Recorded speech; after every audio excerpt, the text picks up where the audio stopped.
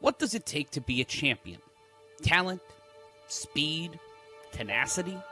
Legendary quarterback and commentator Terry Bradshaw once said that when you've got something to prove, there's nothing greater than a challenge. And heading into our A7FL Conference Championships, we've seen teams rise to the challenge or fall under the weight of heavy expectations. Champions come in all shapes and sizes, whether you were an all-pro in the big time, legends in your city, a kid that was lied to but found himself within chaos, or the complete package who walked away to be there for his own. Down in Tampa, where the beaches are hot and the waters are cool, the Tampa Nightcrawlers dominated every opponent that dared to cross them during the 2023 campaign. But can the rich get richer? A recent addition, a cornerback, who also happened to be a two-time Pro Bowler and veteran of 11 seasons in the NFL, came in at a crucial moment when the Nightcrawlers were ready to face the best the A7 had to offer. But Dominique Rodgers-Cromartie is no stranger to the big moments, being featured on the biggest stage in football and facing off against names like Manning, Breeze, and Brady.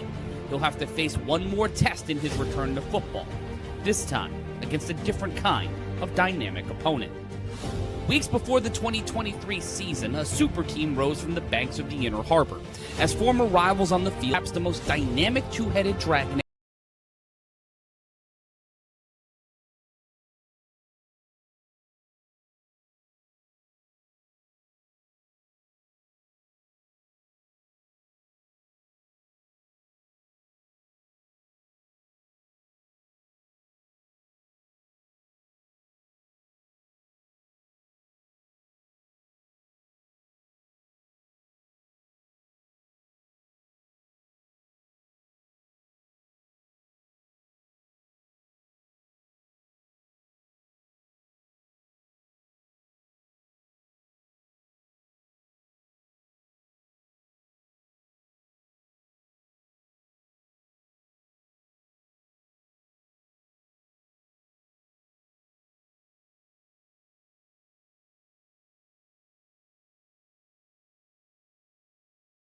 for a Sin City Chaos defense that is one game away from the A7FL Championship.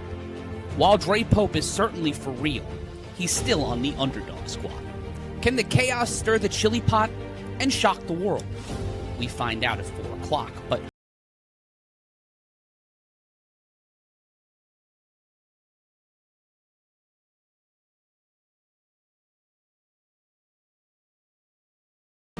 the outspoken anchor of an Insomniacs offensive line who have helped put up 583 points.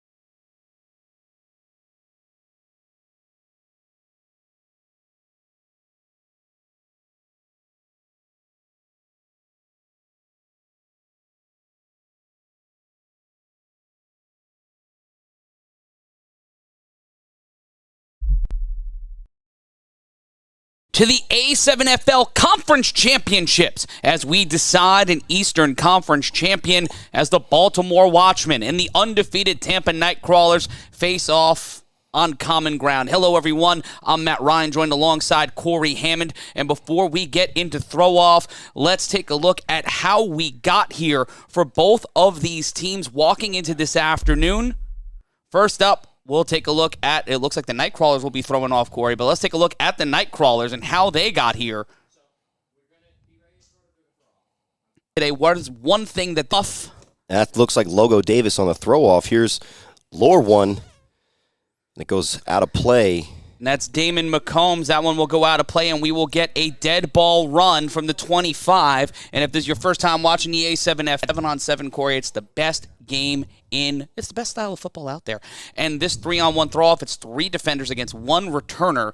And since the ball went out of play, so much like regular football, they reset. And instead of putting it at the spot of the foul, you get a chance to run with a dead ball. Yeah, and when we talk about the 3-on-1 in the A7FL and what sets it apart, this is probably the feature play. You get a lot of excitement, and you have to have the experience because it's not like anything else in tackle football. So let's see what lower one can do. 5 with a run and start. Yard line, and he will get brought down inside the 47. On the other side of this, the Watchmen tell you to watch this. Can Baltimore make history and get back to the championship, or will Tampa shock the world? It's a rivalry game. It's the Baltimore Bowl 2. We'll be back on the other side of this.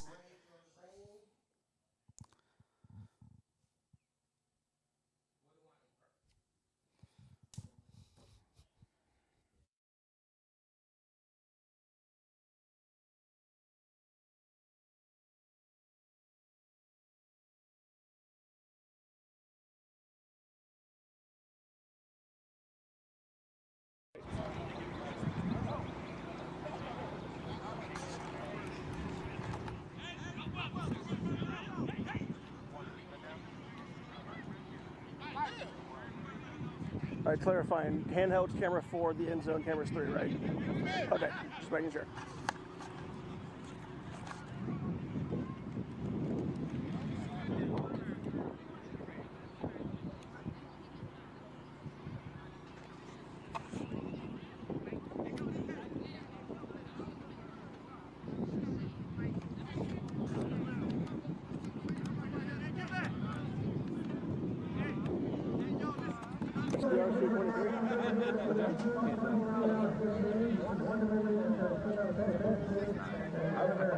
Dime for half second, kind of big, but that's not him. Unless for C-23s. So I don't know. It could be a lot more pauses. We got like stuff in this one. Oh, is that what we're doing? Okay, I was curious. I didn't know what was going on. I like don't wear it. I still want to wear it. Nice. I'd rather I had an MLB on top. I had on an Under Armour hat. Okay. But the Under Armour hat don't get like it absorbs the water, so I'm like, hey man, if I get sweaty with it.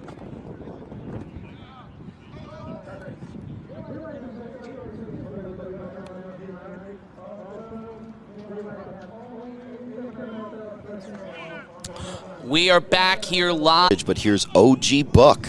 He'll get a gain of 9, and it will be second down. There's flag on the field, but that's a good way to start the game. That's Amari Thomas at running back, really the bell cow of this offense, bulk of the carries, and we'll see what the call is. He's been someone you've been calling out for quite a while, Corey, as a big part of this offense. Yeah, he's more of the main cog that turns everything else. There's a lot of guys that make big flash plays, including both of these quarterbacks. But for me, all season, it's really been Omari Thomas, really setting the tone and the pace, especially when Buck is in a quarterback. And it will be 1st and 10. Not a great way for the Nightcrawlers to answer my call to their trench game. We all respect their linebacker, Deontay Henderson, but based on the size of this offensive line, if they're getting bodies at the second level, they're going to get 8-9 yards a pop. The Silk City Animals on home turf in Baltimore, traveling to New Jersey and then beating the Patterson U 2 weeks ago. That offensive line was a big part of it. The toss to the right side. He'll cut. He'll get about a gain of 5. He'll keep going past the first down marker, and it will be 1st and 10. They get some big yardage there. Consecutive plays, they go toss, counter. So they fake the toss to the left. They get the defense just to shuffle just that one step, and then Amari Thomas makes the defensive edge man miss with a great move, keeps his balance, and explodes again for another 12 yards. If the Watchmen are getting this consistently all game, you see the big man up front pulling, getting in space, pick up here in Ohio. And even though he went out of bounds, the clock does run, Corey, throughout the quarter. The first quarter and the third quarter, you will get a running clock the entire time. In the second and fourth quarter, you will, under 2 minutes, get the clock stopped on an incompletion or a run out of bounds. And it will be 1st and 10 for Roekim Chaney. Play action. Chaney loses his footing. He throws the ball to the end zone. Touchdown! Hashtag watch this. Baltimore strikes first. And what a big play, setting it up and taking it down. And that's Hefe.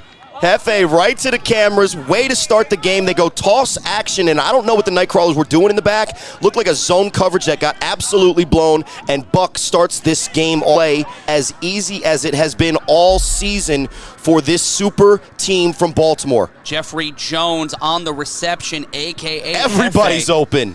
And you see the wow, my voice is cracking. My apologies. So is the Nightcrawlers defense, and it'll be an extra point.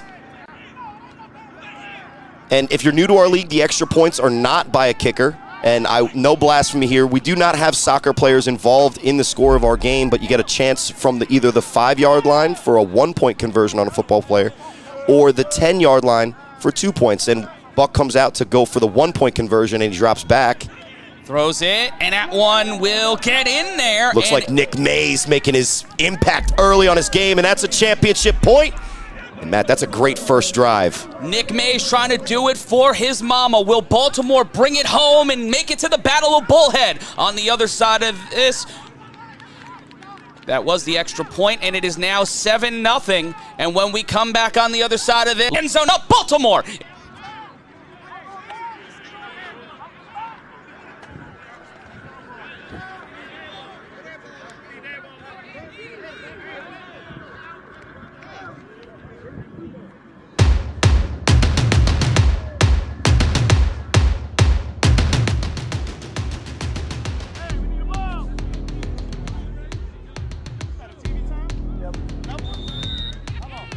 I don't know. They just tell me we're in timeout.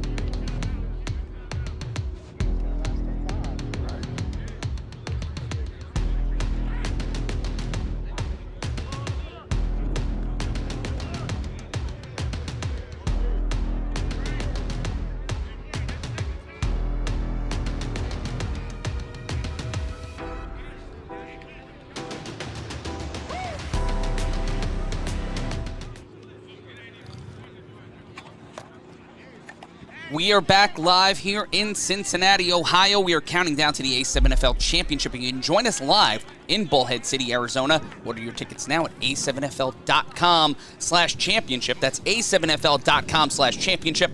I'm Matt Ryan, joined alongside Corey Hammond.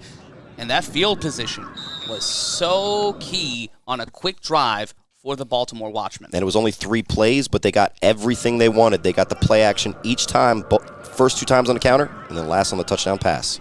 Here's Freight Train on the throw-off. And here comes the opportunity for the Nightcrawlers to get 6 points on a dead ball run. Does he? And there it is down the sideline, number 1 making the play. That's Keese, and he was making a lot of big plays against the O-Town Orange.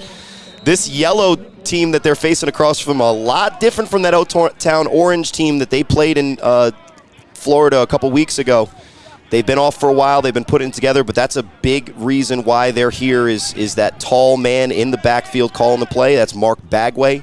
We'll see if he lines up at quarterback or wide receiver against this Watchman team.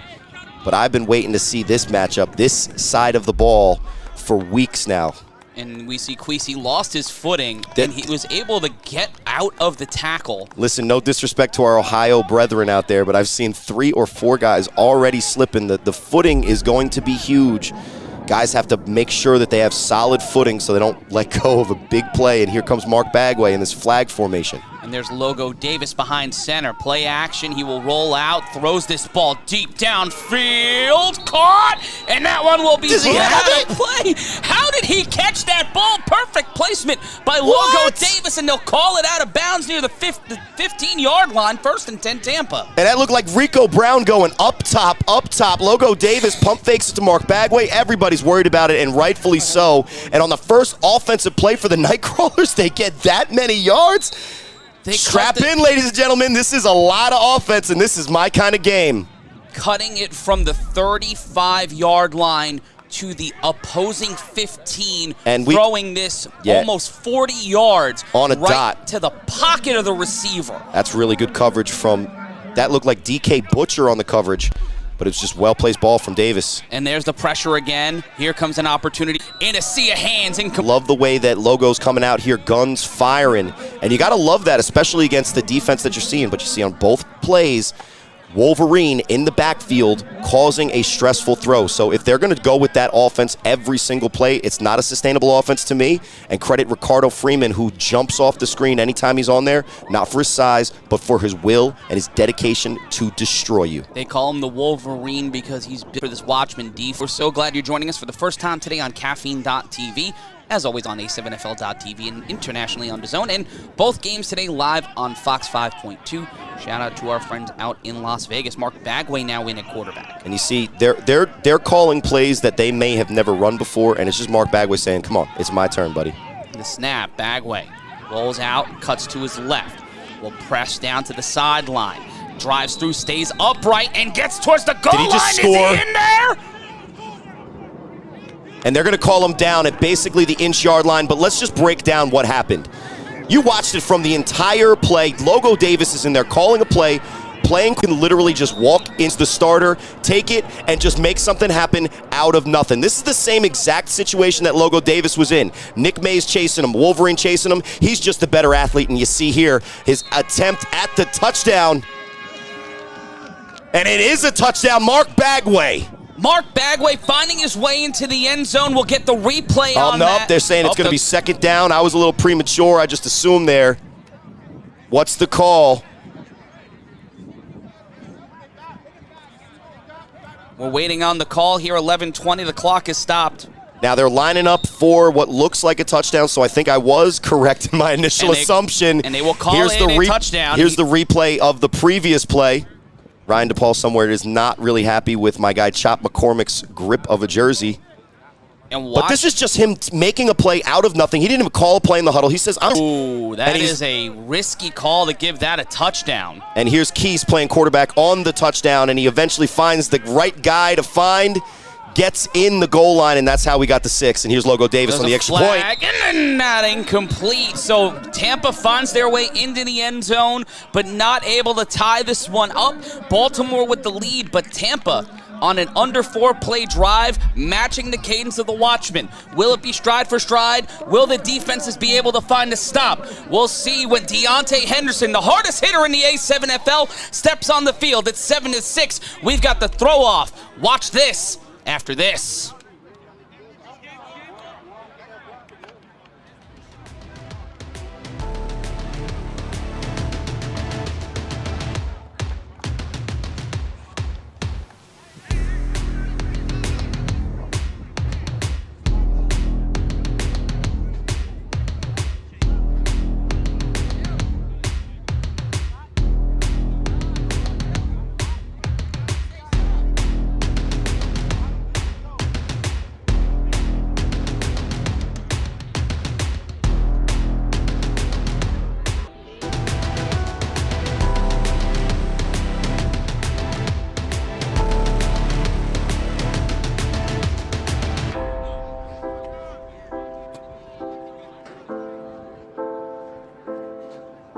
We are back live here. The road to the A7FL Championship is on. Join us in Bullhead City. Sunday, July 23rd is the first time ever Corey Conference and Western Automotive Fieldhouse. Go to a7fl.com/championship. That's a7fl.com/champion. Far, the defenses have tried to find pressure against these quarterbacks, but the big play has been there all game long. Well, what I've seen so far from both of these offenses is two things, and kind of what we expected.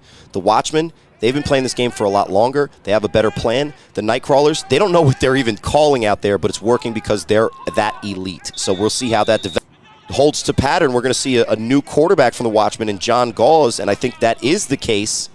See number 7 out there, quarterback for the Watchmen coming out. They alternate drives, and it's going to be interesting because if it works, it's really tough for a defense to adjust to what Buck was just doing, and now completely different offense, almost a completely different team. It's almost like you have to game plan 100% for 50% of the time for each of these two sides.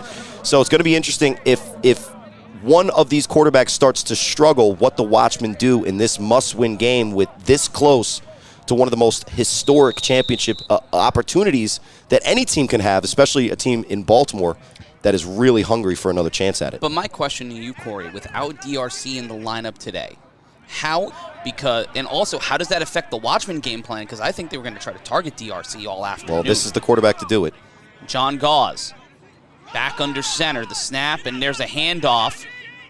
And that one will get a gain of about 5. And that's just the difference you see here. When we watched games of the Nightcrawlers, Deontay Henderson was basically unblocked and doing whatever he wants whenever he wanted to. The problem offensive line. So when they go just base complicated structure to the offensive attack, you just hand the ball off to a guy that's going to find a seam and he gets 7 yards on first down. That's a really dangerous position if you're going to be facing a quarterback like John Gauls that loves to go play action. And Chow, please, at the bottom of your screen. 2nd and 3, 10-10 left to go in the first quarter. 3 on the line. Tampa looking to send the entire Bay, even parts of St. Petersburg.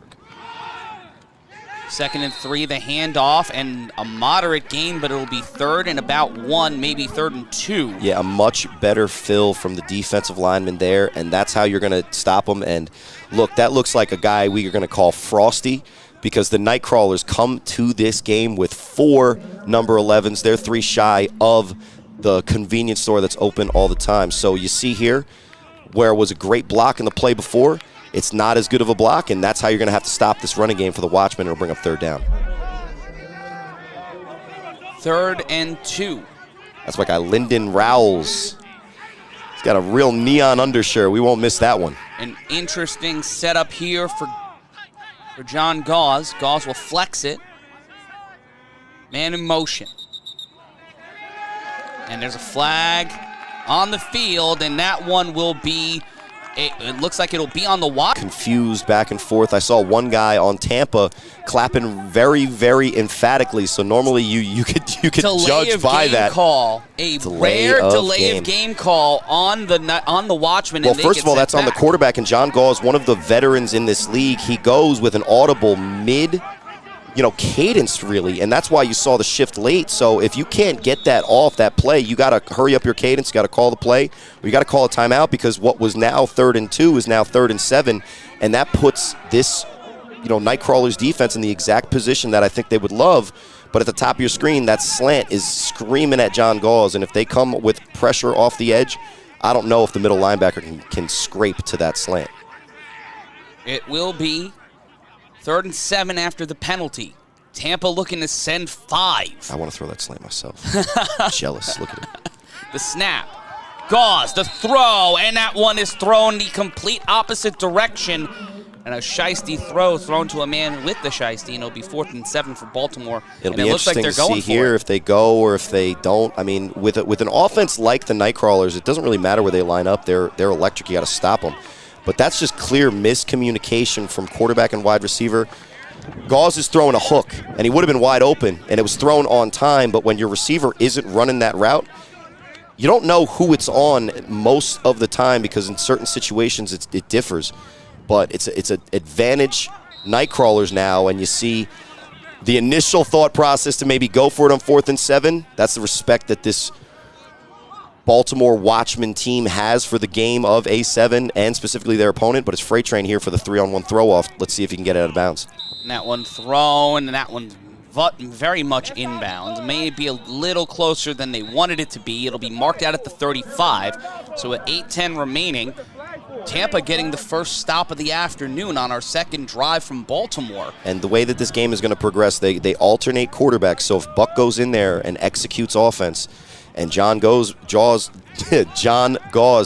back in and somehow struggles, it's going to be interesting to see if they ever abandon that 2-quarterback system. And it looks like they'll have to re-throw off here. It was a procedure penalty on the 3-on-1 throw-off team, just to be specific. After a score for what would replace the kickoff, we saw score a couple touchdowns in the Florida finale a couple weeks ago. Here's Freight Train again. And they'll be thrown the Freight Train, and that one will go even further. That'll be give Tampa even better field position than they initially thought. I don't know why guys go to the far sideline to throw to the far out of bounds. It's the A squared plus B squared equals C squared, a little geometry. Maybe they learned that. So they got Pythagorean, you'd say? Listen, if you can only throw 60 yards, stand closer to the sideline and just throw it a little out of bounds. But it's Mark Bagway again in the huddle. We'll see what he looks like. He's calling the plays, whether he's playing quarterback or he's back in that flag, safety valve quarterback situation, which is really difficult for a player of his caliber to defend against. and it looks like Logo Davis starts with the ball in his hand, but it's Mark Bagway, who looks like Mark Winway today, in the huddle, calling the plays. Nightcrawlers are feeling it right now. They know that this is their opportunity to get momentum. It's like Rob Fabian's here, but he will make a business decision and go down at the 50. Smart decision, but you just see the kind of threat that Mark Bagway is, and here's the early drive. Amari Thomas getting that counter handoff, but that's just kind of threat that Mark Bagway is. There's really nowhere for him to go, and he makes 2 guys miss, had 3 guys basically in perfect breakdown condition, and that was the only time he said, well, we'll go down here and live to see the second down. But on 2nd and 7, not a bad way to start, and it'll be Mark Bagway again deep in the backfield, which gives him the opportunity to be a runner and a potential thrower if it's a lateral. 2nd and 7, under 7 minutes to play now. Cuts through the sideline and will be brought down at the 46. It'll be 3rd and 5. Matt, I love the quick screen, because if you're not going to have an offensive running game for a lot of different reasons, if you're the Nightcrawlers, you use the quick passing game to get those short, intermediate gains. Every play was going to be run back and forth, Madden 4th and 35, and just chuck it downfield and have your guy go for a head-top catch. But on 1st and 2nd down, they go with pretty good, solid calls to set up a medium 3rd down. And just like we talked about with the Watchmen, if they get 3 yards here and it's 4th and 2, they might as well go for it, because there is no extra point in this game with soccer play. This one wild downfield, and it will be 4th down. I see yellow on the field. I'm not necessarily in love with the call. Pass interference on the Watchmen, so a gift. Yeah. A gift to the Tampa Nightcrawlers, a desperation throw by Logo Davis on a desperation catch attempt, and giving them a 1st down. And that's the thing, when you see those types of plays, opportunity, if the Nightcrawlers are going to consistently win that, maybe that's a sustainable play, but you got to look at that play, and it was kind of a bailout from Will Franklin and the guys. But Will knows what he's doing, and DK Butcher definitely plays a physical brand of defense. And if he's going to have to win that matchup in the air, not with his elbows getting the guy off center. So it'll be 1st and 10 regardless, and the Nightcrawler's still moving. Join us live and free on caffeine.tv. Over 30,000 humans watching us right here, right now, and we're thankful that you're joining us here on Caffeine, and also A7FL.tv. It'll be 1st and 10 after the penalty. Logo Davis, the running back set to his left. And there you see Bagway, I believe, getting ready for some trickeration. There's a handoff and a flag on the play, and it looks like it'll be a false start. So the football gods give it, and the football gods take it away. We saw this in the Northwest Championships last week, too. A lot of these offsides and false start penalties, guys are anxious. It's still the 1st quarter. We're still testing it out. This is a huge drive for both of these teams. Great stop for the Nightcrawlers early on in this game, but they have an opportunity right now to take a commanding hold of the momentum. This is going to be a long game, and I think this is a very evenly matched game. But that thing about momentum, if it starts swinging one way, it's hard to break free of it. And Logo Davis has a really great football player at the top of your screen walking out there in Mark Bagway. They wave off the penalty. We'll see what the actual adjudication is. Doesn't look like we're going any further back, so they wave off the penalty and they'll replay the 1st down. And the referees making their presence felt today. You knew it was going to be tighter today. Well, especially these 2 teams that have a history. I'm sure they've had a lot of words to say to each other based on the last 2 times these 2 teams met. It was for the same stakes, and the Nightcrawlers were dancing. They were having so much fun playing. But look at that tight coverage from DK Butcher on Mark Bagway. If he's not going up top there, they're crazy. And they will hand it off instead. Cut to the sideline. Slip slide. Call that a play. Near the 10-yard line. They'll mark him out at the 9. And you saw that's Keese, and he's a playmaker so far. We've seen in the championship game a couple weeks ago, and so far today, he's one of the guys that the Nightcrawlers are going to get the ball. But based on the way he went out of bounds there, it looks like it's going to be a holding call. And not what you want if you are the Watchmen, down by 1 point. And that was BME Queese, I believe, on the rush. Yeah, Keese had a 3-on-1 return, I believe, but he's also had a bunch of those plays where he's just running back and forth, making guys look silly with the Huss. But it looks like it'll be a holding call on 1st down and bring up 1st and 20 for the Nightcrawlers, who, to be honest, They look like they can convert these big plays. It's good Watchmen to either convert. When you got a guy in Mark Bagway back there, you better play him honest and not let him get that edge. He'll turn it into 6 points real quick. Bagway looking to put 6 more on the board. The snap. Bagway with time. He'll throw. Caught. And that will get up. He avoids the tackle. BME Case cooking up like a quiche. Touchdown, Tampa. And our friends in the Northeast have said that EJ has had such a great season, and maybe he has, but what Mark Bagway can do is he makes the defense freeze because they have to honor his run, but he just drops back and throws an absolute on-point dime on the hook, and Keese makes the man miss, and that's an easy way to get 6, and if the Watchmen want to stay in this game, they better keep pace because it looked like the Nightcrawlers came here to play some offense. Watching what's going down here this afternoon. Tampa with their first lead of the day and are now looking to make it a 7-point lead. They are up by 5, but let's look again. Mark Bagway had a lot of time in the pocket. Great job by that offensive line and setting up to that touchdown throw to Keese. Here's a 2-point attempt from the 10. And that one's caught, and it's now a 7-point game. A 7-point swing makes the Watchmen watch themselves playing from behind. Can John Gauze or Roekim Chaney lead the way? What adjustments can be made? Will Charm City find themselves on the wrong side of history? Can Tampa get revenge? It's the A7FL playoffs.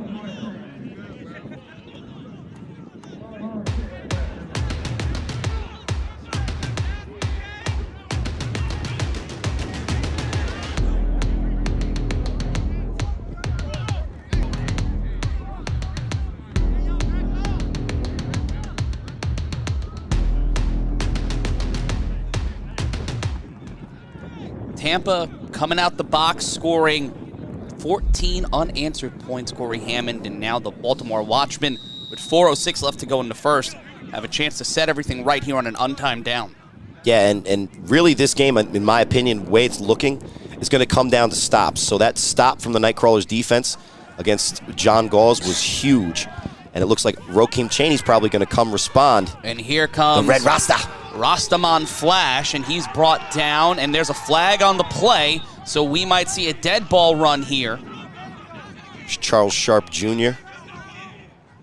Sharp has found some edges so far this year, and he went viral with Rob Fabian, who's not with us here this week. He'll be with us for the championship. Well, I was actually warming up for the Omega, so I didn't even get to see it. It was just Rob and LJ just marveling at the hairdo from our guy, Charles Sharp Jr. But let's see what the actual penalty is here, because when you do make the wrap-up low, he's going for the head. Going you gotta, up top, yep. That's one of those, that's a size thing. That's, I think, circumstantial more than anything. Yeah, well, they're going to call this game tight because we mentioned it. There's a lot going into this game. But for me, you see Roekim Chaney, OG Buck with the red headband. When you see him out there calling plays, the Nightcrawlers are going to have to keep their P's and Q's about them because, again, it looks like Amari Thomas in the backfield and an offensive line that's going to look to impose their will. 1st and 10. 1st and 10. The handoff cuts to the outside. We'll get to the 45 and run out of play. 2nd down. Another 6 easy yards from Amari Thomas. He's got the speed. He's got the acceleration. He presses the hole in the middle of the field and bounces it to the outside. But that's also a great wash down from the offensive line of the Watchmen. What they're going to have to do to adjust to the run game is they're going to overcompensate. And it is Roekim Chaney back behind center. OG Buck, the handoff, and bouncing again is Thomas, but he is met by that Tampa defense, and they are stopping him just after a gain of a yard, and it will be 3rd down. They're letting up chunks of yardage, but this was the same position that John Gauze found himself, 3rd and short, and that false start penalty, or excuse me, delay of game penalty was huge because then it got to 3rd and 7. So on 3rd and 3, Buck's going to keep the offense moving forward, and if they can get 2, even if it's 4th and 1, I would bet that they go for it. The snap. Play action. finds incomplete, almost intercepted on 4th down. I don't know what my man's doing trying to take out a Super Saiyan. He's above level 9,000. But that's great coverage from the Nightcrawlers because Buck had plenty of time back there after he made the man miss. But on 3rd and 3, I thought he was going to take a shot downfield to a wide open receiver. That's great coverage on the Super Saiyan. It'll bring up 4th down. And it'll be 4th down. You got to wonder with the decision there from Buck. He's going back and forth. He has plenty of space. 3rd and 3, maybe you just take the 3 yards that's in front of you, but, you know, that's the confidence that he has. He wanted to give his guy a chance. But, you know, what we've seen is so far the play calls have been better for the Watchmen, but when the guys have the chance to make the play just so far, it's the Nightcrawlers winning.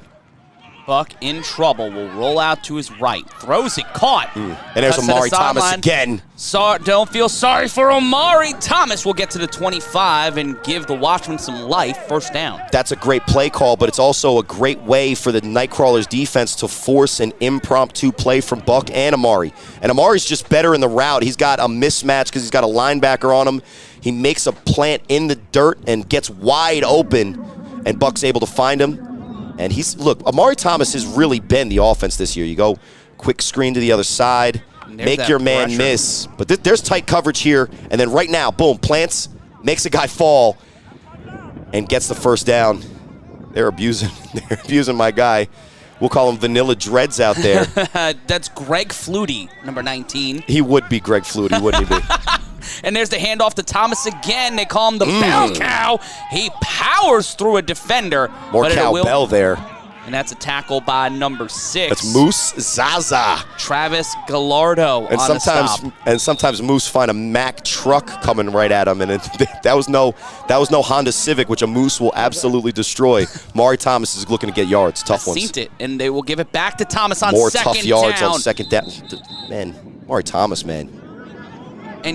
And we've seen the Watchmen defense make adjustments from that first drive, and now it seems like the Watchmen are kind of finally figuring out what those adjustments from Tampa were.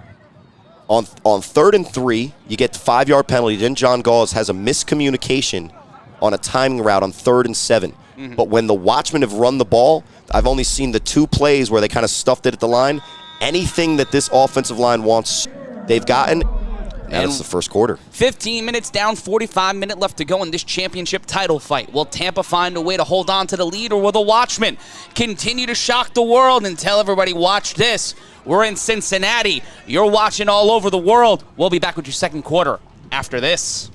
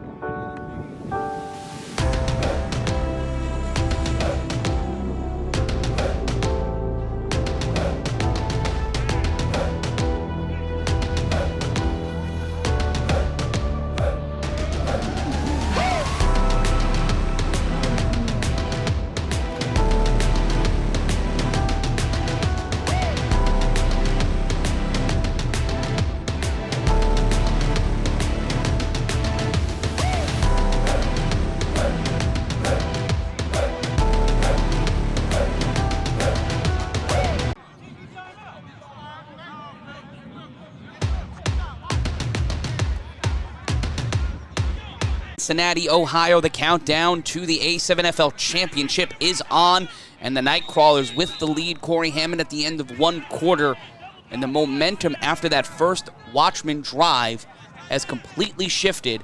2 straight drives where the Watchmen have yet to score. This is their 3rd drive of the afternoon.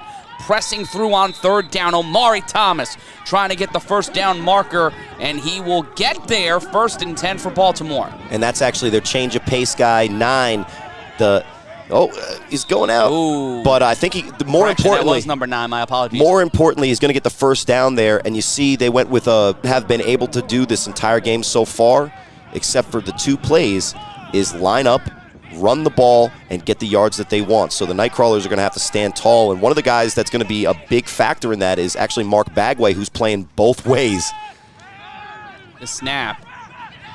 Chaney in trouble, rolls out to his right, will throw. Dangerous! Intercepted! And he is hit for his trouble, but he will keep the ball. Watch this, says Tampa, and the man in the shiesty pulling off the heist. 1st and 10, Tampa. That was a great maneuver from Buck to make the man miss, but just like he did on the 3rd down, he looks for the throw, and this is the wrong thing to do for any quarterback, is throw completely across your body, and it's just a basic layup. I saw that there was a guy maybe sitting in a zone, maybe if you wanted to take that. But what Buck needed to do there is take off. And I'm not going to make any type of claim. But the last time we saw Buck take off against the Tampa Bay team, it was Deontay Henderson that made him. And right here, he's looking downfield, looking for the throw. But right now, you got to take the yardage in front of you because you're throwing across the entire defense. At 10, and Mark Bagway looking to pile on the points against this Watchmen defense.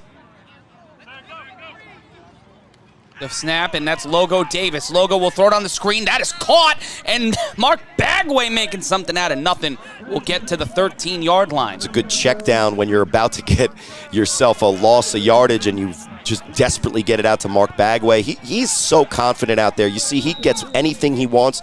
That was an easy play for him, and it's a 1st down, 12 yards. And my guy Sly Washington, Sly Boogie, number 14, had to do everything he could within his power to make sure that didn't go for 6. 1st and 10 for the Nightcrawlers, and the momentum is on Tampa's side. It'll be 1st and 10. Look at the respect given at the bottom of your screen. That's a full 10-yard cushion. The snap, the throw, and that one is incomplete, and looking for a flag, will not get one. And it could have been a turnover. Down. Logo has pressure in his face, tries to dump the ball quick off the slant. He's nowhere near the receiver, and it was just so off target that he's lucky that it wasn't behind, because that could have been an interception and another swing in momentum. But that's kind of the fast and loose way that this Nightcrawlers team plays. They're gonna press you. It's almost if they're playing fast break offense and trying to get easy scores all game, and they'll take the high risk plays and just deal with them. But you see right now the Watchmen, they got to keep up with the pace. All right, man, let me cook. They only got 2 offensive linemen, so they're basically saying we're not going to block. And we'll see what the special quarterback can do from Florida. And there's a flag on the play. Wait the call. An argument between the officials and number 15. I believe that's Anthony Elliott. Win those arguments. I think they're going to keep trying. Who am I to say not to try? But this will be set up to his left. 3 wide receiver set, and again, look like maybe a. Well, they're changing something up because, again, what they have to look at is the pressure that's going to definitely be in his face. It looks like Sly Washington, number 14. Normally a corner is actually going to play a spy on Bagway. That's a tough task. And it will be 3rd. Like Quattrell Huffin and Sari Codgerton. But what Mark Bagway did on that across-field throw, which looks like an easy dump out, it's actually like about a 31-yard throw that he throws off of his feet, basically in the air, to the face of Keese in stride. Like, that is amazing and elite level quarterback play, and that's going to be the difference in this game if they win this game. The snap on 3rd and 15. Bagway in trouble. He rolls out near his own end zone. He will throw on the run. Caught! How the hell did that happen? He stays in bounds, and a German suplex for his trouble. 7-11 serving it up, an inconvenient truth for Tampa, but they get the yards. 1st down, Nightcrawlers. The Watchmen got to feel good about the tackle because it looked cool, and Matt, we know that you love wrestling, so any type of wrestling move. My man hit a German suplex in a football game. But that's a crossing route from Rico Brown. That's approximately a 48 to 53-yard throw in the air, and it went over the Watchman defender, perfectly thrown as a right-handed quarterback, and Mark Bagway was rolling to his left. There's guys trying to murder him. Everyone wants him dead, and he says, no thank you, I'm just going to be the best player in this league, and that's one of the best throws I've seen. look at right over the defender, and he can tackle as hard as he wants. Watch 7-11. But the fact is, it's a first down, and the Nightcrawlers are moving. The form was slow. Oh, wow. Oh, and I love the camera angles there. He's got never burnt on the back of his jersey. Well, like a 7-Eleven hot dog at 3 o'clock in the morning. It may not be burnt, but it's not edible. It's a bit crunchy. It may not be burnt, but it's not edible. 9-14. Shout out to our camera team down there in Cincinnati today. Let me just make it clear, okay? Everybody that's tuning into this game that was really excited to see DRC play for information and why he wasn't. What you just saw from Mark Bagway is against one of the best defenses in this league. And you can argue and you could say whatever your, rep your town and city and state and all that, but the Baltimore Watchmen are elite level defensive players. Mark Bagway just made them look silly on an impossible throw for a first down in which every other quarterback in the league is sacked for a loss of 12. And Corey, that put Rico Brown over 100 yards receiving. Yeah, he had that one great catch early in the game from Davis, and then that one. And shout out to David Soap, 8 passing yards from in the team. Well, you had the hook, which isn't really a deep throw from Mark Bagway to Keese, but it was just an on-time perfect throw, and then a great play in the open field from a shifty receiver. But man, Mark Bagway is just teaching us how to play this game at this next level. In trouble is Bagway on first Safe down. again. Phil Davis is in the exact same position. He has to throw off his back foot because he can't get the edge. But anytime Mark Winway, and that's his name now, anytime Mark Winway has gone for that same left edge around an elite defender in either Nick Mays or a corner in Nani Forrester or Ricardo Freeman, the Wolverine, he's gotten it and had wide open field in front of him. And on the touchdown pass, Matt, when he threw the hook, it's relatively similar to a year ago. They better keep their foot on the gas pedal because right now it looks like they're going to take momentum and be in a similar position where they might want to dance. There's a Satchel Paige quote that's old enough that I'd get fined for saying it on the air, but hey, I'll cover you. They don't look back because someone's gaining on you. It's only a 7-point game. We got 7:04 left in the second quarter, and the Watchmen are not looking to go home empty-handed. The toss on the screen stopped and stifled. They will not get the first down. It'll be second down after the throw to number 13. And they get the quick screen again, and look, that's a great play from Nani Forrester to just break down, make sure he makes the tackle. We talked about EJ, had a great season, missed the tackle on Keese. That's what you have to do. It'll bring up 2nd and 9. 2nd and 9, 6:35 left to go. Good luck defense when Mark Bagway only has to run 9 yards, and you have to cover for probably like 38 seconds. Bagway will throw this one. It was supposed to ground, and it does get grounded. It was intended for number 15. Great play from Nick Mays with the quick pressure, and it'll bring up 3rd and 9. That's really how you got to attack this Nightcrawlers defense. You got to somehow get them out of rhythm, and your best bet at times, I think, is if you get a quick throw from Mark Bagway, because the more he extends the play, the more wide open guys are going to be. And Nick Mays has been a huge player for this Watchmen team in the playoffs. Yeah, that's Mark Winway, as we'll call him now. He knew on that 2nd down play that he had to get out of the way because it's better to be here on 3rd down ready to rock, and it looks like he's going to go ask for his guy Logo Davis to deliver the play on 3rd down. It's interesting, though, because we'll see with this quarterback shuffle from both of these teams. The Nightcrawlers are clearly better with Mark Ball. False start again from the Nightcrawlers. And we saw that with the BIC last season quite frequently, where they would run into trouble trying to set up on those quick plays. I don't know, I might have been premature in calling it on who it was, but the play before, Matt, it's interesting with both of these teams. Clearly the Nightcrawlers are better when Mark Bagway plays the quarterback position, but he's playing both sides of the ball, and he's going to need, Logo to come in and do his part, and so far he looks like he's got the chops to do it. Here's the toss back to Keese. He's going to throw it in the end zone. Touchdown! And Guess somehow who it is, man? Mark Bagway trying to secure the bag for Tampa. Out of bounds. Oh, they called him out of bounds. Well, he made the catch, and the pass was high, and that's just within the radius of a guy who looks like he can do everything you ask him to do in football. Interesting play call. They throw it back to Keese, who had the first touchdown pass. We'll forget. Threw it to Mark Bagway again, but the pressure on him, he's just got to get rid of the ball, and when you got a receiver down there. Oh, man, look at the extension. Right into the pocket. Beautiful play there. There's a reason why everybody respects Mark Bagway's game after really only seeing approximately, 93 total minutes of A7. It's like it's in. We can't see the pylons from Everyone in there. Baltimore in the chat is probably like, Corey's narking! And I am. But you know I skew off at it. I looked at the Watchmen roster, and no disrespect for the rest of the Nightcrawlers, but I looked at the Watchmen roster and I said, look, in these places, legitimately, Bagway is that level special, and if he's going to elevate, overcome, because we go back to that throw that got them down to the 40.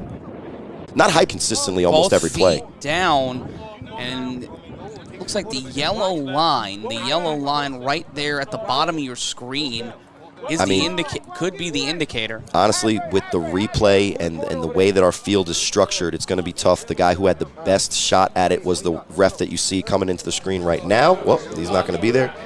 But, you know, even if they do get this, which will be a great catch, the Watchmen are still in the same position because right now it's 4th down if they don't. But right now, all the momentum is on the Nightcrawler side based on the special play from a guy I'll call Mark Winway.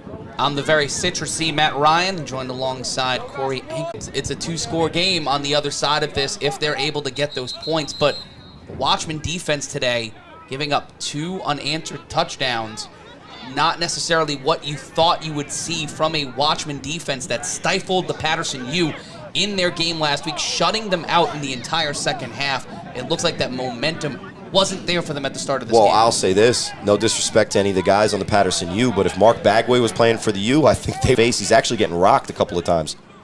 But he's making it count when they're asking him to do it, and you know, he even makes the catch there. So, and we're going to figure out on the other side of this whether it was a touchdown or not.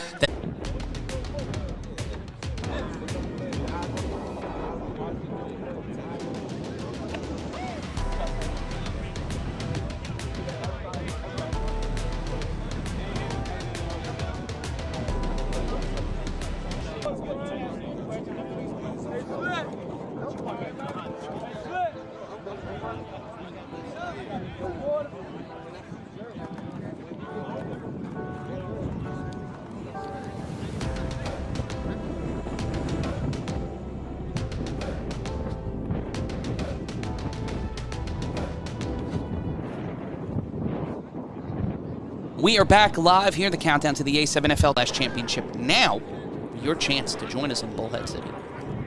We're going to be there. It's going to be a fun time. And one of these two teams is going to make it. And right now, call on the field was incomplete, so it will be 3rd and 9. It has to be. It'll be 4th and goal from the 9, but Nightcrawlers all eyes on Mark Bagway.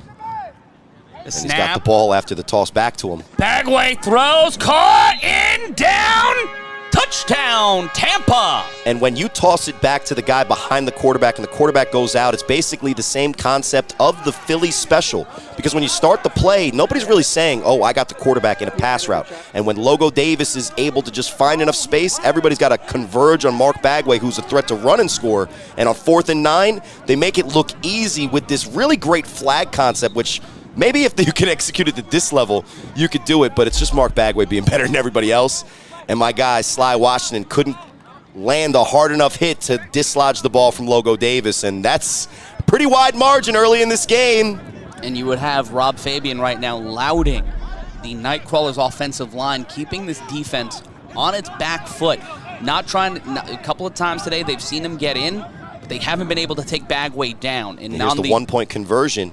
Rolls out to his left, Gets and the there's edge the pressure, and that one is caught.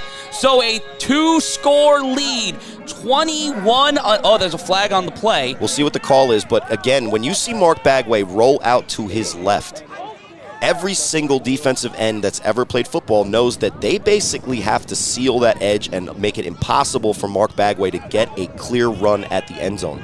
He's broken free, contained every single time he wants to. And what that does to the defense is now the cornerbacks have to play run defense, which leaves wide open receivers in the back of the end zone. And everybody has to look for a penalty, and hopefully for the Watchmen, it's on the Nightcrawlers, and it looks like the snap.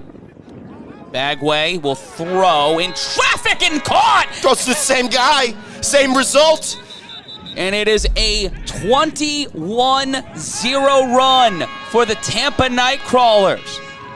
And another flag on the field. These referees are really stomping over really good lines, I'm trying to say. Well, that's the extra point is good. There's a penalty on the field. The penalty is declined. So the Watchmen scored first. The Nightcrawlers have scored the last 3 times. 21 unanswered points for Tampa. The Watchmen watching this opportunity pass by. Can Baltimore turn the tide? We find out on the other side of the break.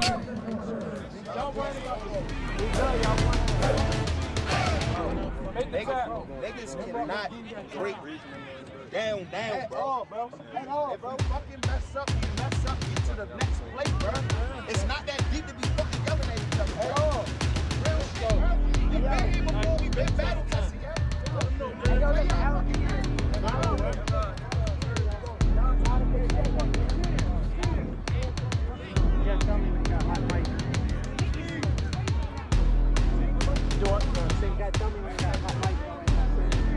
I don't know when they said I have a hot mic on. I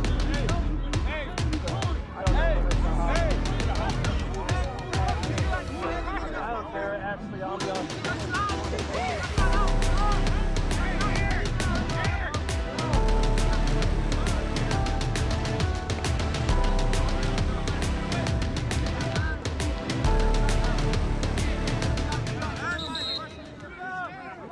Welcome back to the A7FL Conference Championships on A7FL.TV, Fox 5.2 out in the desert, and also on Caffeine.tv. Our first live game on Caffeine today. Thank you, everybody, for watching us over there. Adjudicated to the throw-off where the Nightcrawlers will now throw from the 50-yard line. Well, this is the scenario that I talk about all the time with the Baltimore Watchmen. They're down by 14, but there's plenty of time left in this game.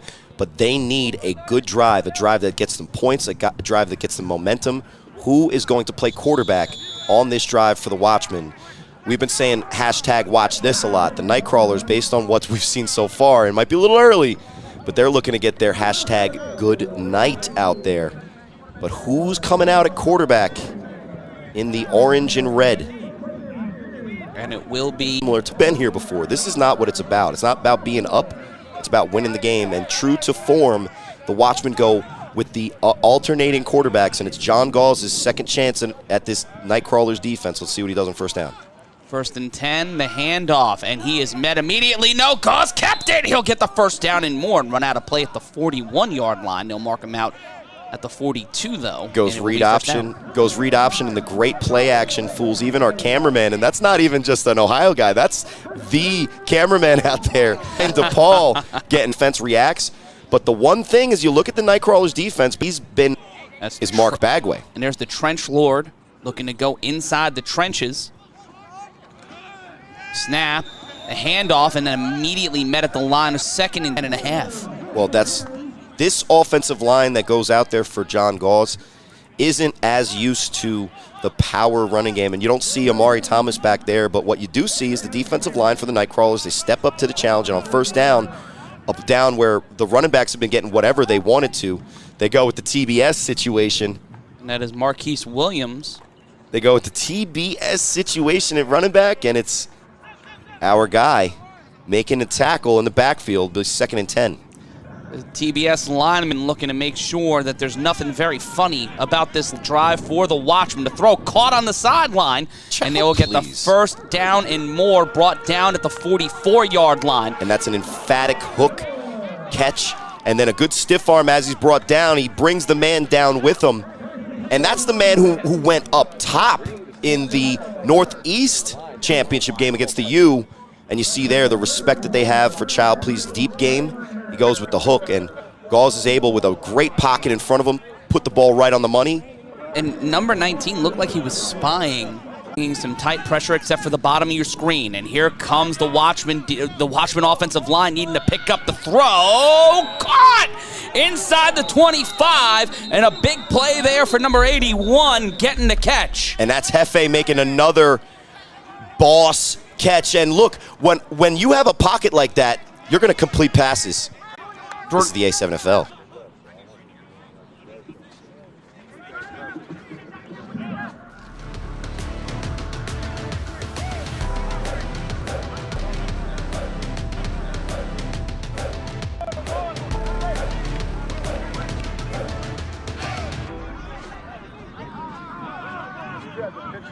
Some point today, so I wouldn't be sad. Got you. Don't mind that. game side. Gotcha. Camera up. You what? Camera up or camera down? I am so happy. It's ridiculous. Yeah, I'm so happy. I was afraid we weren't going to be eligible, and then she's like, everybody else had one. I'm like, The one that I brought with me. So this Yeah. is so much nicer. yeah, that's the way mine. I love these. We are back live on A7FL.TV, DAZN, and Caffeine, and also Fox 5.2 after the 2-minute warning. Baltimore looking to drive and score for the first time since their first drive of the game, the first drive of the game, on a quick play from John Gauze. Gauze throws deep, wide open, touchdown. Watch this.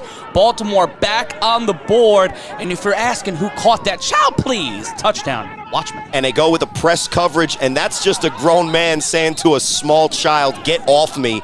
And the reason he's so wide open onto the offense, but it'll be right now the extra point from the 2.5-yard line.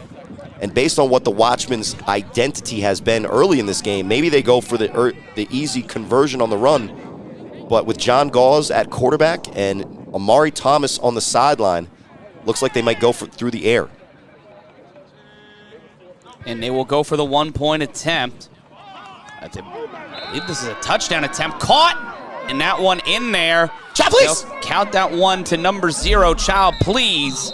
And he's been missing for the early part of this season, but he's definitely made his impact on the back end of this season in the playoffs. He's one of the better wide receivers, if not the best on this roster, but he's definitely setting the tone and attitude with the 3 huge catches he has on this drive, 2 for points, 1 for a first down.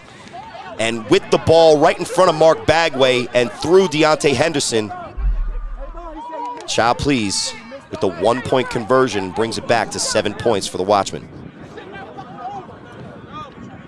Now it's going to be an interesting 3-on-1 throw-off.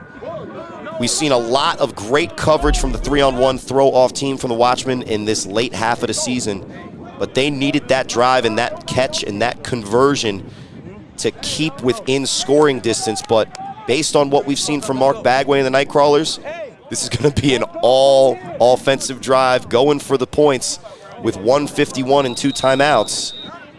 And it's Terrell Burks, number 18, ready to throw off on the 3-on-1.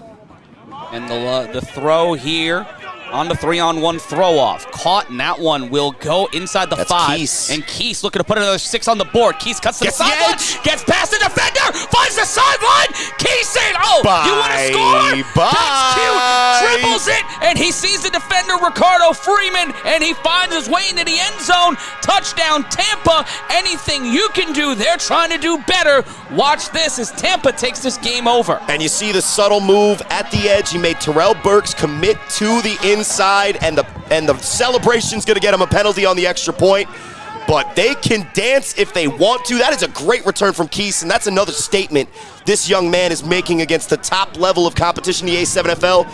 Man, it don't matter. We play in an O-Town Orange, the Schmotown Schmorange, or even his team that's dressed like the Spartans from an Xbox game. And we out here to score 6. And right there you see just finding the seam. Look at that shot along the sideline. Shout out to our team there, and you see the dejection on the Baltimore sideline. Nothing more deflating than scoring a huge touchdown and then having those 7 points erased in 1 second real time, 0 seconds off the clock by a guy just making a huss move turn into a bye-bye. Shout out to my guy Rob Fabian, who, for everybody looking for him, and I quote, he's on the farm today, Matt. So I don't know if it's a farm upstate or it's something else, but shout outs to my guy. I had to throw in the huss and the bye-bye. We'll see him in 2 weeks, and hopefully he's got one of those cool compression shirts out there, because I have a feeling there's going to be a lot of sweat in Bullhead, Arizona. But the Baltimore sideline now sweating like us in the booth. It is a balmy day here in the studio, but it is the pressure and the heat is on the Baltimore Watchmen. And Mark Bagway for the first time in A7FL history. No, I thought I was going to go with the 2-ball play. But this will be a 1-point conversion from the 5. I think the penalty will be on the extra point. Here's Ricardo Freeman making him throw it. And wow. What a catch, what a Logo play. Davis! And it's the inverse of what we've seen all day. Davis to Bagway, Bagway to Davis. 6 on the board and then the extra point. That's 4 times they've gone for it. 3 times they've got it. 4 times they've got point. We're on an untimed.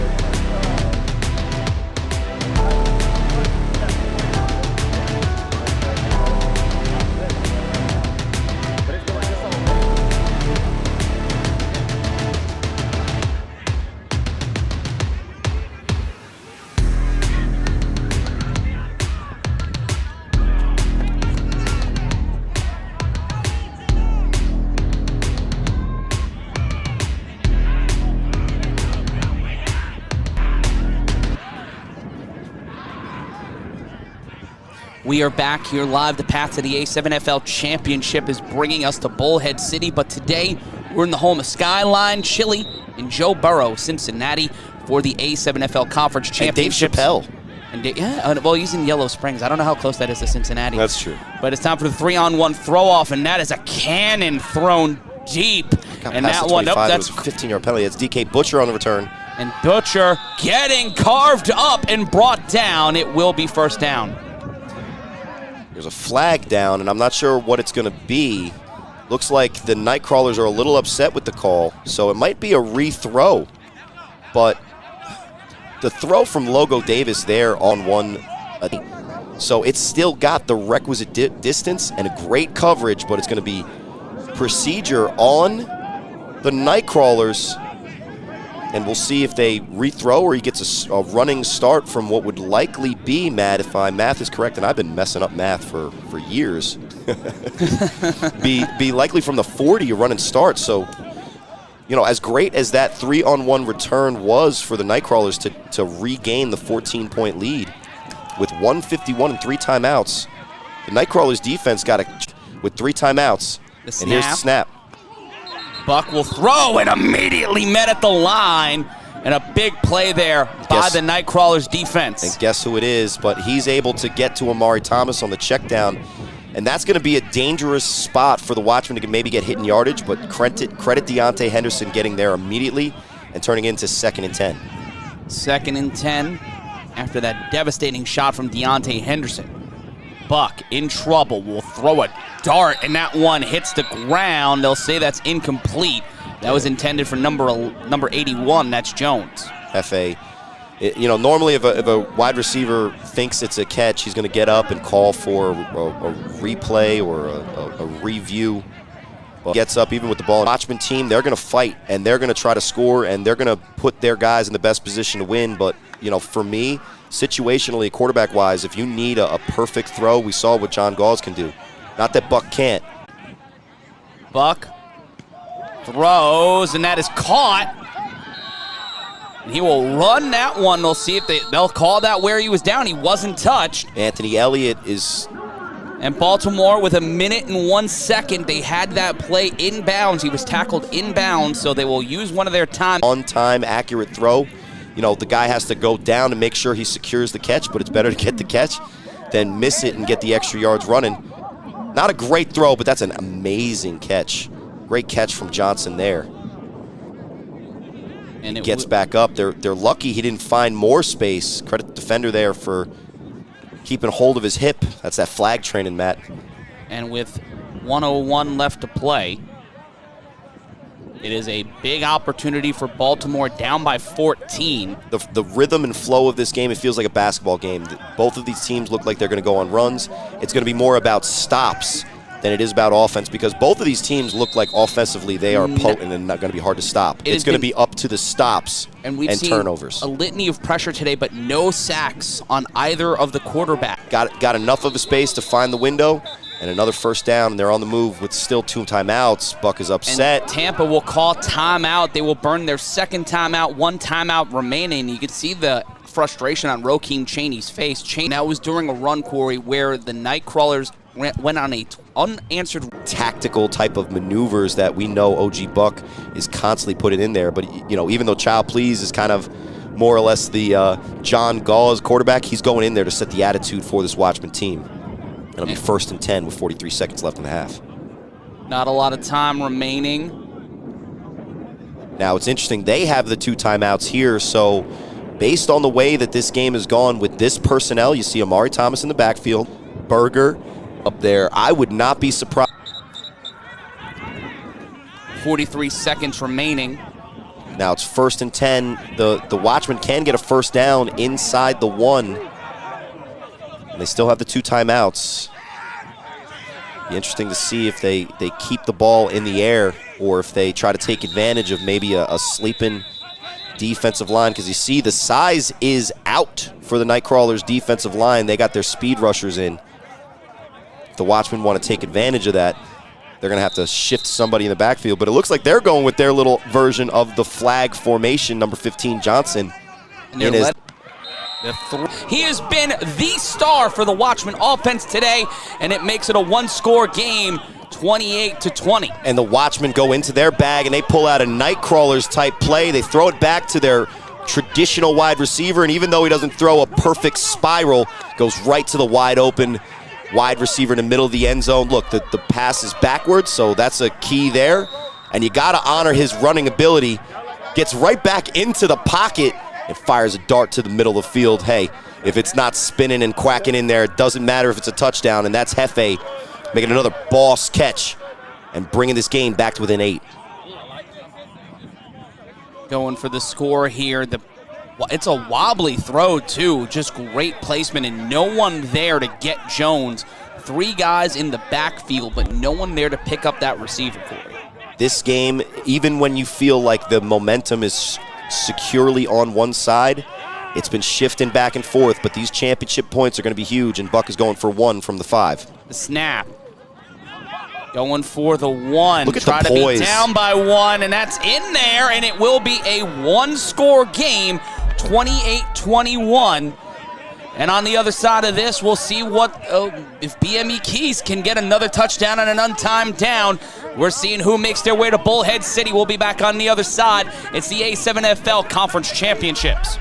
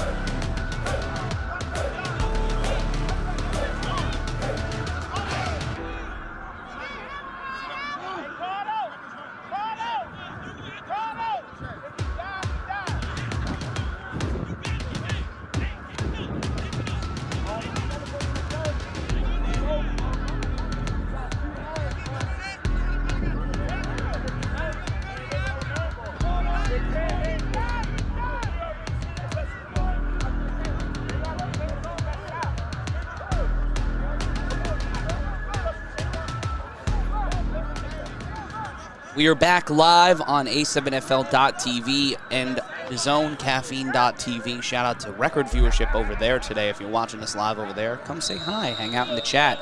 Let us know what's going on. And also on Fox 5.2, I'm Matt Ryan, joined alongside Corey Hammond. And this is a wobbler thrown into the near the end zone, but it's received at the 1.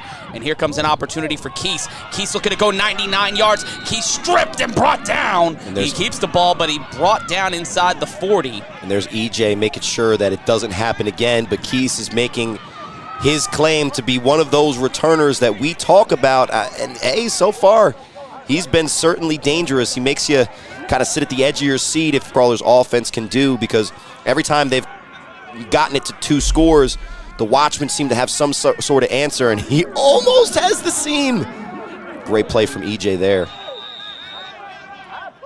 Makes up for the time he missed the tackle on the touchdown earlier, but it's Mark Bagway back in at quarterback. Logo Davis at the top of your screen. 21-28 your score. Bagway in trouble. Throws this one, intercepted, and the Watchmen defense, when they needed to step up, got the stop, and they bring down the defender, but he looks hurt on the field to take a break. Yeah, the way he pulled him down, that's the way why we legislate the horse collar out, but Mark Bagway with pressure in his face, throws it off his back foot, desperation, intercepted, give the Watchmen another chance, and we're going to have to figure this one out. Matt, this is exactly what we are talking about when we talk about the way that this game is going back and forth. We're talking about the way that these possessions matter. This was a possession that if the Nightcrawlers wanted, they could have just ran the ball. Sound somewhere? You know, with a quarterback and a playmaker like Mark Bagway, you're gonna let him rock. You're gonna let him roll. This time, Ricardo Freeman, Nick Mays, they make the play. They get hands on the guy that is the only guy that nobody's been able to tackle so far, and he turns the ball over. This could be huge if the back and forth of this game, the last 2 drives, we've seen the Watchmen take over, especially on defense. We saw that pressure on Mark Bagway. We saw for the first time today that pocket completely collapse around him, and right now completely top the Nightcrawlers to walk into the half with a more significant lead. It's a 28-21 game after a 1-point conversion. Corey, do you think the 1-point conversion was a smart move instead of going for 2 and just getting the lead off the both teams have consistently got the 7 points per touchdown. So there's a lot of ways that you go about it in our game. You can either go for 2 more often, which you won't get as often maybe, but it's a higher reward. So if you get 50% of your 2-point attempts, from the 10, it's better than getting 90% of your 1 points from the 5. But both of these teams have an identity. Both of these teams know what's best and what right now, when the Nightcrawlers go with the flag style craziness, the Watchmen are finding themselves on their back foot, except for that last play.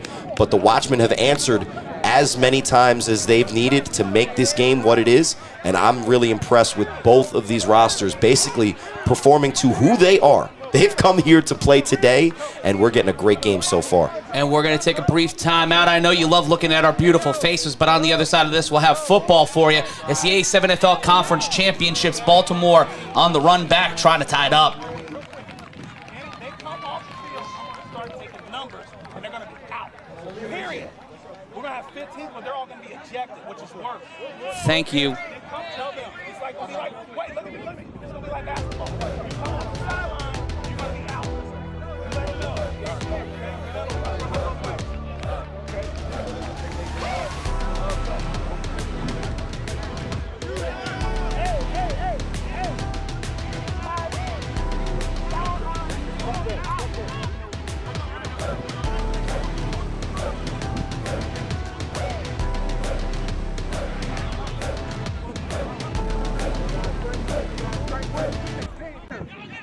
We've been here. I've been here, bro.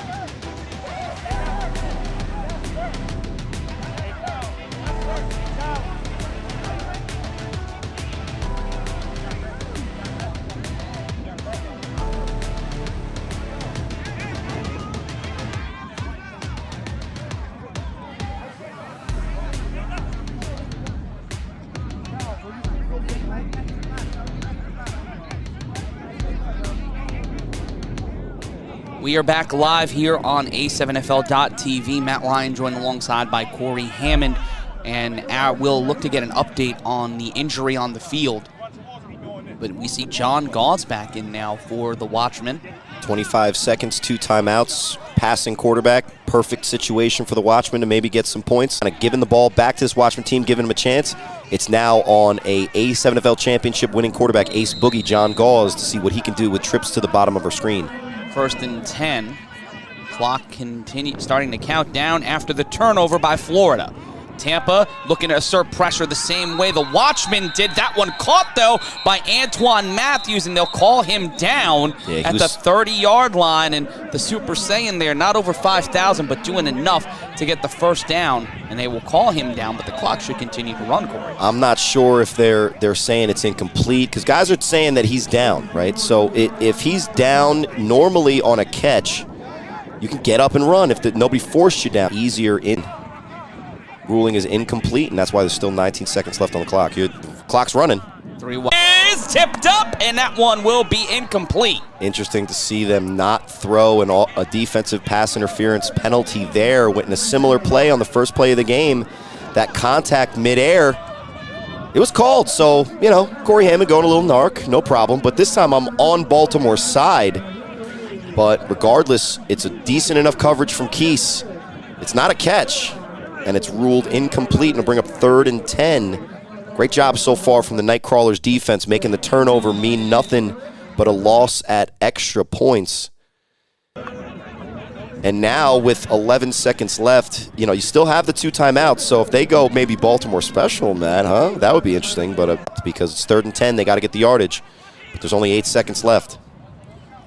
And the snap by him. Now the pocket collapses. The throw caught, and he will find a way to have. Right now, it looks like the Watchmen may get another chance to. So this is more than just hidden yards. This is a free play that could have went to halftime, up by 7. These are the types of plays that were the difference in the last time these two teams played a year ago. It's the hidden plays. It's the attitude plays. It's the smart football plays. And with the half winding down, that free play at the end, well within range of what we've seen John Gauze can throw. If they can get a little bit free and one of these guys can make a jump ball, that great first half from the Nightcrawlers is completely erased from a great drive from the Watchmen. Watchmen burned their last time out, even though you see 2 on the screen. And it will be their last time out. 28-21 your score. So they're going to get a little bit more of an opportunity to talk about it. You see guys coming on the field. It's number 20, Quentin Bragg, former New Jersey Savage player, now plays for the Watchmen. At the bottom of your screen, right on the 40-yard line, is number 11, Tony Toe Tap, Marlon Anderson. We haven't seen him yet, and he's notorious for, in these big moments, making huge plays. You could start with the 2-point conversion for the Watchmen if they're able to get points, but you got to credit their defense for making the stop and getting the interception. But the Nightcrawlers so far have stood tall enough. But with the penalty, see if it comes back to bite them.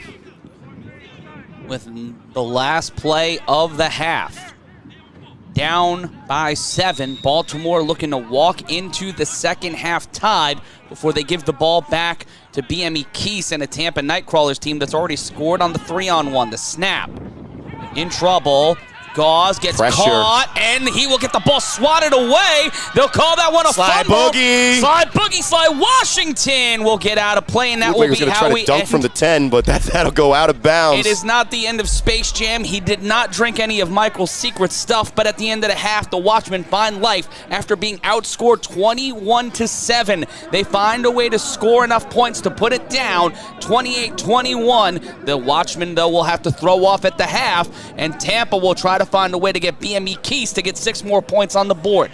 28-21, it's close, it's contentious, and here we see John Gauze Jr.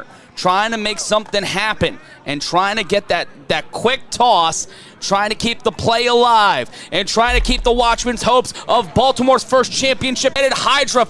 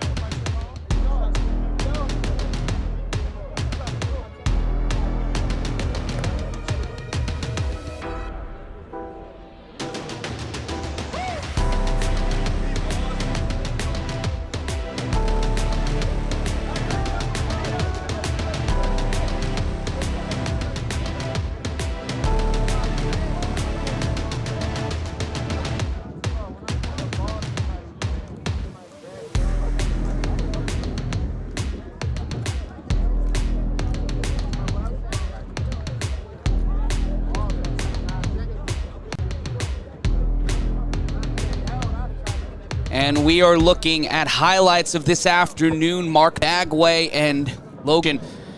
We see Sharp Jr., a man that went viral, not able to really get many opportunities on the return. And Roekim Chaney and John Gauge Jr. trying to go stride for stride with a younger duo of Bagway and Logo Davis. What have you been seeing so far in the first half, Corey, to give Baltimore a lot of this? To give Baltimore some hope? They've changed the momentum. They've gotten some key stops, and that German suplex was definitely a part of it. Well, if you really break down play by play by play, you see what Mark Bagway has to do to even give his team a chance, and he gets murdered on this throw. It's amazing that he keeps getting back up, and he's still able to put it right on the money. It looks to me that these two offenses are like this. Watchmen, they have better play calling other than here, Buck making a huge mistake throwing across his body for the turnover, which was a shot for the Watchmen to get the 7 that they're down by. But Mark Bagway has really just been more of a special player, whether he's going in at wide receiver and Logo Davis is showing exactly that he has the chops to play quarterback in the A7FL, whether it's Mark Bagway finding Marquise, BME Keese for open touchdowns. But really, the difference in this game is both of these teams doing exactly what I kind of expected them to do. The Watchmen have been able to dominate the line of scrimmage and run the ball, but they aren't athletic enough on the defensive line to be able to get their hands on them and stop them. The adjustment to Mark Bagway getting free and pressing the defense with nobody, and the Nightcrawlers have been they're pretty close. Yeah, it is. It's almost like we're running back 2 years ago, and we got to talk about the game at 4 o'clock. You're watching this right now exclusively on Fox 5.2, and we talk about what we're doing, and we look ahead at the 4 o'clock game. For the Insomniacs, what can they take from this game? What can the Chaos take from this game as they have to potentially look ahead to their trip to Bullhead City? Well, what both of those teams need to understand is that all of the things that happen before that first 3-on-1 throw-off mean absolutely nothing once you got a guy in front of you and he's trying to push you against your will. He's trying to manhandle you and break your spirit and will. This is going to be a tough game for the Chaos, in my opinion. But it's also going to have to be a tough game for the Insomniacs, because if they come into this game with the attitude that they've already won, which, based on the conversation I had with the guys on that roster, that's not how they're approaching this game. But we'll see, and switching and putting guys in different positions, the Chaos might sneak up on them. But I think what they take away from this game is, you could think all you want how it's going to go, but you better be ready for a 60-minute absolute bloodfest and a brawl if you want to get to where every single team at the beginning of the season. Chaos, we could say all we want about how we think the game might go, how we assume the game might go based on our opinions, but once the game starts, none of that matters if the Chaos punch the Insomniacs in the mouth, metaphorically, not literally, but if they can set the tone physically, the Insomniacs might be in trouble. So I'm not sure if the game is going to go that way.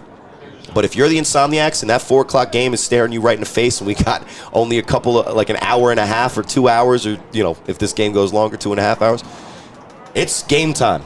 They better be ready, because there's no more Waffle Houses. There's no more memes. There's no more Facebook group chats about how great you are. Better prove it. Sunday's come, and their day of reckoning tomorrow will be horrible if they can't take care of business. And you know who wants to go to Bullhead more than anybody? The team that's probably never been there before, and that would be the Chaos. So we'll see who the real Sin City is at 4 o'clock today, A7FL.TV. And do you think that technical home field advantage is a huge weapon for them? I don't know, because honestly, both of these teams have been so anxious to prove at this level who they are, and this is really their first opportunity. I don't know if there's really a home field advantage, because we could probably testify that there's nobody that's missing from the Insomniacs roster that they absolutely 100% need, and they've gotten here with enough time to acclimate to the climate, acclimate to the time of day. They Waffle Houses, so hopefully the respect about the Insomniacs is one of the benefits of having 9 to 11 coaches on your roster is to do all the right things, and I think they have preparing for this game, and we'll see how that comes to fruition at 4. Yeah, and we look ahead as we are in 28-21 here in Cincinnati. It is the Nightcrawlers taking on the Watchmen in the Eastern Conference Finals. Some would say our shirts are a little too loud, and they're bringing down the connection just a little bit. but it is a hot summer day in Cincinnati, and yours is it is literal very citrusy and absolute fire, because it's not zesty. only do I get flashes of Rengoku from that just pattern, and you don't know that Demon Slayer reference, but all my fans at home that hate my anime references do know. But look, man, this game, to do another Demon Slayer reference, is looking tasty as well. And you could pause me, you could do all that, but we're ready for great football. We'll be on the other side of this with the second half, and hopefully a connection that's a little more than 360p. We'll be back on the other side. 28-21. Watchmen looking to stop the Nightcrawlers.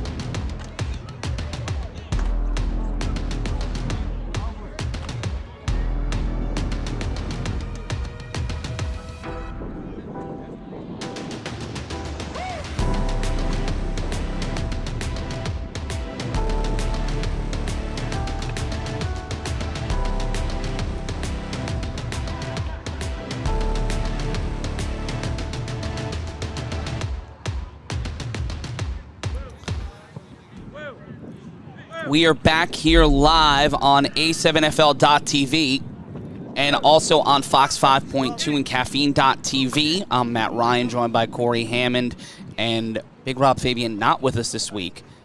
And we are getting ready for the start of the second half here in Cincinnati. One game down. Thing that you could ever add. We appreciate you guys. You're figuring out, we're figuring out, but what we don't need to at all talk about is how both of these teams have basically come to perform. You see the statistical analysis of this game. It pretty much breaks down to both of these teams are performing to where we might expect them to perform. The 2 turnovers are huge, but for me, it's a one-score game, and it's going to wait. Matt, it's in my opinion now, what you're doing as a defense is you're just looking for stops. You're just trying to stop the other team from scoring on every single offensive possession. Because the Nightcrawlers, they don't even play first down, second down, third down. They're going in most of their plays, except for that one time we saw Logo Davis signing it, or he's having to do it because they're only going with 2 offensive linemen and a free rusher. And basically the offense is him making that man miss and putting pressure on the defense with his legs and then throwing dimes all over. It's just, for me, if this game continues to go the way it is, the big mistake, the big turnover, the one big play on defense could be the difference. And right now, at least based on the last play we saw, if the Watchmen have figured out something in a way to kind of corral Mark Bagway and force him into a similar situation, the ball might be in the air again, and they take out Keese. But it's going to be Freight Train here for the 3-on-1, and maybe the best second half of football we've seen all season, ready to kick off, and don't go anywhere, gentlemen. The ball ladies. is thrown, and that one will be picked up inside the 10-yard line. He breaks through one defender, breaks through the other, and he's got nothing but the sideline in the end zone in front of him. Slip, slide, touchdown, number 25, Dante Perkins. Perkin up in the end zone. Dante Perkins lighting the lamp and making it a 2-score game for the Nightcrawlers. Now I'll allow Dan's subtle move to get the space, and you see the elite speed that we've been talking about all season. What's up, Rico Brown? We've been seeing from this Nightcrawlers team, whether his first the Freight Train, Terrell Burks, I almost called him Night Train Lane there, but 34-21, that's the way you start a half, and that interception that stopped the Nightcrawlers from scoring at the end of the last half goes away on an untimed down. That's just how big the 3-on-1 is. Park Heights boogie. Oh no! I would never know. I would never know that dance move, but I'm hearing from the chat that if he's doing the Park Heist boogie, and for those that don't know, like me, Aunt Mo, number 2, a sensational Instagram dancer apparently. I don't have Instagram, so I have no idea. But that's the Baltimore dance move, the Park Heights boogie. And that's the dancing that the Nightcrawlers have been looking to do all season, all year, waiting for this rematch. Here's the 1-point conversion from the 5. And whether it's 5 in the morning or 3 in the afternoon, it is Bagway getting sent down to the turf for the first time today, but it's 34-21 to score the Nightcrawlers. The rivalry setting up for now the Watchmen increase in the lead, and they get a chance now right there to serve back in kind. But this 3-on-1 return defense, they got to fix this, because this is allowed 12 points already.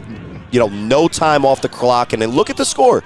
It's a 13-point game. So those 2 3-on-1 returns for the Nightcrawlers, who shouldn't be this great at doing something that the Watchmen have been doing for much longer, more familiar with this style of football. But even bigger development, in my opinion, Matt, on that extra point conversion, you saw that whatever the Watchmen defense has done to adjust, they're getting pressure on Mark Bagway and making him look a little less than special. And here's Laurel one. They'll let him spin. Let's see what he can do on his own response on the 3-on-1. Lil One looking to set up the opportunity to get things back on track for the Watchmen. Ended the half with some momentum and walking out to the other side. No clock, no time taking off the clock. Yeah, it's basically a ghost 6. And those 12 points to put up on the board. And you'll see Mark Bagway here, who's likely able to throw it out of the end zone based on speed. And that one will bounce out of play, and it not will executed there. Another tiny mistake in the blemish of the perfect Mark Winway, the blemishless. But Lil One's going to start at the 25, running start. It's going to lead to, like we've seen all year, and especially this game, great field position potentially for the Watchmen. Lil One's going to talk. He's never afraid to let you hear what he has to say, but the penalty, throwing it out of bounds on the 3-on-1. And there's a whistle blown.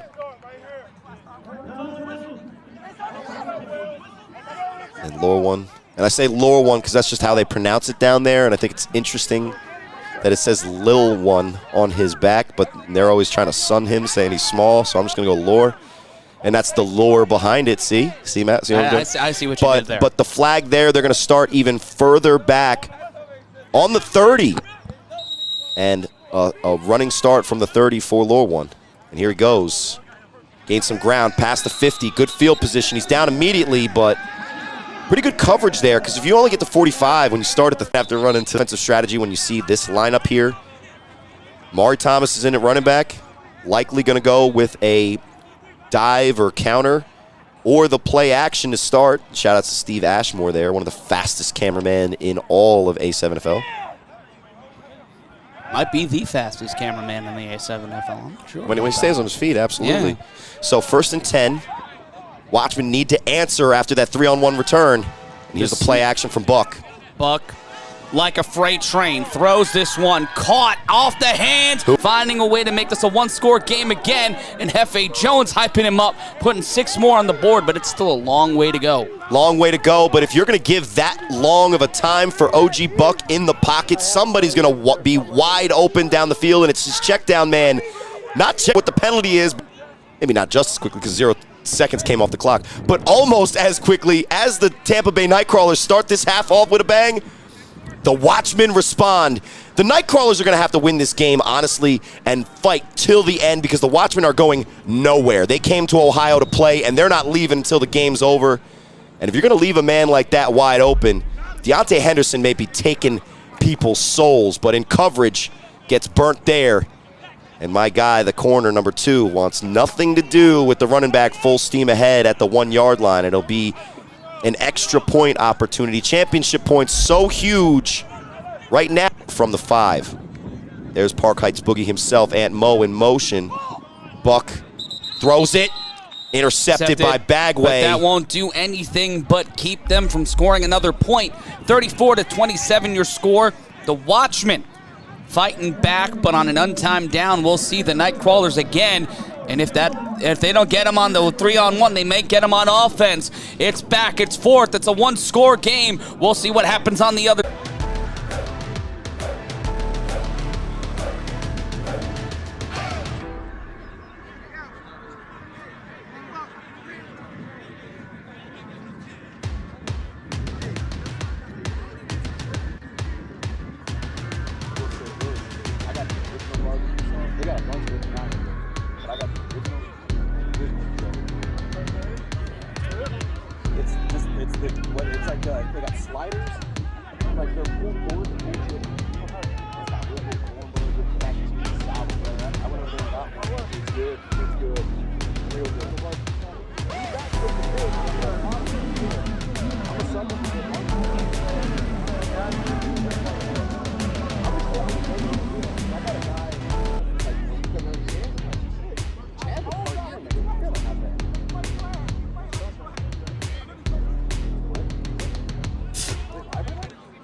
I'm Matt Ryan, joined alongside Corey Hammond, and it is a one-score game now. It started out a one-score game, but then an untimed touchdown later.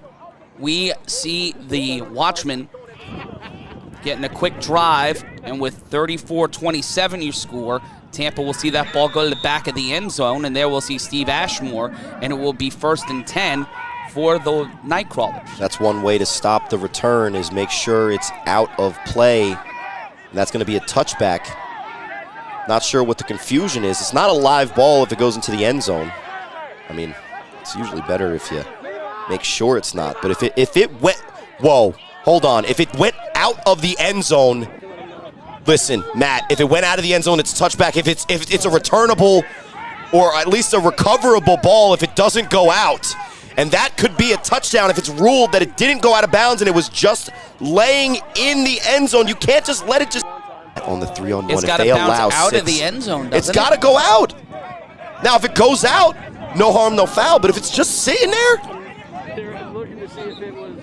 we're going to see how this is called. Will Franklin has gotten his money's worth today. He's working hard. And we're going to see what the ruling is. And it could be the same inability to see where the ball is going. And that just goes to those hidden points again, the focus points. If that's 6 points, that's one of the most ridiculous 6 points I've ever seen. And at this high level, for that to be the case, it doesn't look like it's going to be, but the ball's in play, you got to get it, man. Ricardo Freeman, the Wolverine, may be a little upset, but it looks like they'll throw it off. I'm not sure the exact ruling, but we're going to rethrow this. And Sly Boogie a little upset. Here we go again. And they throw from the 50. And that one will bounce in play. Live ball! Live ball! Live ball, but it's picked up by the Nightcrawlers. And what a play there. What a stop there. Wow. And they made Matt, they made one of the greatest adjustments of all time to their 3-on-1. After allowing 2 returns for touchdowns to this same guy, Perkins, they almost get 2 recoveries in a row. So a huge swing in how this game looks, at least at the moment. And when the Nightcrawlers land a knockout blow to start the second half with a 3-on-1 return, the Watchmen respond with an easy touchdown from OG Buck to Amari Thomas out of the backfield off the toss action. And now it's Mark Bagway's turn to see if he can regain this 2-score lead back with his heels inside his own 5-yard line. And the last 2 times we've seen him play quarterback, the Watchmen have been able to corral and get pressure. And the Nightcrawlers with only 2-man line. 1st and 10, here he goes. Throw to the sideline, just out of reach of the receiver, and it'll be 2nd down. The clock will continue to run. They go quick screen and go, and my man had nothing but green in front of him. Bagway throws a touch pass and could have had a touchdown, but the incompletion will bring up 2nd and 10. The Watchmen better be prepared for that. And it will be with 13:45 left to play, 2nd and 10.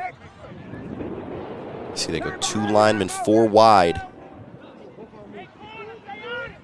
And they'll split those wide receivers a little further towards the sideline. Bagway off the screen, fakes it, throws off his the back whip, foot. caught, Rico Bradline, and brought down at the 32, and they talk about the refs keeping points off the board. That just happened literally, but Tampa off rip, getting the ball back and driving down the field. How do you stop that? As a defense, Nick Mays, Ricardo Freeman contain Mark Bagway perfectly. And if we do get this replay, just look at the position the quarterback is left in with a free rusher in his face.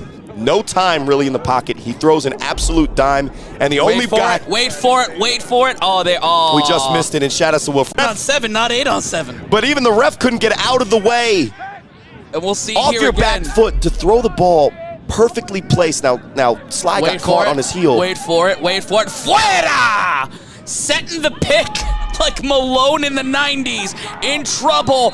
And that one will be tossed to someone on the sideline, out of play, 2nd down. That's going to be called they are going to call it intentional grounding. Mark Bagwell line of scrimmage, so that could be a loss of down and yardage. Basically works out to be a sack. But since that'll be a loss of a down on the intentional grounding. And yes, it basically works out to the same approx from the line here, getting his face, but just a much better throw. And he throws his man open, and Rico Brown is so fast. Will Franklin A speedy guy himself, can't get out of the way. Credit him keeping his balance. That's Rico, I mean. And while some people think there are inadvertent whistles, this game has been close, it's been contentious. Who cares what some people think? We're watching a great football game, and we've seen everything here, but mostly what we've seen when we've seen this side of the ball is pretty darn good defense from the Watchmen. We've seen better plays from their quarterback or wide receiver, wherever he's at, in Mark Bagway. And Rico Brown, he's got to be up there in yards, almost probably close to 160, 170 yards on the day. Credit Johnson, who has a touchdown pass in this game, to save the touchdown. But after the pressure on Mark Bagway, it'll be Logo Davis back in at quarterback. It'll be 2nd and 20 after the intentional grounding. 2nd and 20. Logo Davis in, he'll toss to Bagway. They Okie, they Doke, and there's the catch. And that will get them to the 36. And you see the ferocious pressure. That ball security, tossing it back and forth, is going to be interesting, but Mark Bagway doesn't look like he'll be stopped on things like that. But Ricardo Freeman is coming in with a vengeance, and it looked like they even put DK Butcher in at the other defensive end position to make sure that they can, as much as possible, see the chess match go on, because even though he's made the plays, the defense has been executing what they've tried to do and getting pressure on Mark Bagway and forcing tough throws. But he's still making. From center, Logo Davis with the catch. He gets past the defender. He cuts up and he laterals it, and that one will go out of play. That one was intended to be tossed to number 7, Rico Brown, but Brown not able. And that is, it looks like it's a backyard play, but the way that Mark Bagway just takes enough time. Bagway to the sideline, stays upright into the end zone. Will they give him 6 or will they call him out? They'll call him out at the 2. Yeah, Nick Mays was able to just get him outside because he got the corner, got up the sideline, and Nick Mays just gets enough of a hand on him to pull it out. Phrasing, but a completely different game than we thought. We thought that that Baltimore was going to set the tone, that the Watchmen were going to be the ones being able to dictate how this goes based off their defense. Nick Mays has not been effective here outside of the first touchdown of the game. His efforts don't end up getting the result that they look for every single play. I think that's what I expected, Matt. Oh, false start on the offensive line. And you see those two guys, if they've been asked to play offensive line for this team, and they've been getting absolutely abused, but Mark Bagway is just better. It's going to be interesting. The way that this game worked out last year, Matt, is it was such a close game, and it mattered till the end. Both sides on the offense. False start on the offense. So what it came down to at the end of the game is Mark Bagway in enough shape for 60 minutes in summer heat to play this level of football, both sides of the ball, because he's been on defense. We saw him on the conversion. He got the interception. So it'll be 2nd and goal from the 7. Bagway, and it seems like a flag on the play. They go delay. He's not able to get free for the end zone, but it looks like they got the yardage, but we'll see what the penalty is here. Good dump off.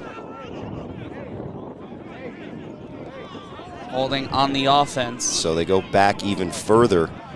So, like you were saying, Matt, Nick Mays, who we saw against Carlos Crosland and Kareem Moon 2 weeks ago, really make huge play after huge play in the defensive backfield. But guess what? He's been in the same positions this week, Matt.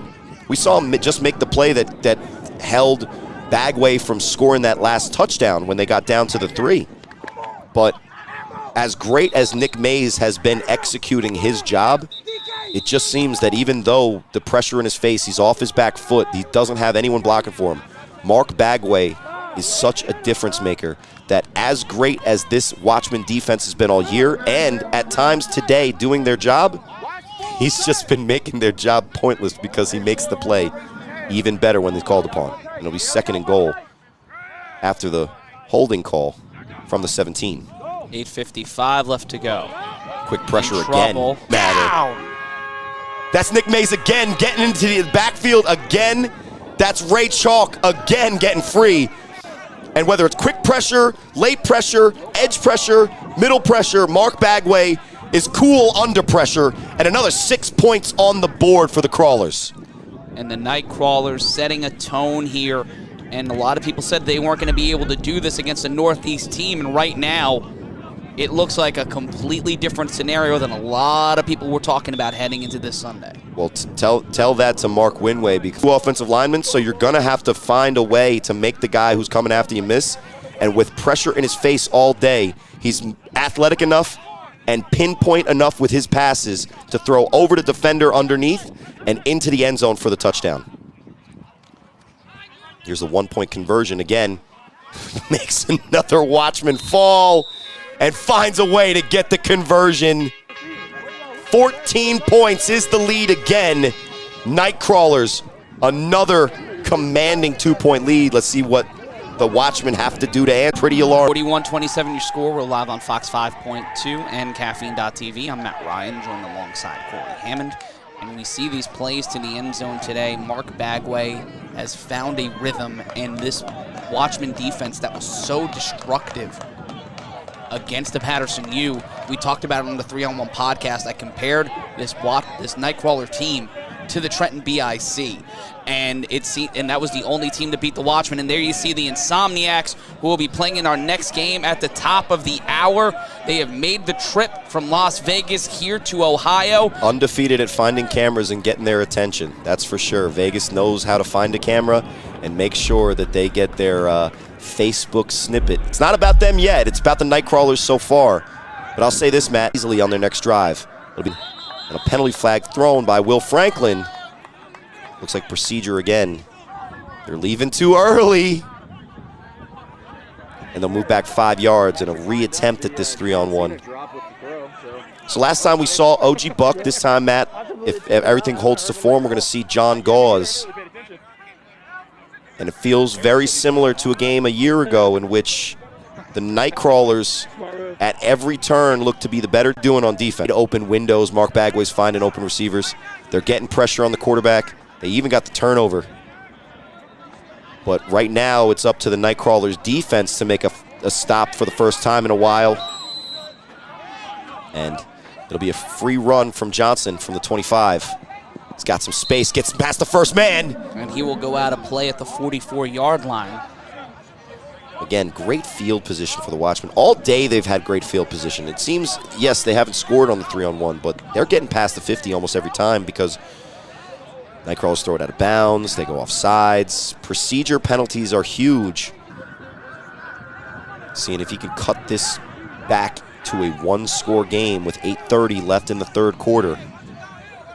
Both of these teams have been high-octane offense pretty much all day for a couple, save a couple of drives.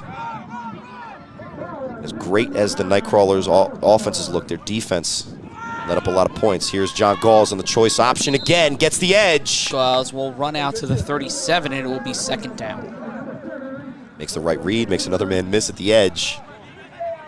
And pretty good yards on 1st down. OG Buck usually goes with a called, play action or pull or counter.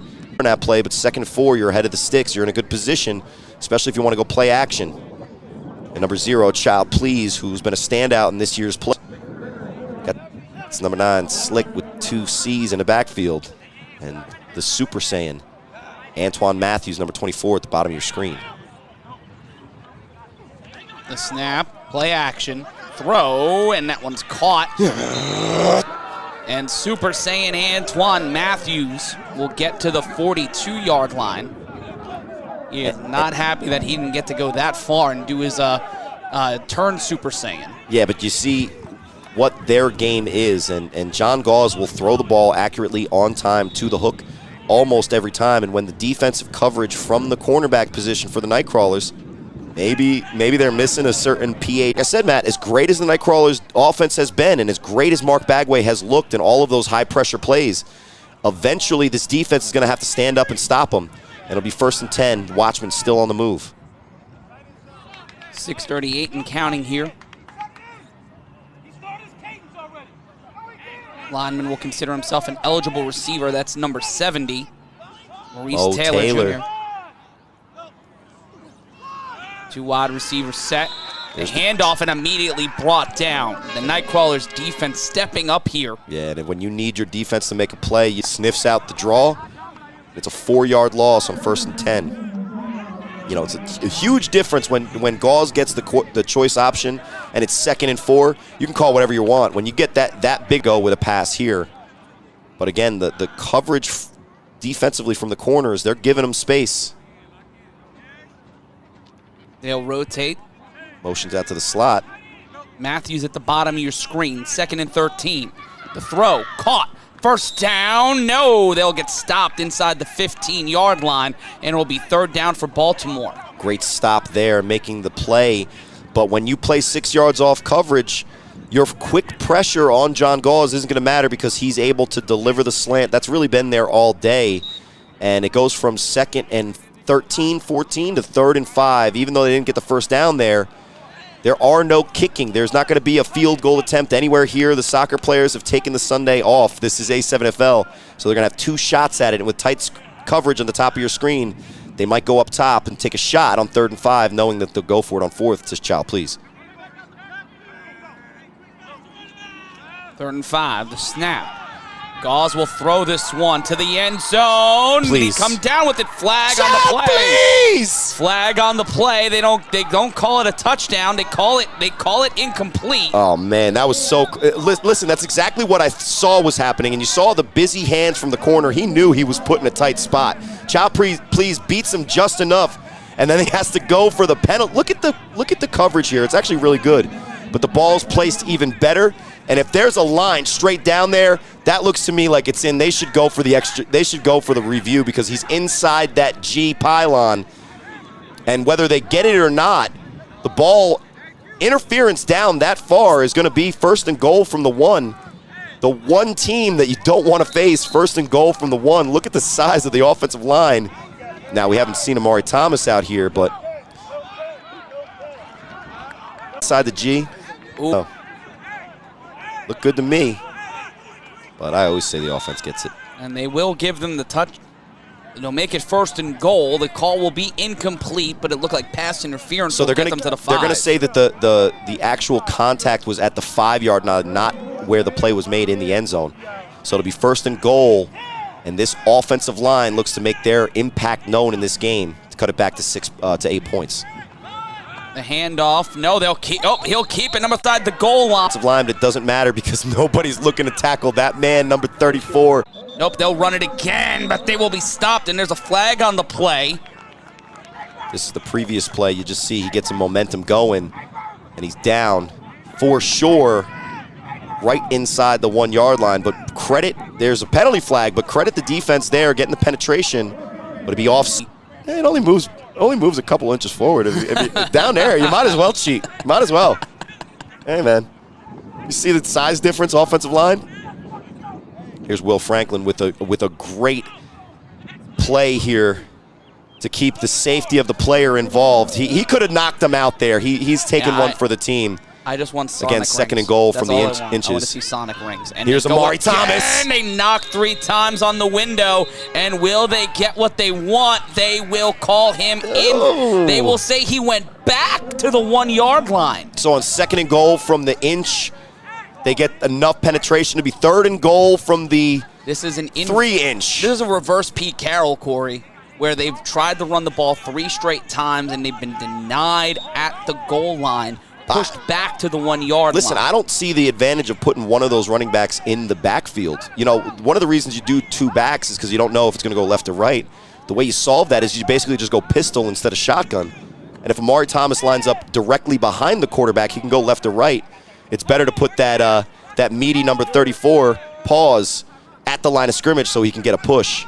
Here's 3rd and goal. 3rd and goal, and they will be driving in there. Amari Thomas, touchdown! Touchdown, Baltimore. Watch this. It's a 1-score game again, but the Nightcrawlers still have the lead, and there's Amari Thomas, who has had one heck of an afternoon for this Baltimore Watchmen team. I would say he's been the most important piece today for this Watchmen question offense. about it. Maybe not just today, the whole season. You see, it's a one-on-one right here. Who's going to win it? And it's Amari Thomas that makes the extra effort with 2 guys on him. He's just finding a way to win every single matchup for his team, and whether he's catching passes out of the backfield or he's punching it in on 3rd and goal, must have.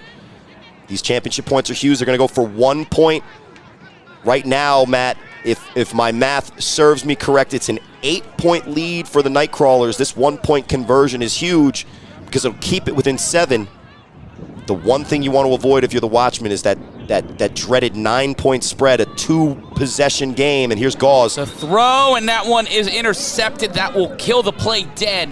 But now it is an 8-point game. Now the Watchmen defense has to stop an extra point attempt from the Nightcrawlers if they score, because if the Nightcrawlers can get way, whether it's a Dutch angle or a full angle, will the Watchmen find a way to stop the Nightcrawlers? We see a 3-on-1 throw-off after this.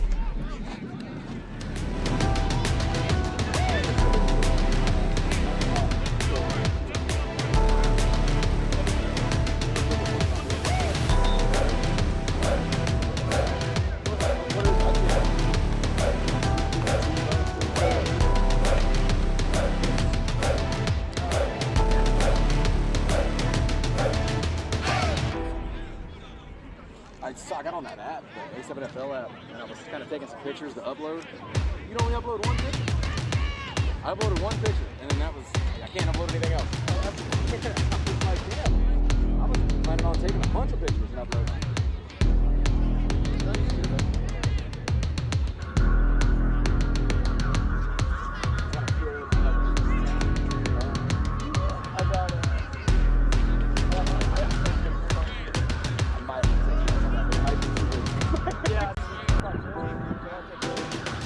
We are back live. It is an 8-point game. It's the A7FL Eastern Conference Championships. I'm Matt Ryan, joined alongside Corey Hammond.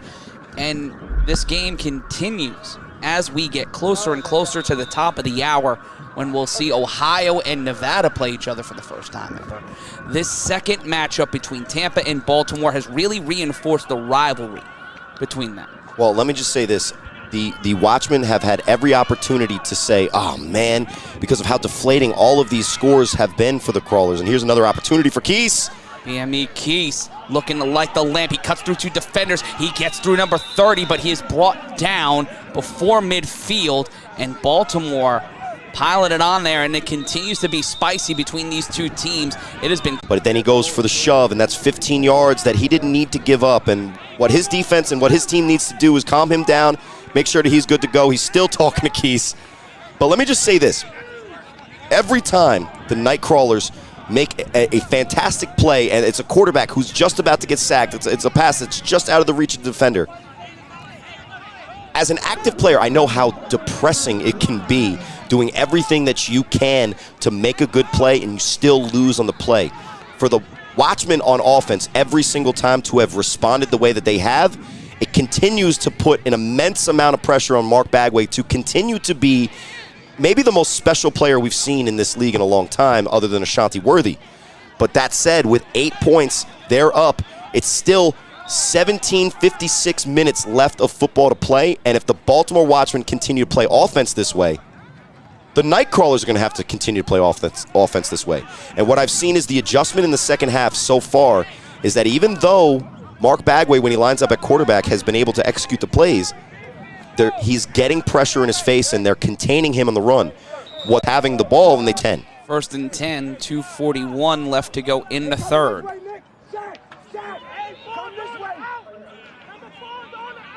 Biggest drive of the game for the Nightcrawlers so far, and here's Logo Davis. Davis will throw to the sideline, and they will call it incomplete. It will be 2nd down. He had space, and Logo Davis put the ball where he needed to be. It's pretty decent coverage, so he can't throw to a wide open guy in the middle of the field. He has to throw away from the defender. But you saw there the rush goes and waits for Mark Bagway. They're not even worried about Logo Davis, and it gives him the opportunity to try his best. Touchdown, 2nd and 10. Davis tosses back to Bagway. Bagway will throw, off the hands at a receiver. And now that's a win for the Watchmen because they put the ball in a perfect position. Now, credit Flynn for going up there and almost making a play, and credit Aunt Mo for making a little bit of a tight throw, but that may be the accumulative pressure and workload put on for 4 quarters. Rico Brown! That man is Rico! Suave as hell! Offenses have been going stride for stride, but another 2-score lead for Tampa. And again, Mark Bagway, you have to respect him as a runner, because seen from Rico Brown is that when he has the ball in his hands, He's looking for 6 and likely going to get it unless it's Will Franklin. If they get the 1 here, it's up 15. Matt, in my opinion, they could go for 16. Rolls out. We see here the touchdown on the replay. It's 48-33. Mark Bagway to Rico Brown. Over 30 yards to the end zone. That man has had a historic day as a receiver and historic day. Comparing the Nightcrawlers to how we've seen the DC Buzz down bad a couple of times this season, do you feel that if the Patterson U or the Trenton BIC were in this situation, and it's not about whataboutism, it's more of an understanding of where we are with this team and in this game, what is it? Well, what you see there is that when Mark Bagway is got a free rusher at his face, honor his ability to break contain. So he's able to survey the defense, and when you're a quarterback that makes the defense stress, Logo Davis with the high throw to lower one, he secures it, and let's see what he can do with it. Has some space. Cuts to the sideline, keeps it in bounds. He finds a seam into the end zone. He's frustrated. He was told. They say he's out of bounds.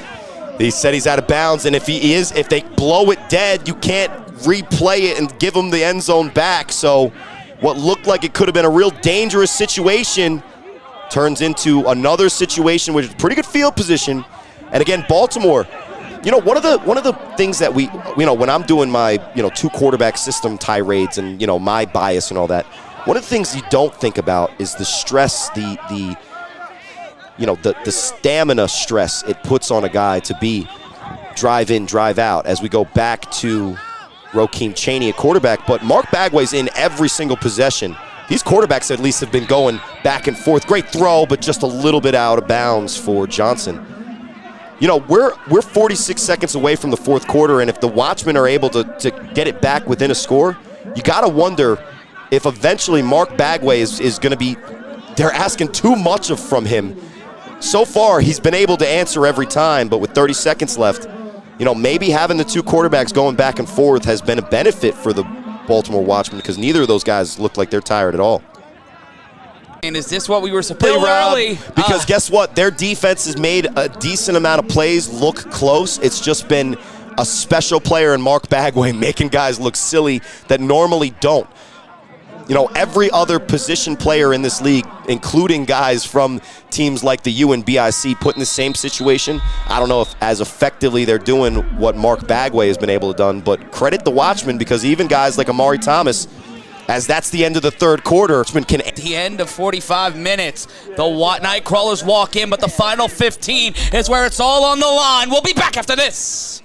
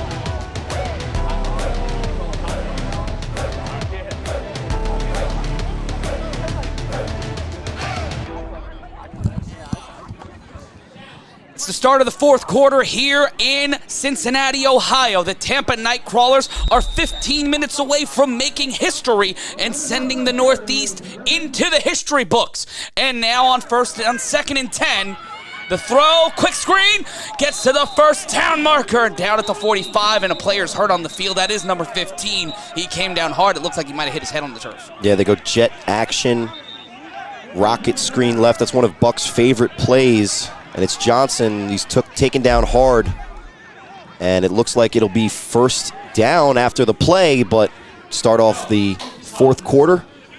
Get your offense moving. This is what we've expected from OG Buck, and this is one of those drives. The Watchmen have been putting this 2-point spread over and over and over again in this game, and although their defense has really not stood up except for the one interception, their offense hasn't let up either. And if they can get right back in this game by scoring a touchdown, cutting it down to 1 point, but they're going to have to, Matt, they're going to have to start making their championship points, because if they go down by 9, that's still a 2-score game, and you have to score touchdowns in the A7FL. There's no way to get a field goal. So that's going to be something that we look at, because they've been able to answer.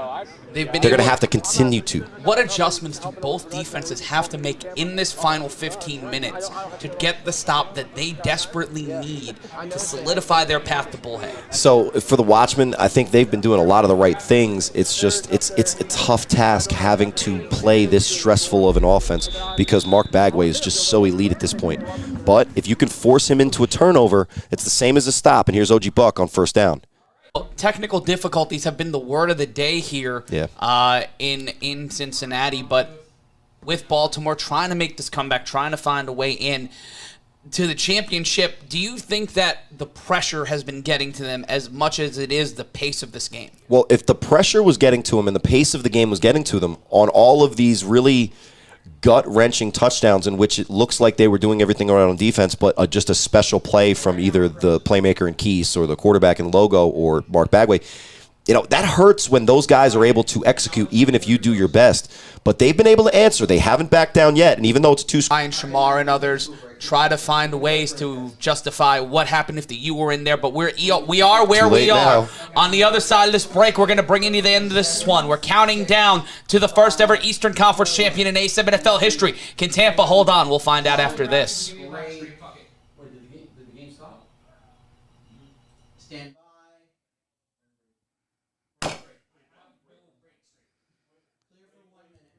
by. Can we put up the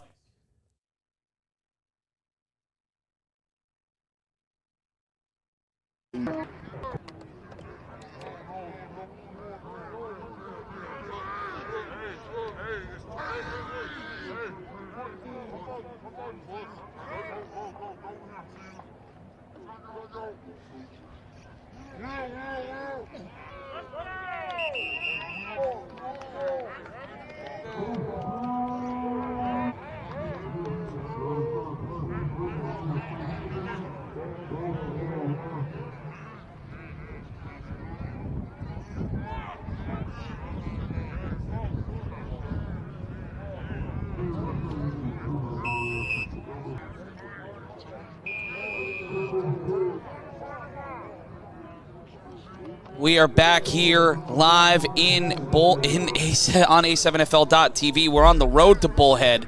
It is the pressure and the internet getting to us all here. It's 3rd and 4. Darnell Richardson said my hair gel. And here's the trips. Chaney has a wide open. And again, Jones and Omari Thomas have been the 2 stars today, but they wave it off. They wave off the touchdown. It looks like there was a flag on the field. I don't know. He was running slow a little bit there, but based on what we see, the movement of the teams, it's a 9-score game, Matt, because if they go down to that 5-yard line for the extra point, and you see OG Buck celebrating with Hefe, another boss play. Both of these guys, Jones and Amari Thomas, have shown up they're going for 2 from the 10. They're going for 2 from the 10 to make this a 9-point game. 2 from the 10 right now. 8-point game, pardon me, an 8-point game. Well, right now, Matt, it's 9. So if they don't get it, it's still a 2-score game. They would have to get 2 touchdowns to win this game. That means they need to get 2 stops on offense. But if they can cut it to 7 here, that'll be huge. But they can't miss this, Matt, if they will. Did, and when it counted, there's 12 minutes left. But right now, the Watchmen defense has to be like the 85 Bears. The Nightcrawlers get it in an untimed down after this. Who's walking out with the Eastern Conference chip? We're going to find out. Holding on to the internet and moving on. We're back after this.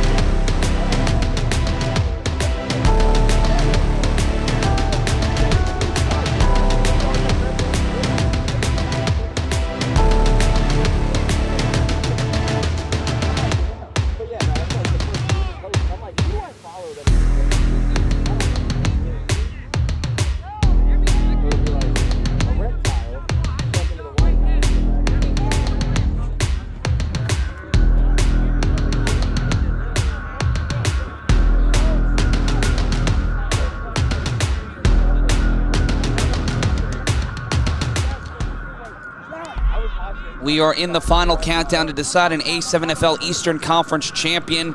The internet may be lagging, but the action has not. 48-39 your score in the fourth quarter. 12:05 left to play, and it's an untimed down. So this 3-on-1, they need to stop them, but in general, Watchmen need to get 2 stops and 2 scores to take the lead back in this game because the lead sits at 9, and here's... We thought we were going to see. He goes with the hesitation move, but no hesitation in Sly Washington and Ricardo Freeman, the Wolverine there. And you see a little bit of sluggishness for some of these guys who've been making tons of plays out there because, let's face it, the Nightcrawlers haven't been in a game this close in over, and it's Mark Bagway who's really taken advantage of this, lining up at running back. They toss it back to him. It gives him that extra 6 or 7 yards to play quarterback with space in front of him because the rush has been getting through the offensive line for the Nightcrawlers like water through an open dam. But with the athleticism that Bagway has and that extra bit of time from lining up at that toss running back in the backfield, it's been a real big advantage for the Nightcrawlers offense, and they've been able to take advantage of it, not only with giving Mark Bagway time, Matt, but Logo Davis has shown he's a very dangerous receiver himself, out in the route and hard to cover because he starts at quarterback, but it'll be 1st and 10. They toss it back to Bagway again. The throw, nope, Bagway will keep it, and he will slow down and run out of play. It looks like we'll have to go back here. And again, that's Mark Bagway breaking contain on the rush. It's 0-0, Beefy chasing him down, and although Beefy's done a couple of, pretty decent jobs so far in this game, if Mark Bagway gets that edge, it's going to be a dangerous situation for the Watchmen. So I think that's going to be a holding penalty on the Crawlers, and it'll force another replay at this first down procedure. Regardless, they're headed backwards. They're not heading the right direction. And they've spent a lot of time in games against either the Baltimore Rare Breed or the Baltimore Watchmen up in points. But this last 10 minutes, they're going to have to figure out how to play football the right way. They toss it back to Bagway, and he pump fakes it. Reek Johnson wearing number 69, and when number 69 comes out for a route, you don't even cover him. But he goes with the pump fake to the quick out, and then nobody covers the deep route. They're able to manage getting back into tackling him to save the touchdown, but another opportunity for the Watchmen with Bagway making a better play. Look at his ball. Find everything he can to make sure that's not a touchdown. Here's the replay again. Pump fake. Everybody responds to it. Wide open down the field. The clock's ticking down. 9:40 left in the game. And what the Watchmen need now more than ever is to find a way to get a stop. And technical difficulties continuing to be a problem today, because why not? I'm Matt Ryan, joined alongside Corey Hammond as we push on here, heading towards the top of the hour. And the technical difficulties for both of these defenses have been finding a way to stop the offenses we've seen on both sides of the ball. Guys are getting open. I will say this, the Watchmen offense have answered every single opportunity that they got a chance to, and that's why the score is only 9. But if the Nightcrawlers score here, that's more, potentially if they get to 8 points, that's more than what the Watchmen can score on 2 possessions. If they get to 17, that's a 3-possession game, and this late in the game, it's probably going to be tough to come back from that. So right now, the Watchmen defense needs to make a play, make a sack, get a turnover. They have to get a stop, or they're going to be packing up and getting ready to go back to Baltimore. The frustration is palpable, and we have technical difficulties in Ohio because that's just the football gods are not on our side today. Well, the football gods are not on our side today, but we are trying our best. We appreciate everybody for going with us. We've been given a great competitive game with nothing but action, but we got to deal with it. We're going to take a brief timeout. On the other side, stay right where you are. And break. I'm going to black. I have nothing else. We are on black.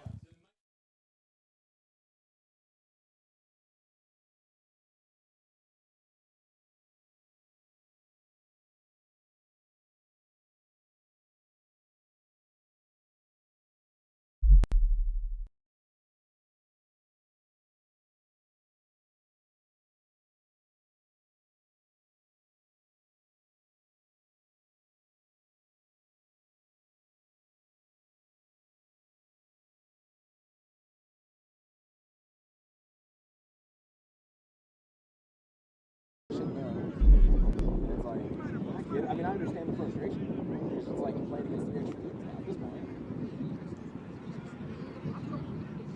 Right. That's Tampa. That's Baltimore, right? Yeah. And that's one Cincinnati too. Las Vegas. And for a brief window, we are live here on A7FL.TV. I'm Matt Ryan, joined alongside Corey Hammond. And we missed the first down play, so it'll be second down for the Nightcrawlers. And with 8:45 left in the fourth, Watchmen learn. They give it to the big man, and the big man gets to the 30-yard line, and he has brought out a play, but it is first down. Lyndon Rowles with a great run. He sets it up by pressing the hole, and a guy that big, you got to honor him, running straight. He puts on the Huss move, gets the corner, and gets the first. And so the Nightcrawlers still driving and maybe looking to the football gods and saying, we will not disrespect this 9-point lead. We will run the clock. We will churn out yardage. Hour, we will reset. This handoff again to the big man. He will circle another big man. That's number 23. He finds a way to spin zone himself. That's Demetrius West getting the second down. And if they're going to be able to run the ball like this in the fourth quarter, it's good games, GGs all around. But credit the Nightcrawlers still fighting. Listen, if the way the points work out, it's 9 points now. Touchdown brings it to 15. If they get the 1-point conversion, it's 16, still a 2-score game. If they get the 2-point conversion, it's a 3-score game, and we'll see how well they've taken math over their years in grade school down in Tampa, because if they don't go for 2, they're not going really for the win. So if the Baltimore even give up a touchdown here, they just can't give up a 2-pointer because they're still down by 2 scores. Here's Mark Bagway again. Throws it, caught, slip, slide into the end zone, and they will... He's waiting. This is actually a smart play, and that's Rico Brown, who has yet to score. There he goes. Finally, DK Butcher makes sure that they can save as much time off the clock, but that right now, you do the math, that's 15 points, and Mark Bagway is dancing and waving. Did they learn? I don't know. Maybe they didn't need to. Because if they go for 2 and they get it, they're up 17. If they go for 1 and they get it, then it's still a 2-score game, and they don't know how to do math. But listen, set 1-pointer, they force the Baltimore Watchmen to have to get 2-pointers on their next 2 touchdowns if they're even able to get the ball back that many times. Because as the Nightcrawlers are looking to celebrate a game that they should win at this point, right, Matt? You would think up that. 15, 7 minutes left. If they do all the right things, if things keep going the way that they've been, they could and should win this. But look, they're going for 1, so they're only going for the 16. They can't cut it. If they go for 2, that would be a 3-score game. This is a mistake. They have to find a way to one way or another, get a stop eventually. Mark Bagway looks for the 1-pointer from the 5. We've seen Baltimore come back against this Nightcrawler team before. The throw to the end zone, and that will be incomplete. So it's still a two-score game. Really, on that drive, other than the time gone, not much has changed for the Watchmen because, yes, they have to make the extra points moving forward, but it's still possible for them to come back if they're able to get the stops. And based on what we've seen, they're going to rotate quarterbacks again. We'll see what the Watchmen can do to respond. 54-39. The defense have taken a back seat to some exciting football this afternoon as we try to decide an A7FL Eastern Conference champion. I'm Matt Ryan, joined alongside Corey Hammond, and if you're watching along and you're a Baltimore Watchmen fan and you're frustrated by the situation, you are not alone, as we, the antenna there, fix the radial, and it will be the Chaos and the Insomniacs after this game. As soon as we are off the air here, we will reset and get back to the top of the hour. It would be Charles Sharp Jr. with his opportunity to score without points off the board. That's really been the difference in this game. The two returns from the Nightcrawlers are really the difference in the score. And there's Logo Davis with a bomb to the air. 10 minutes left potentially in their season. They need every single thing that they can get from every play on their bench. And they'll have a lineup of mostly receivers. You see Johnson in there, Hefe, and at the top of your screen, Antoine Matthews, the Super Saiyan. Also dangerous is 00 Beefy. But it'll be John Gauze here with about 6:50 left in the game. See what he can do to answer the score. Throws it, caught. Will they call it a complete pass? They will call it complete at the 31. At the 30, they'll mark. Watchmen, and they're moving the ball, but the time is their main enemy. And as long as the Nightcrawlers can keep that clock running, keep them out of the end zone, that's what they want. Here's Gauze. Gauze on second down. He'll avoid getting sacked, and they'll get to the sideline. There's a great block from the Super Saiyan. Sideline getting to the 32, and he will go from the 30 to the 32, crossing over the 50-yard line. It'll be a first down for Baltimore as they drive down the field. Tampa's proven that they can ball out for sure, but what they're going to have to do to win this game is make the tackles that they just missed. And you see here, John Gauze is not the guy that is incapable of running, like myself, but he wants to throw it. And if Deontay Henderson makes that tackle, which 9 out of 10 times he does, that's third down. But what Matthews with the block and Gauze with the acceleration is able to do is they turn a bad play into a great one, and it'll be 1st and 10, and the ball is on the other side of the 50. The Watchmen, as always, as they have all game, their offense is moving. Again, the score is 15, Matt, so all they have to do is score twice and get one of those, or both of those extra points, 1-2 and 1-1. Tight coverage on Antoine Matthews, top of your screen. 1st and 10, 6 minutes remaining.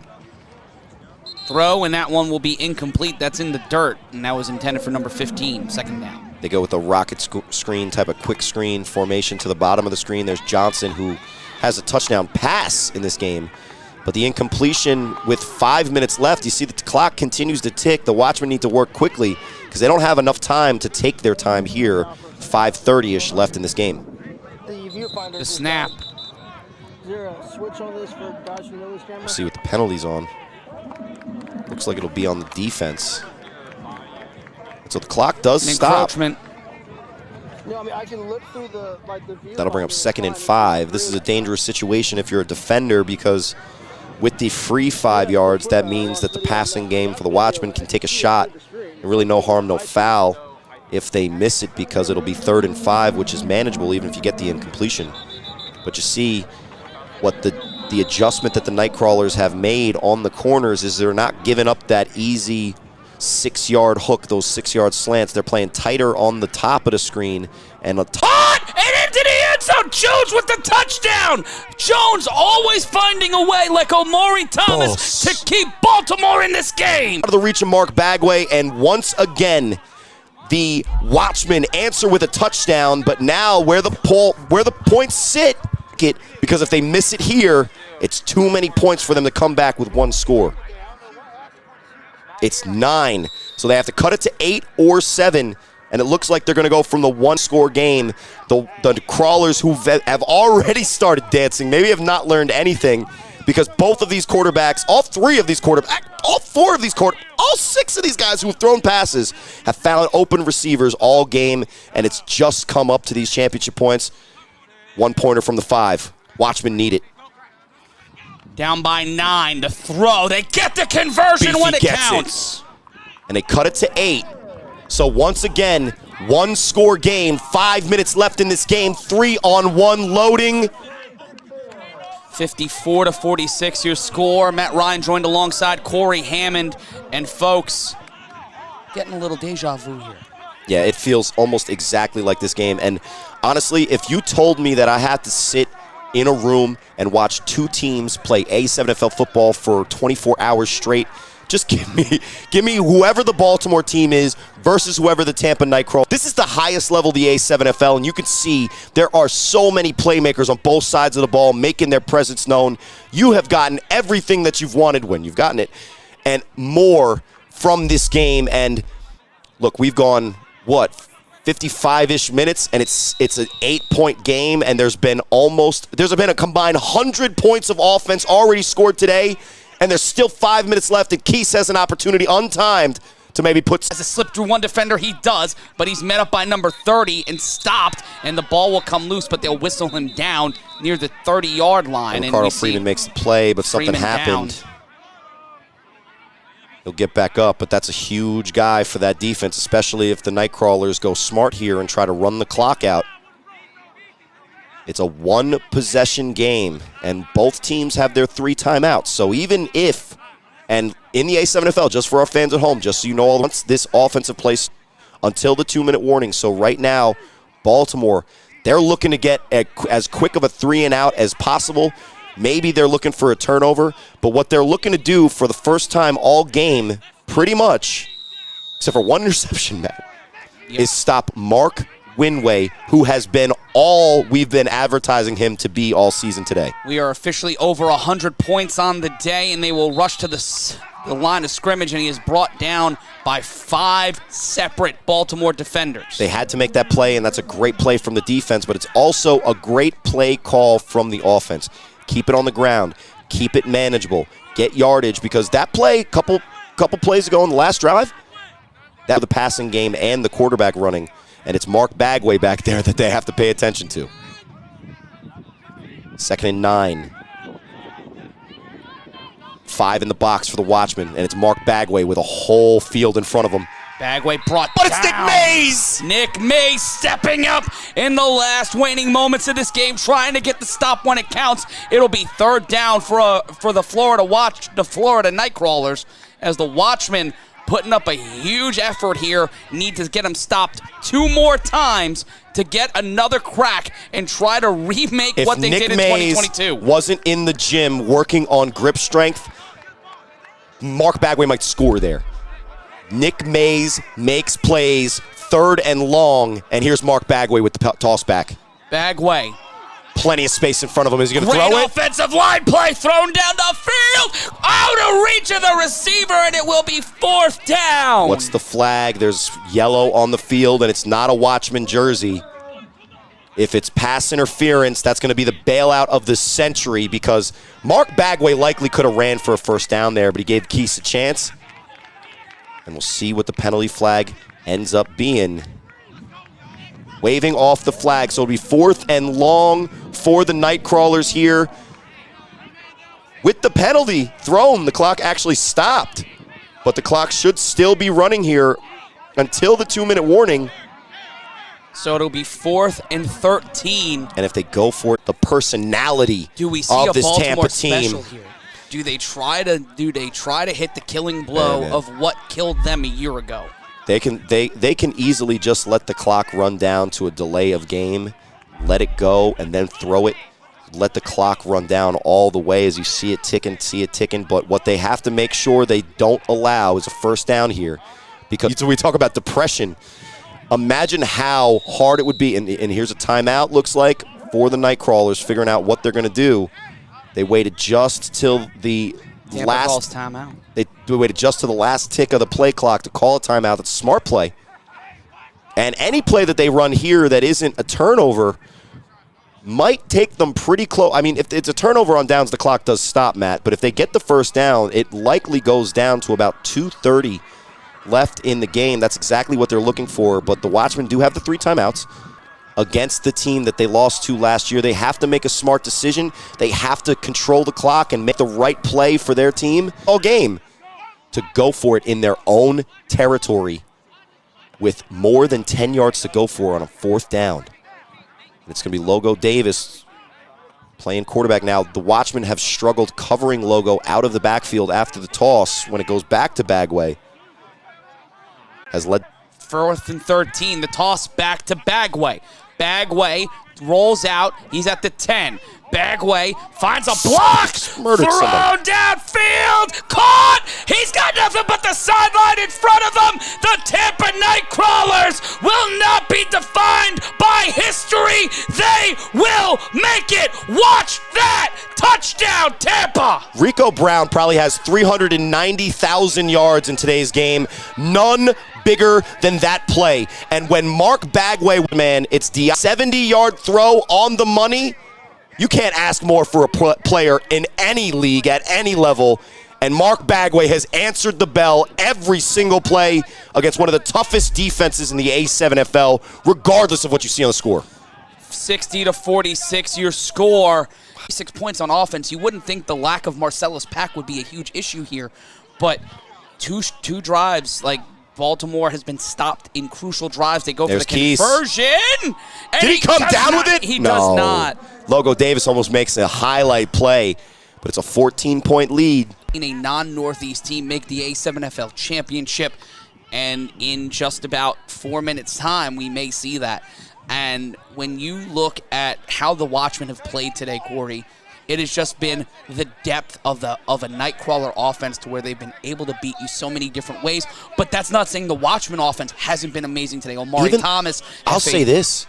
The Watchmen defense, Matt, has been playing their hearts out. They're putting pressure on Mark Bagway. They're putting a shoulder into him when he's making some of these great throws. Matt, how many people in the universe can make that throw that Mark Bagway just did on 4th and 13, Matt? Not many, if any. And right now in this game, the Watchmen have allowed more points than they've allowed in this game than they've allowed in the last 5 games combined. Yeah, because they're not playing a human being at quarterback. One of the things the Nightcrawlers said coming into this game, based on the game plan that I've seen, is we're not going to be able to block anybody. Imagine going into a game and saying that out loud to your team. We're not going to be able to block any. Such a diff left. He's throwing off his back foot. He's still putting the ball in precise places. This isn't just an athletic guy playing quarterback that's a wide receiver. No, this is not that. This is a guy who's able to pinpoint his throws no matter how his body is running or moving or getting harassed. And he's been as special as any quarterback I've ever seen in this league, period. And with an untimed down to score jump, and they will be brought down at the 27-yard line. And that's Perkins again, who has a return and 2 huge tackles, because if Hefe can get free there, that's exactly what this Watchman team needed to keep it close. I feel like this game has been at 2 scores the entire game, Matt. It feels like it. Bagway on the day, 15 for 22, 370 yards, 6 touch. Thank you to Dave Silberman for putting those stats together.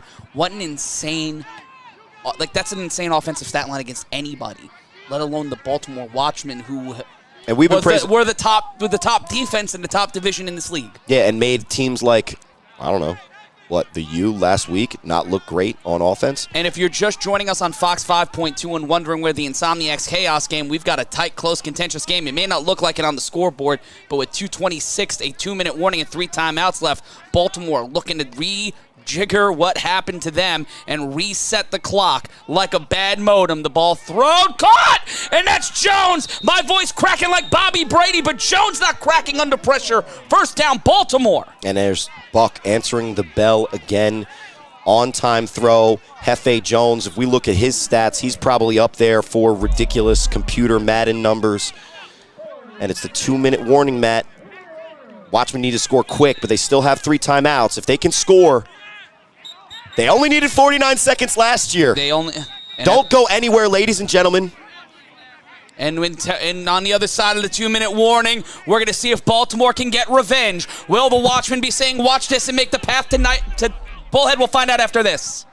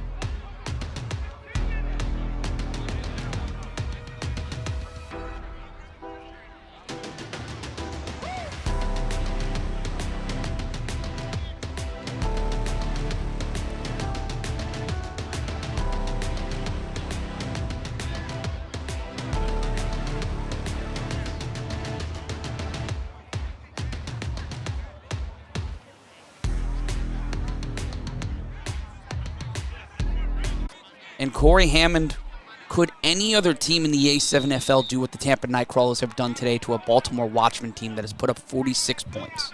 Not unless they have Mark Bagway under center. And, credit to guys like Huff, credit to guys like Sterry, credit to guys like Scooter Hamilton. These are special plays, guys. On 1st and 10.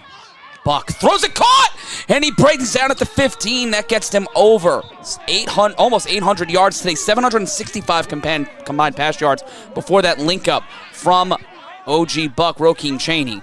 Yeah, well, both of the quarterbacks for the Watchmen have been executing offense all day. 46 points is going to be enough in the other game to potentially win, in my opinion. Here's Buck again on 1st and goal. Cuts makes a man through. miss.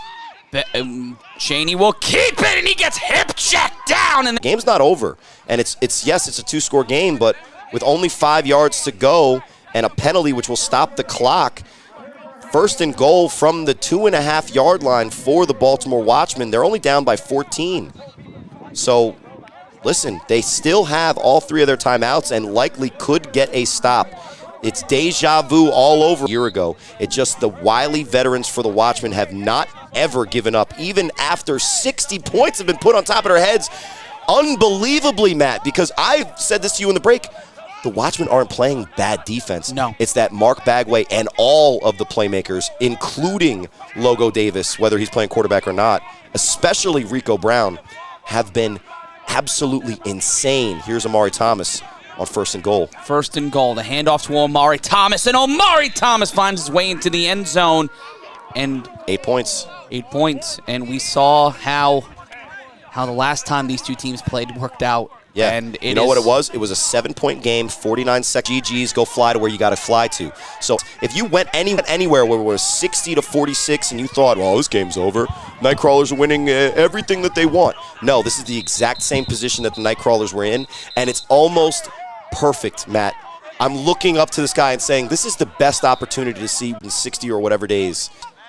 Because, yeah, when you're up 84-6 against the O-Town Orange and Devon Gray, shout-outs to my guy who was fighting in that game, you could dance all you want, but have we seen dancing in the 4th quarter with 7 minutes left? Not yet. No, we did. When they scored the touchdown, I saw Gritties or whatever it's called. I saw, what's the Baltimore? That's the most dad thing you've ever said to me. But listen, with 8 points, you saw what the Nightcrawlers did when they could get it to 3 scores. They went for 1. Well, Buck is going for 2 points, and if he gets this, then it's a 6-point game, and they can tie it with 1 more score. The snap. Got Chaney time. Throws it to the sideline, goes for it, and can't keep it going. It's a lateral back live ball, but that will be picked up. So now, still an 8-point game, so they still have a 1 score. Now they're going to have to make that 2. 60-52. Nightcrawlers need to know what the assignment is. And the assignment is there's no time on the clock. They have 3 timeouts. You have to force them to call the timeouts and convert that 1 first down. If the Watchmen get a stop, they have a chance. but how? Well, looking in retro, we're looking back with 20/20 vision. Everything's perfectly clear. There's no hiccups. There's no lag, right? Matt liked that joke. Everybody else probably doesn't. They're mad at me. But, hey, we run back and forth. It's to get the first down one way or another. And if they can do that, they win the game. If they're going for a score, if they start throwing the ball, if they start going a little bit out of character and start going for the throat, it gives the Watchmen a chance. Now, the one thing that you have to look at, though, Matt, is if your identity is to go for the throat, changing it to play safe might be the wrong move. But here's the 3-on-1. They got to get a stop here. And there's Keese. Keese met by Sharp Jr. And Sharp Jr. stopping him around the 25-yard line. No fumble. They keep possession. They do what they need to do. No time's off the clock yet. There's still only 82 seconds. But Mark Bagway and the Nightcrawlers come out, and whether it's Logo Davis that starts off with it or Mark Bagway, whoever's in that huddle calling plays, they better make sure that the #1 goal is to get a first down, force the timeouts call, because if they go in completion now, right, 4 minutes left in the game, they go in completion, clock still running. They go in completion now, that means that they're saving a timeout for the Watchmen. They need to somehow manage to get the timeouts away from the Watchmen and force the clock to run down and get that first. Let's see what they learned. The toss back. Bagway will run up field. He will keep the ball, and he will try to stay inbounds. He slides down. Clock will run down at a 1:11 and counting. Now, it's actually smart that he didn't get the first because he goes out of bounds. I don't know if he went inbounds or not. It was a smart play because he touched the ball down before he got out of bounds. And it looks like they called the play out with 1 minute left to go, unless there was a timeout called off camera. I didn't see the timeout called, but I did see a guy pretty close to the sideline. So with the clock stopped, they did get the extra 4 or 5 ticks there, but there is a little bit of a delay here on the clock. But with 2nd and about 2, it's almost a smarter play for Mark Bagway to not get the first down there. Because if you get the first down and you go out of bounds, you reset the 3 plays that you need to stop if you're the Watchman. And it is a timeout because he did go down in bounds. Really smart veteran play. You saw him stumble, but what he was actually doing is he wasn't falling because he couldn't control himself. He was getting down bounds, so the clock continued from the quarterback there. And even though he's not starting the ball position or starting, they end up for it. And with 1 minute remaining, the Nightcrawlers, 60 seconds from history, 60 points on the board. Will they be punching their ticket to Bullhead City? Here's the key. It's 2nd down if they get the first. He fakes it. He will keep it. Clock continuing the run down, and he will fall on the ball, and it will be third and 2. He falls at the line of scrimmage, and the smart play there. Yeah, but he Baltimore had plenty. will Could have just accelerated and called the timeout. There's 54 seconds on the clock. And what's really hard to defend, Matt, is when Logo tosses it back to Bagway, you have to honor that Davis is an eligible receiver now. So what you've seen from the Watchmen is they get caught in the middle where one guy has to play both the run from the quarterback and the started at quarterback, and is now an L2. Get the first down. He does kill the timeout, but this is the biggest 3rd down of the season for any team that's played this level of football. And it looks like my guy Lyndon Rowells is back in the backfield to see if he could punch through for this 1 yard. The hand on the time. Bagway's on the field. And if you're Mark Bagway right now, Yes. now, what is it? The smart play for my idiot butt, because I'm trying to curtail my language here, because this is a crazy situation in all aspects. If I'm the quarterback here, I go for it. As simple of a running play that I know I'm going to get north and south. I can get a mismatch, a disadvantage, maybe a counter, maybe go one way with the jet and counter like we've seen from Vegas do so many times.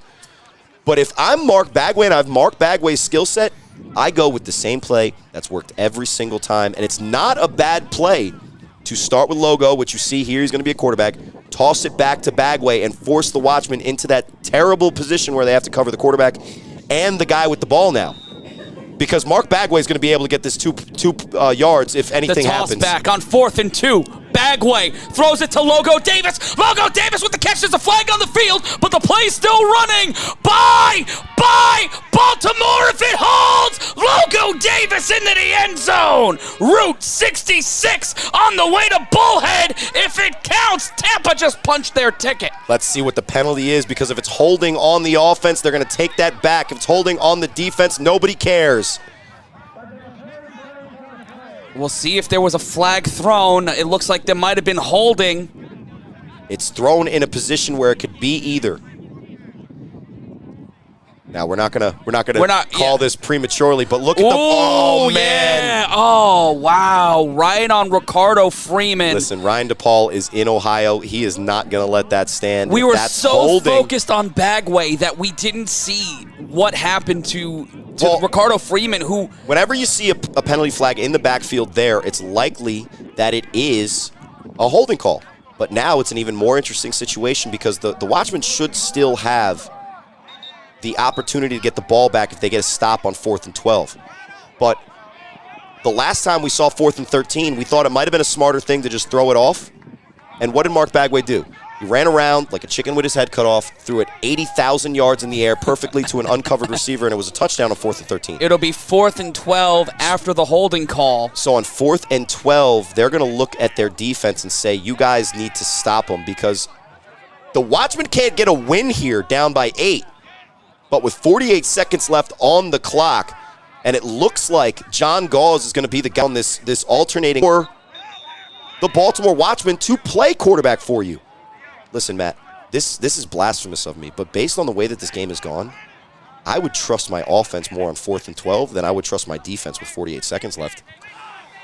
Yeah. Now, I think that the defense can do it, and you know who's going to be responsible to make a big play likely on defense, Matt?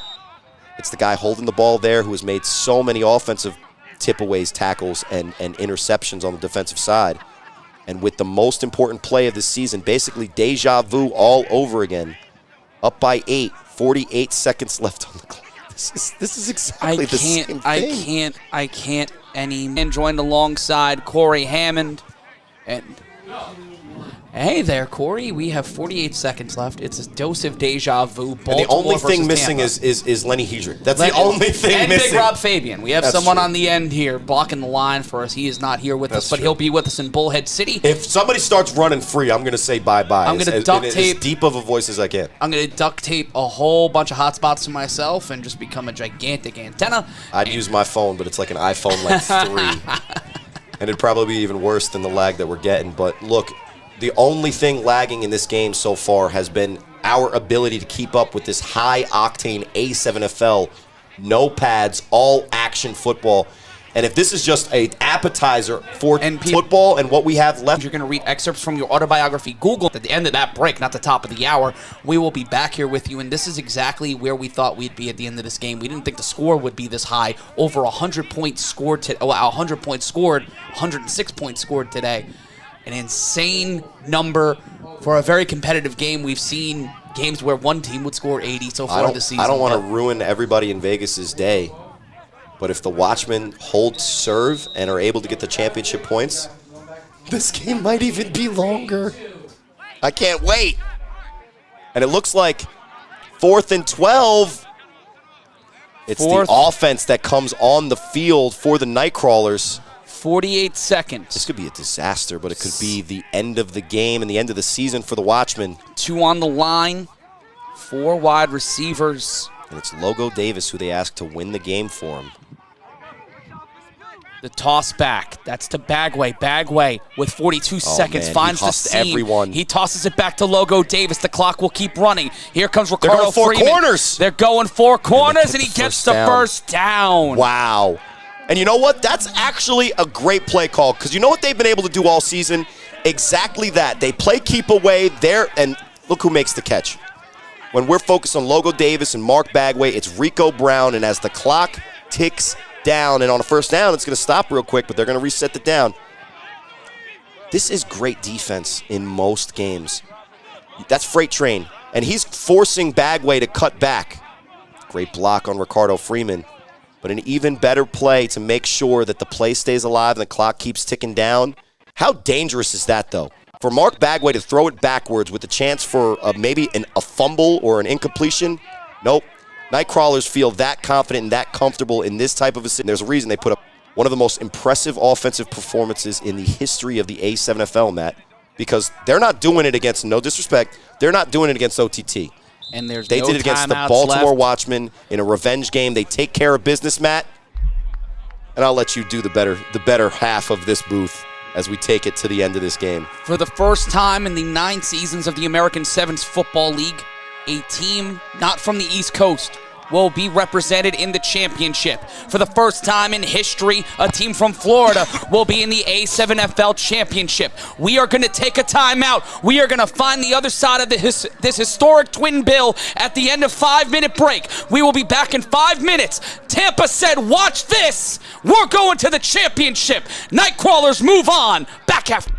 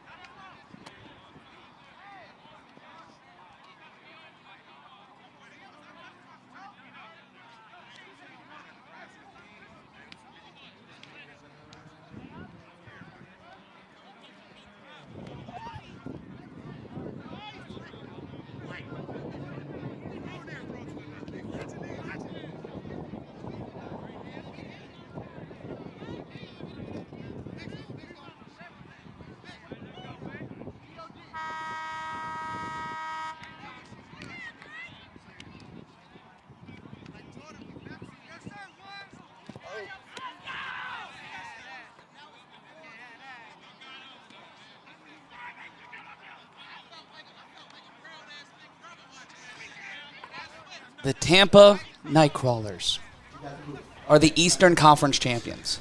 I have to say that again because heading into today, that's something I didn't think was going to happen, to be completely honest. I think all season we've said, and credit to Big Rob, he's not here right now to be specific about his point, but what Rob said is based on people that we've talked to that we respect that have played against these main guys in the leagues where obviously we could see it clearly here in the A7FL performance that he's shown us. But I think we all knew that this was the game that was going to be contentious, that this was the game that had the opportunity to be as exciting as it was. But I think that I'm going to go out and say that what I said really happened. The Watchmen showed all game that they have the better roster. And I would argue that even though the Nightcrawlers are as talented and are executing great, awesome-looking kind of flag-style craziness plays, without Mark Bagway, I would argue that the Nightcrawlers about Sickwit's level. And in 5 seconds, we're going to find out who is the Western Conference champion.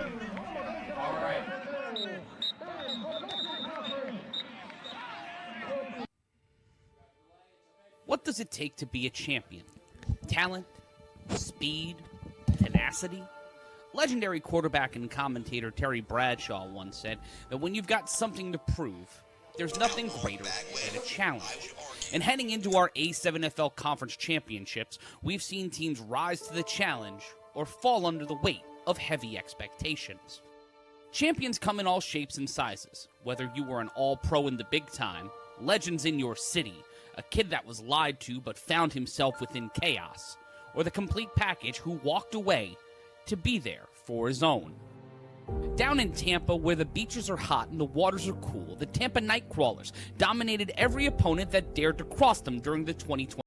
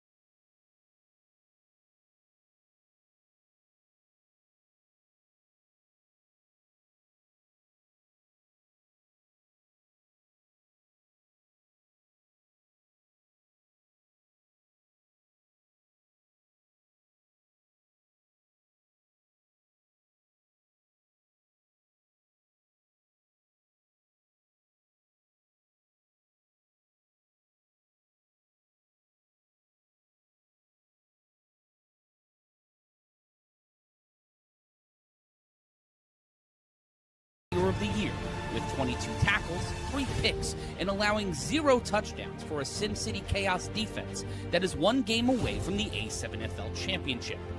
While Dre Pope is certainly for real, he's still on the underdog squad. Can the Chaos stir the chili pot and shock the world?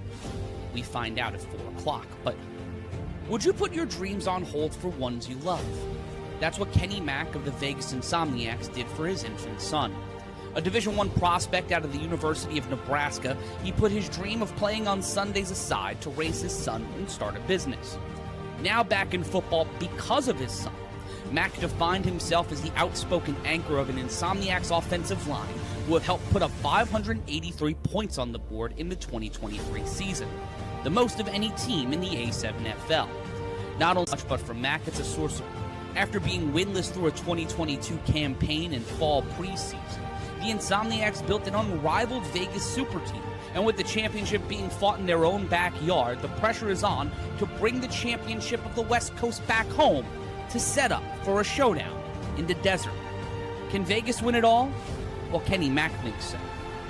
What would you do with it all on the line? To have one more shot at glory. To silence the voices inside and outside your head. To to have that moment in the sun. The past is just that, and now it's time for a new beginning and a level playing field. Take all the accolades, the records, the numbers, and throw them out with last week's leftovers. It's not enough to just be here. Now it's time to finish the job. We're counting down the throw-off. This is the A7FL Final Four.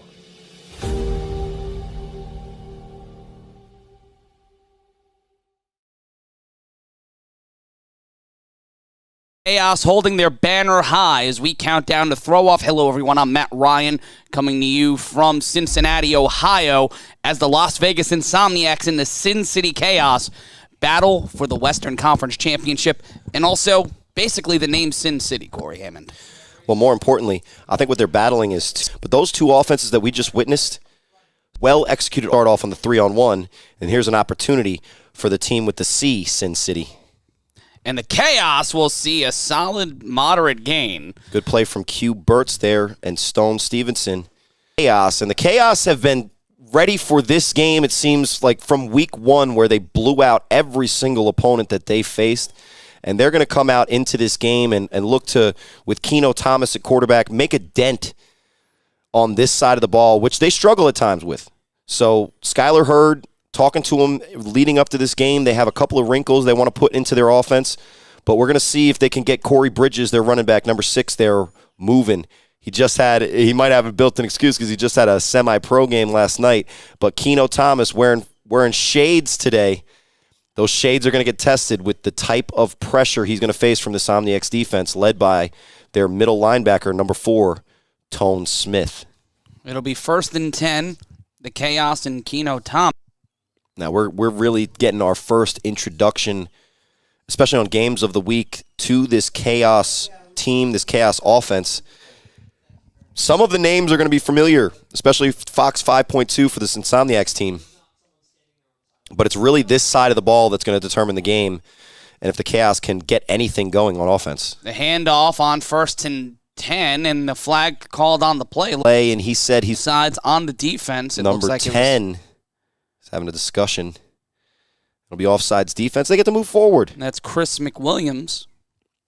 So it will be 1st and 5. After getting moved up, our second time seeing the Chaos on the broadcast this year. Be 1st and 5. Good way to start. Snap, another flag on the play, and it looks like it might be a false start. Well, It's on the Insomniacs' second straight play, getting offsides, and they have given Cincinnati 10 free yards here on before we can even see a first play from scrimmage. But you see how aggressive they're attacking the offense for the Chaos, and if they keep going offsides and cheating, it's not going to work out. But you see number 20 there, A.J. McQuaig, number 4, Tone Smith, a returning player from the Vegas champs last year in the Force and the Vegas Fall Chips, the Pit Bosses. You see the pressure that's coming through the line immediately. It's Corey Bridges, running back, and Keno Thomas, the quarterback. It's nothing like they faced all season out in Ohio. Snap. Thomas throws it, gets hit as he throws, and that one will be incomplete. Yeah, and it will be 2nd down on the first attempt, the first completed play from scrimmage. That's really what we're going to expect from this game. Is Keno Thomas has been able to, when in past sets, he's been able to run back and forth until everybody's tired and get, open lanes down the field.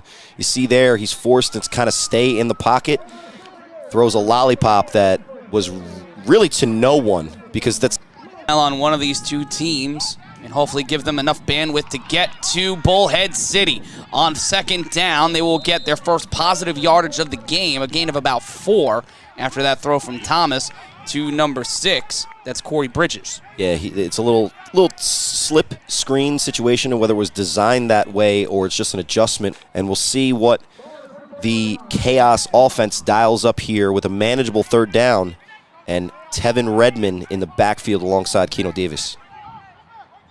Keno Thomas on 3rd and 5. Snap, the handoff. He'll keep it. Thomas brought down. And he's smothered by A.J. McQuaig, and that's the first time Keno Thomas has been hit in the A7FL. Welcome to this league, young man. That's how the top level is played. And you may be in Ohio, but this is not the Ohio division. And you can see the hype on face of A.J. McQuaig. It'll be 4th down, and let's see it again on the replay. Yeah, it's cute when you have 30 seconds in the pocket against Ohio teams that play no defense. But guess what? 3rd and 5.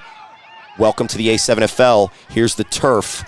And nice to meet you. For McQuaig, he has been, someone was asking whether or not it was going to be over or under 5 sacks for McQuaig today, and now O'Neal, pardon me, overall, KRC overall will be. Well, it just shows you how the Chaos view their offense on 4th and 9. We saw the Nightcrawlers on 4th and 13 twice go for it and convert. The Chaos on their first drive, they get the first down on penalties and get 1 yard. And they throw it out of bounds. It looks like Bridges there on the return, but it'll be 1st and 10 inside the 10. And we'll see if this Chaos defense can stand tall. That was Danye Lyon, the intended returner. Excuse me, no Bridges. We should know it's Danye, right? He came out of Bishop. I'm like, a no. Participant? Yes. Like, what do you even Victim. say?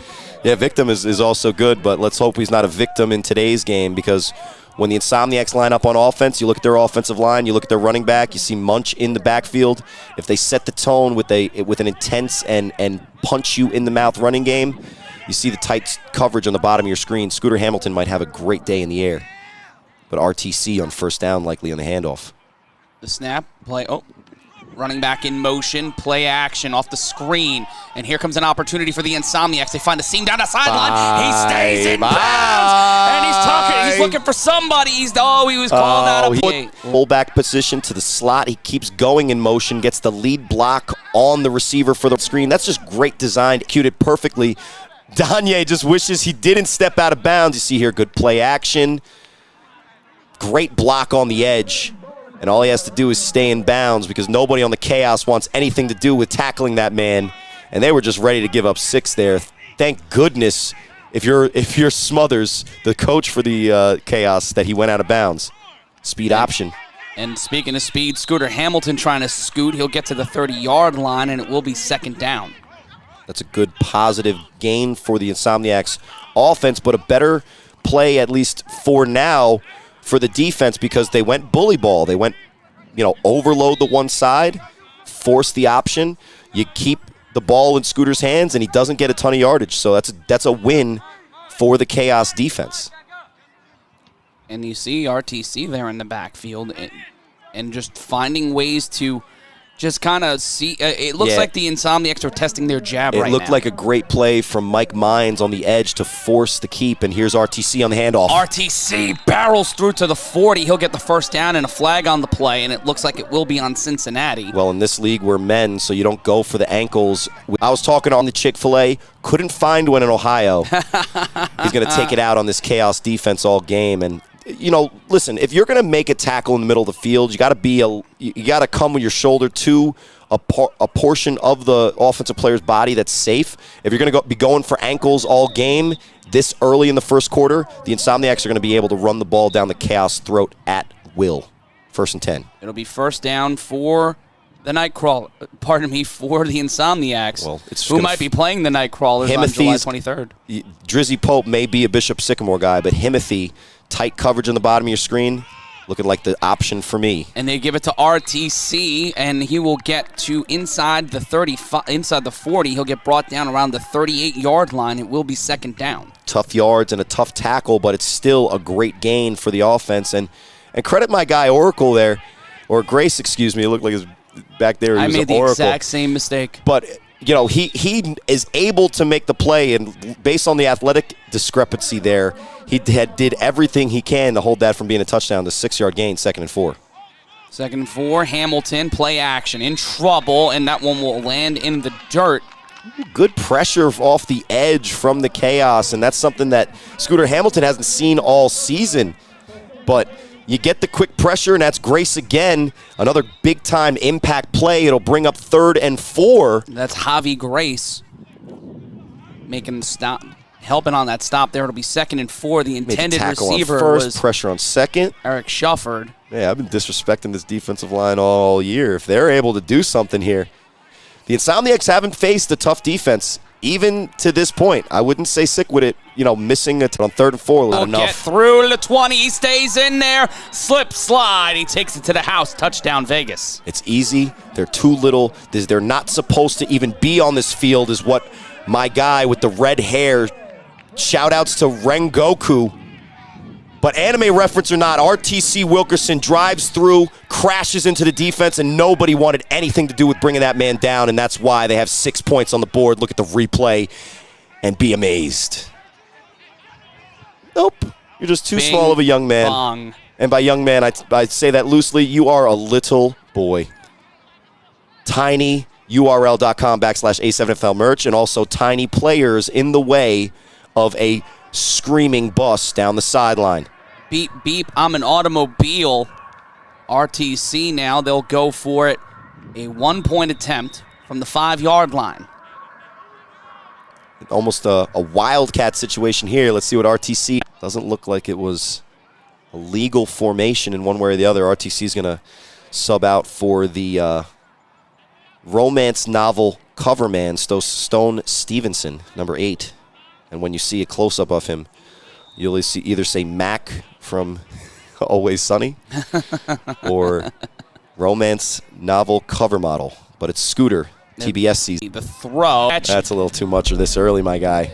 It's 6-0 off the back of that toss. Scooter to RTC. Have love, will travel, and the Insomniacs would love to travel back home. The Western Conference champions. The Sin City Chaos looking to justify it here on the throw-off. We'll be back.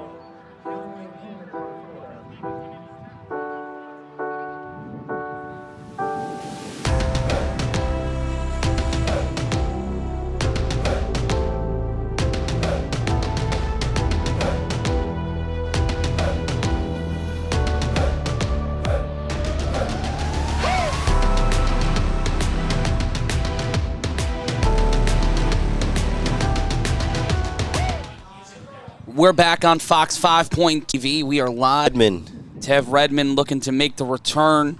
Look, he's got the swag. He's got the double shin wristbands, but does he have the skill? Let's see what he does in this 3-on-1. Position for the Chaos. Well, Tev gets past the romance novel cover, but he can't get to the end zone.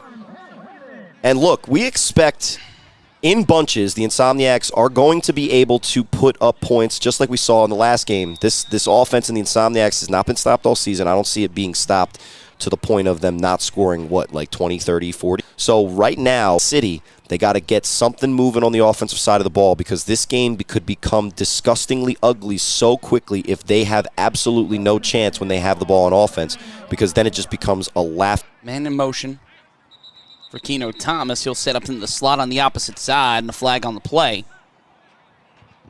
Now, I said on our podcast, Matt, right, I was saying that at some point when the Chaos have the offense are on the offensive side of the ball, A.J. McQuaig is going to take a defender and throw him into Keno Thomas and make a sack. Now, that didn't happen exactly, but that crushing blow on the quarterback, I think, set the tone. And now when the Chaos go to the offensive line of scrimmage, they have no idea what they're going to do to try to win this game. 9:13 and change left to go in the first quarter. Keno Thomas will take off, and he gets smushed. Wow. And that's a legal tackle. Both guys wrapped. Both guys are making a tough play at the ball. But Keno Thomas, probably weighing approximately, 163?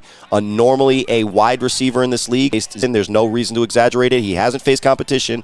He thinks he has a seam. In a game in Ohio, he scores a touchdown. Well, guess what? A.J. McQuaig is there again. And I don't know if that was beyond the line of scrimmage, because on 2nd and 13, it means you lost 3 yards. So that's another sack for A.J. McQuaig. And that's two on the day. That prop bet good. isn't looking too bad. We're still here in the first quarter, 8:30. Chaotically here on 2nd and 13. Not able to get off the blocks, caught, and that ball came out. Whether or not they call it a reception will be decided by the official. But it looks like they'll call it incomplete. It'll be 3rd and 13. The intended throw to Najee Powell, number 81. Now, that's a pretty good play from the quarterback. You're rolling out, you got pressure, you throw a ball, relatively catchable. Doesn't get it in, but it shows that he's got his eyes downfield and that both of those big hits aren't taking him completely out of the game. If he threw that either into the stands and it was a wobbler or right into the dirt, that's when you say, yeah, he's getting affected by the rush and the stress of this game. But when he put the ball on the money and just missed, that means that maybe those tough hits are kind of getting him into the flow of the game. But on 3rd and long, he's going to have to make a special play here to keep the ball on their side of the ball. You see Thomas with another man in motion. Snap.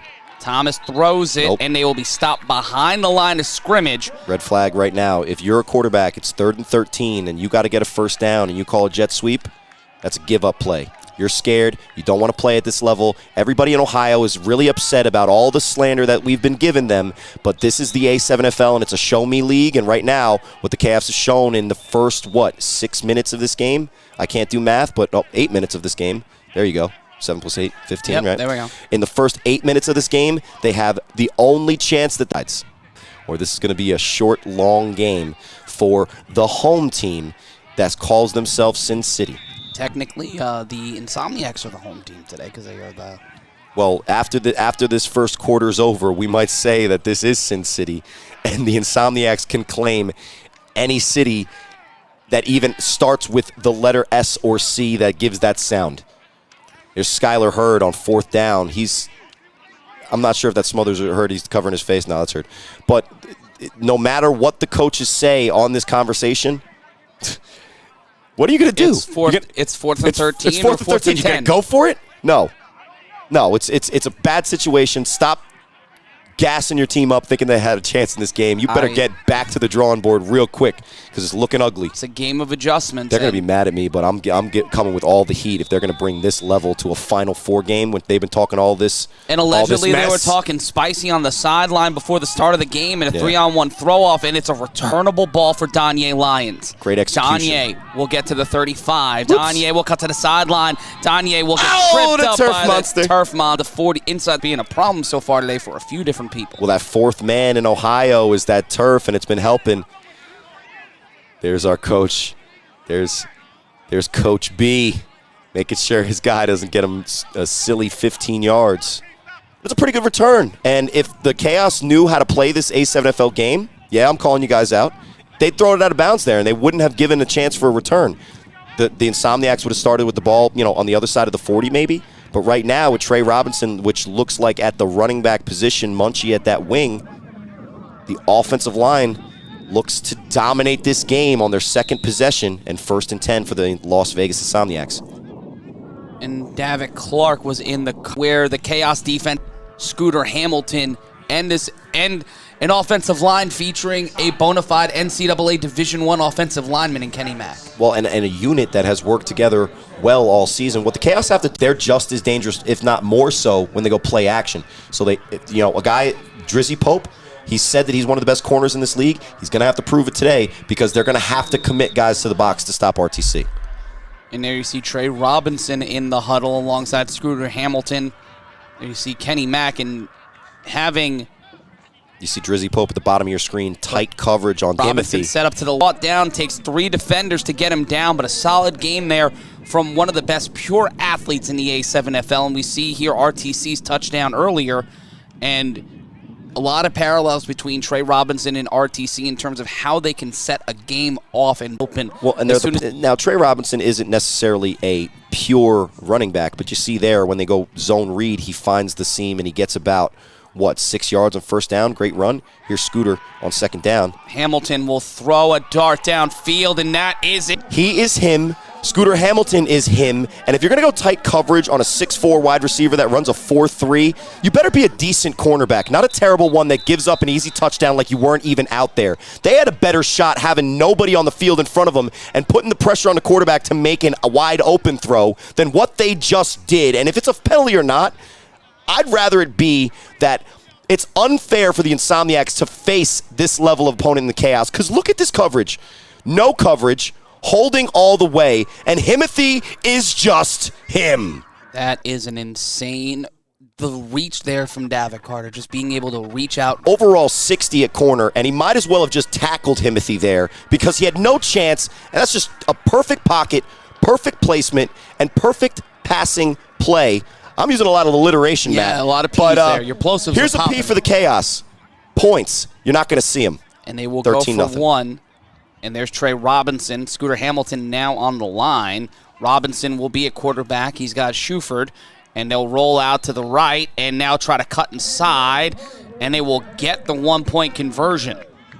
Well, if the chaos wanted to make a stop and stop the Insomniacs from scoring points, they could have. And a long way to go. It's the Western Conference Finals.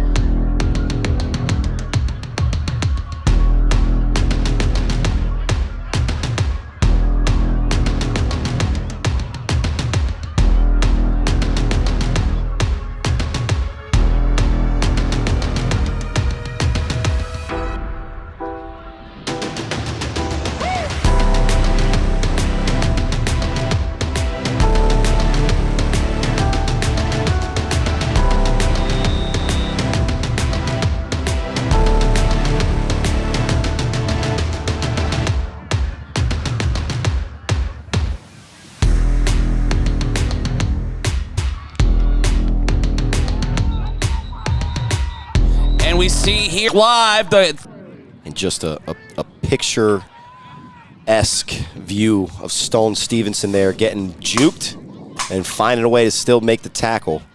In the chaos, it's Groundhog's Day. They're here after letting up an easy touchdown. Well, they're facing the defense. Yeah, exactly. Exactly. Now, look, they're going to have to find a way to get Corey Bridges more involved. He's one of the guys that they count on as a playmaker. He'll be what we call today Red Hood, and by Robin itinerations, hopefully he doesn't get Tim Draked. I don't even know what that means, but I think it fits. But Keno Thomas is going to have to find a way to to get yardage either on the ground or in the air at some point against this defense, because all of the guys in that gold jersey, whether they have that cute flag or that stupid helmet. Timeout called by Cincinnati. They're looking at number 9, who's been their MVP all year on offense, to do something. And so far, he's only been able to make the defense jump off sides twice and do a dump off to Corey Bridges for 3 yards. And it will be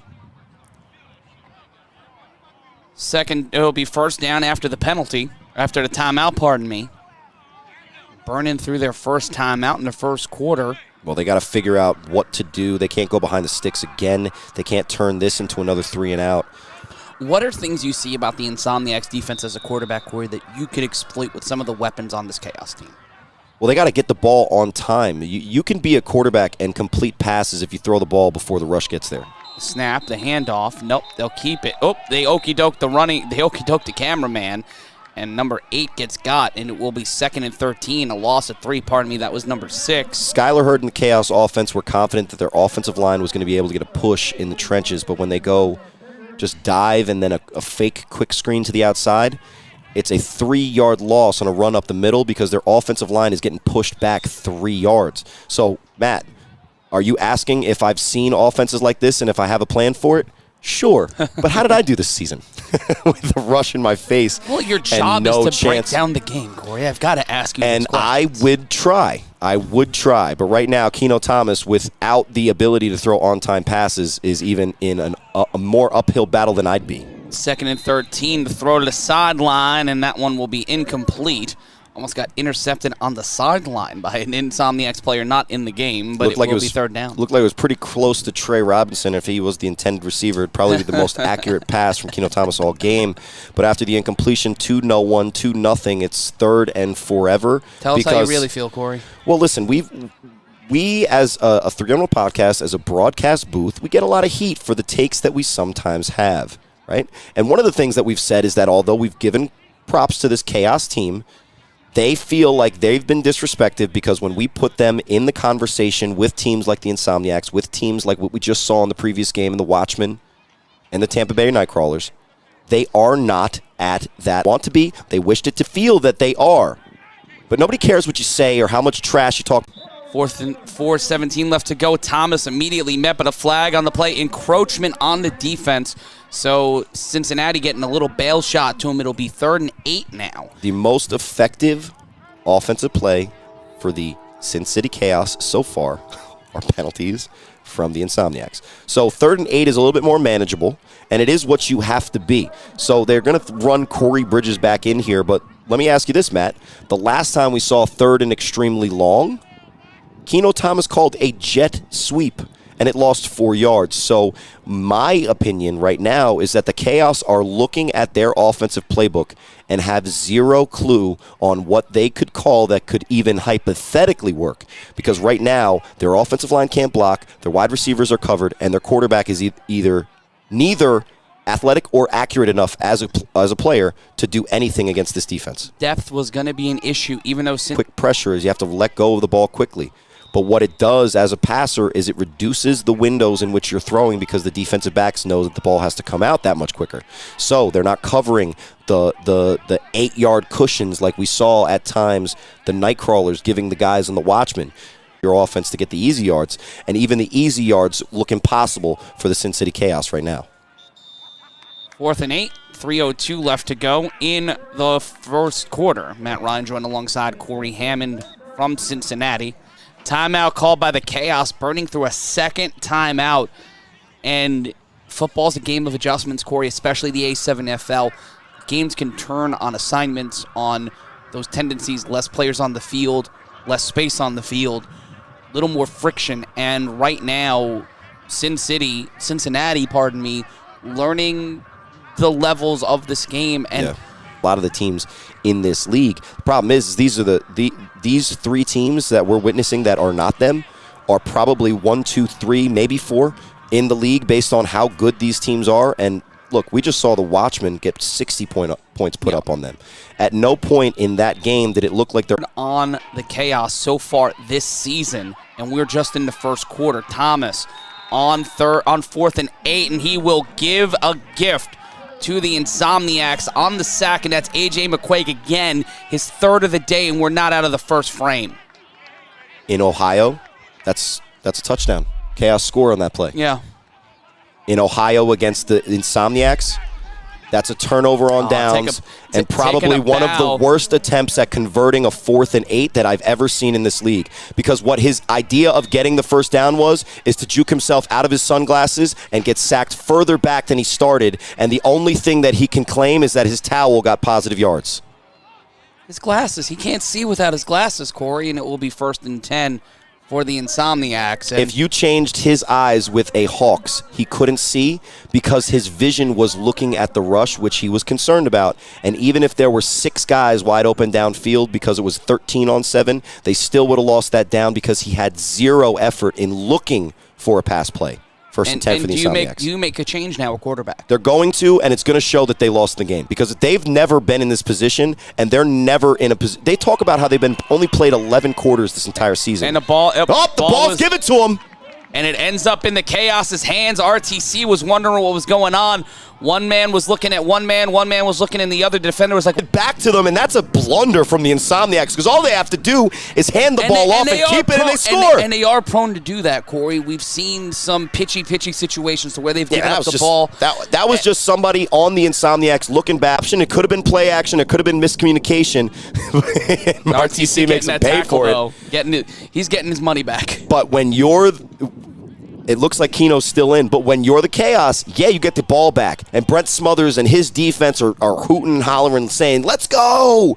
But when the defense looks at the offense and they have no trust that they're going to even get a first down, it's just as frustrating as if they just let up a touchdown. Last night we saw Yair Rodriguez dominate a fight, and then Alexander Volkanovski in the closing moments closed the show. We've got a long way to go here, and right now the Chaos have an opportunity to make something happen. For the first time today, we see a big running play, a gain of about 7. It'll be 2nd and 3.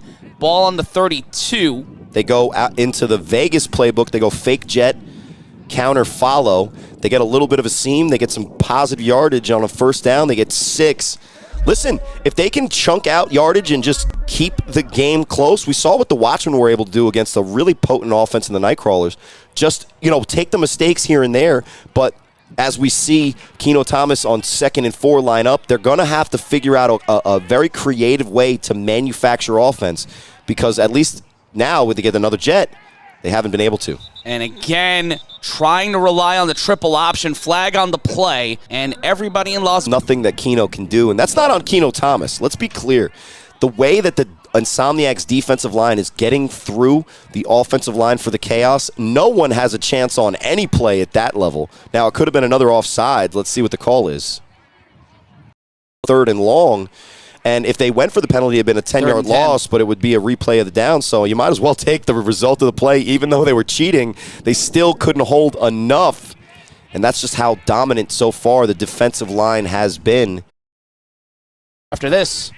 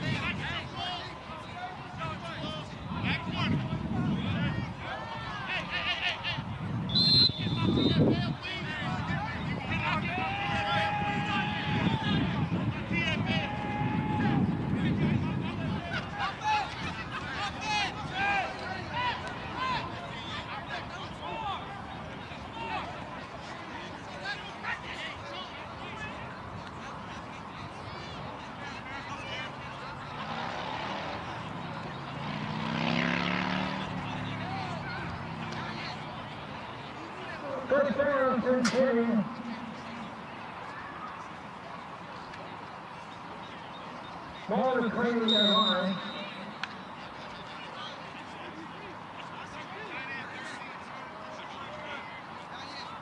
First and 10, Insomniacs.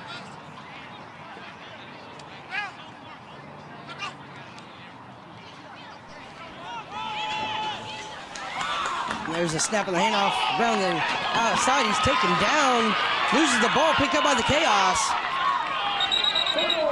And we have another scrum. It looks like Chaos are going to have the ball possession.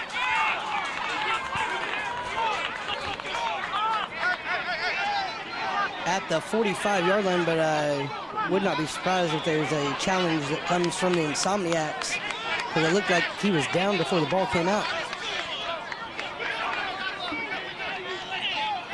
We're here in the second quarter, 12:36 on the clock. The Insomniacs out of Las Vegas up 22-0 against the Chaos, as it's been all Insomniacs.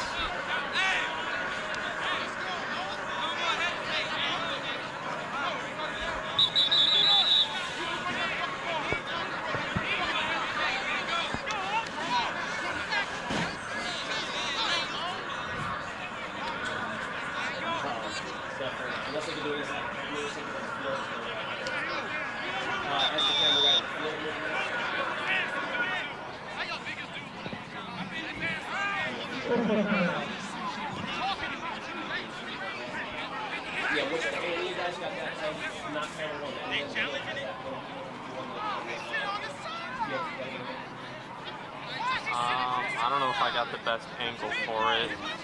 And there is a review coming. We're trying to get the review down on the field, as the Insomniacs have challenged the ruling of the fumble, saying the player was down by contact first. The Insomniacs have challenged the rule on the fumble thrown by the Queen City of. So we'll wait to see what the challenge outcome is. Again, if you're just joining us, thank you for joining alongside. It is 22-0, 12:36 left in the second quarter. Las Vegas Insomniacs all over the Cincinnati Chaos.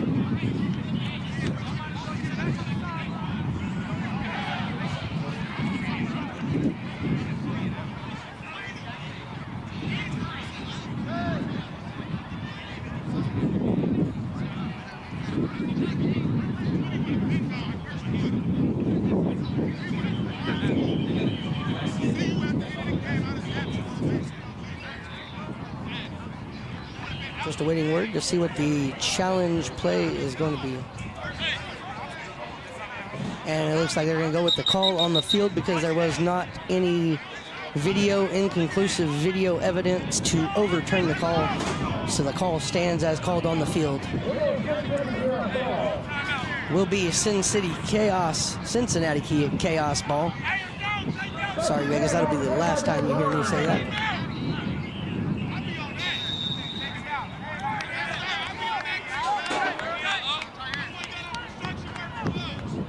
Nobody in the backfield. There's a snap, pressure, and batted down at the line by the lineman. It's going to be second down, Chaos. 12:14 left in the first half of action. The score 22-0.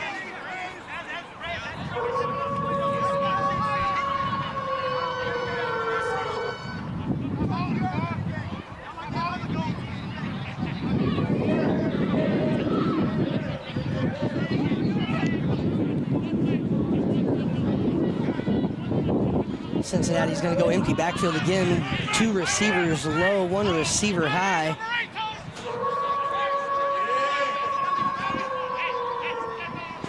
There's the snap, and here comes the pressure. But a whistle. And it's going to be a false start on Cincinnati. Backs them up 5 yards. Be second down and 15. 11:20 on the clock now, 22-0, still the score. Cincinnati moving backwards.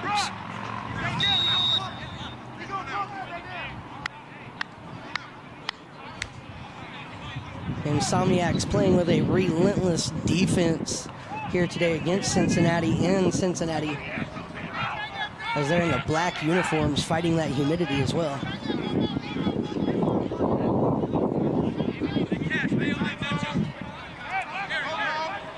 Nobody in the backfield. 2 receivers high, 1 receiver low. Looks like he's going to be covered by Munchie. There's the snap, and here comes the pressure, and the throw is going to be out of bounds, incomplete, as the quarterback takes a hit as well from A.J. McQuaid.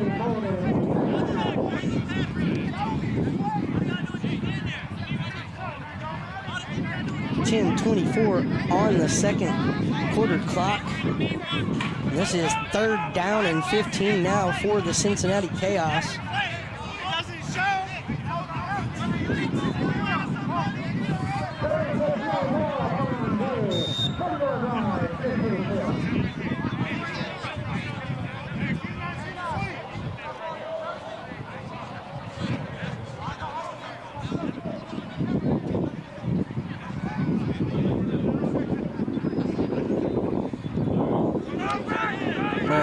Cincinnati's going to go empty backfield again. 2 receivers high, 1 low.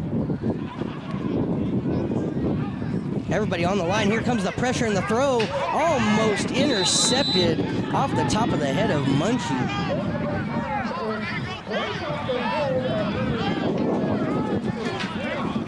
$9:27 left here in the half.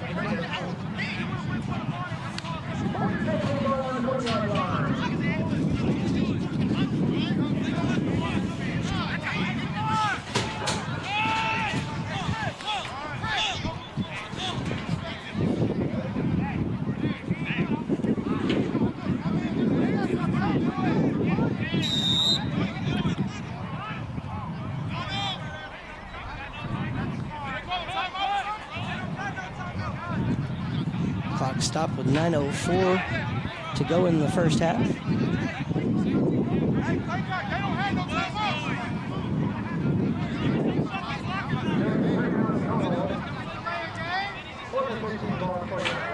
So timeout Chaos. So they try to decide if they're going to go for it on 4th and 15 or if they're going to go with the 3-on-1 throw off.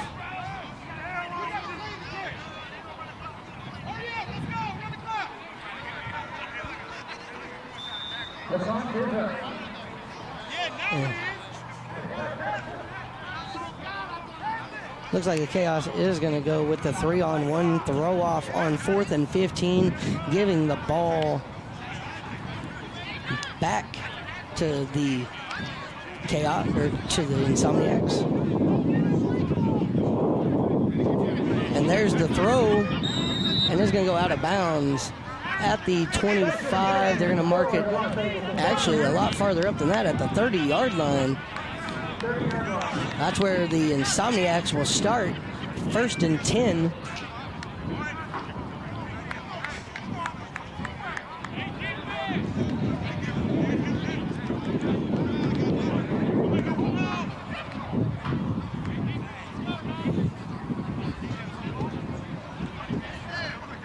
.8:21 left here in the first half of action. It is 22-0 still the score if you're joining us. We're in Cincinnati, Ohio, Woodward Technical High School, where the Chaos and the Insomniacs are battling it out to see who will go to Bullhead City. There's a snap and the handoff to Trey Robinson. He breaks to the near side. He's up the sideline. He's got blockers in front of him. Gets pushed out of bounds, but not before crossing the 50-yard line. And the first down at the 47-yard line of the Chaos.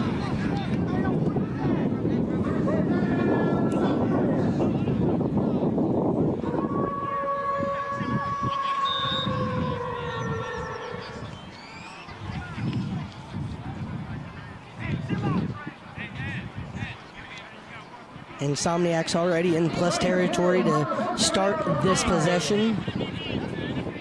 Scooter at quarterback. Robinson, the running back behind him. There's a snap and a pitch to Trey Robinson. He drops it, and it's going to be picked up by the Chaos, and that is a huge mistake for the Insomniacs, turning the ball over to the Chaos in plus territory. 7:20 remaining. Let's see if that play does anything to change the momentum for the Chaos. or if the Insomniacs can make that defensive stop that they've been making all game long so far.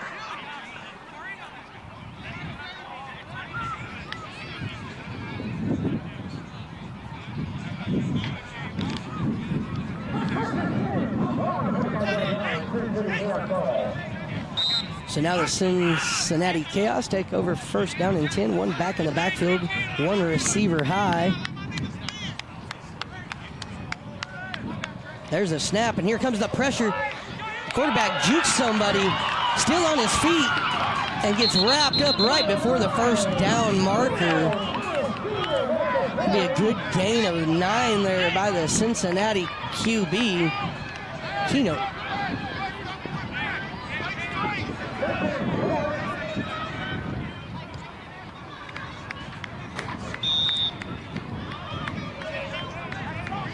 And here's the replay, shows the juke. There's a little huss there.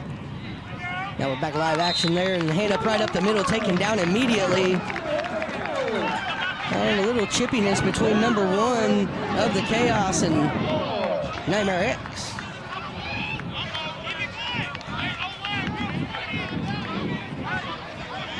It is a first down for the Chaos after that run up the middle.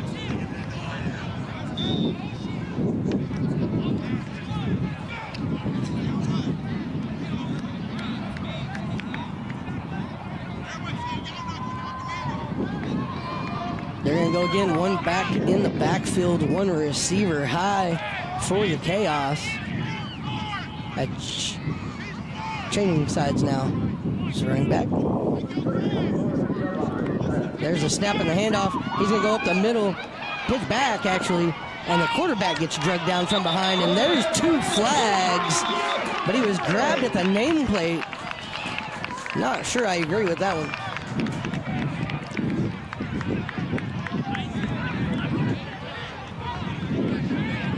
Did not look like a horse collar from here. It looked like nameplate got grabbed. And they're going to give, looks like they're going to give Chaos some free yards. Oh, they're going to call holding on the Insomniacs. And a timeout Insomniacs as well. 5:39 left to go in the half. 22-0 the score.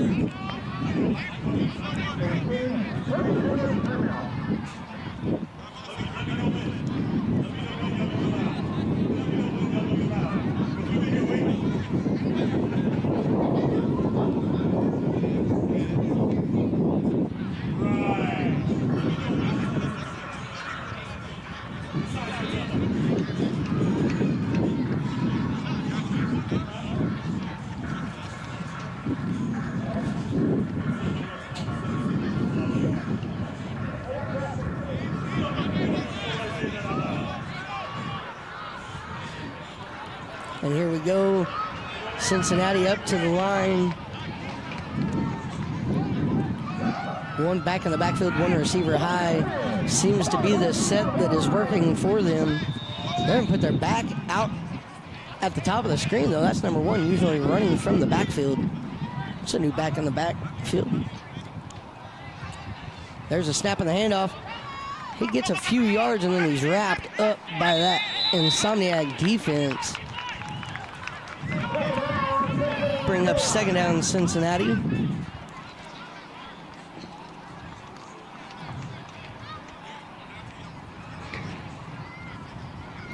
It's taken Cincinnati almost 2 full quarters to finally get a little momentum going and things going their way on the field. First quarter belonged all to the Insomniacs and most of the second quarter as well. Second down and 4 for the Chaos as they break huddle. Again, one back in the backfield, one receiver high, bunch to the line.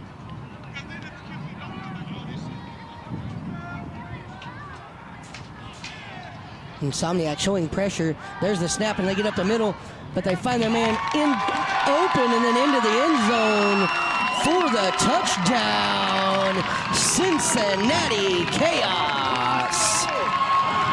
Finally putting points on the board, makes it 22-6. Still a steep hill to climb for the Chaos. But the Chaos fans finally, after 2 quarters of play, have something to cheer about.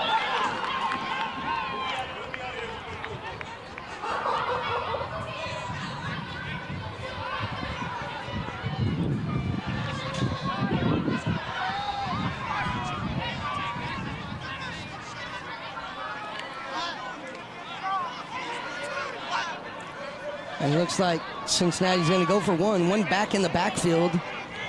1 receiver high, lone receiver. There's the snap and a pitch out to the wide side. And he gets in for the 1-point conversion. That makes it 22-7 now. Cincinnati finally on the board with the touchdown and the extra point, taking them 1 full quarter and 3/4 of the second before getting on the board.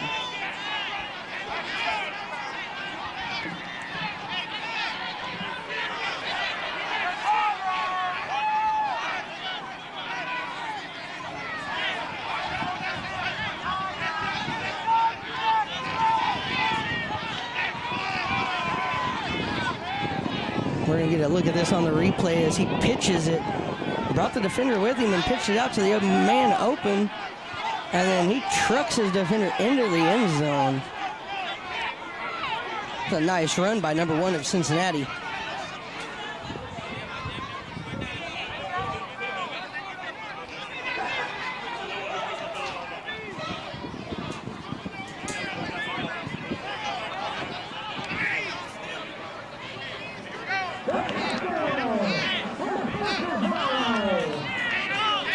Now Cincinnati will have the throw-off 3-on-1. But watch out as for the Insomniacs. I believe that is Gagne back to receive.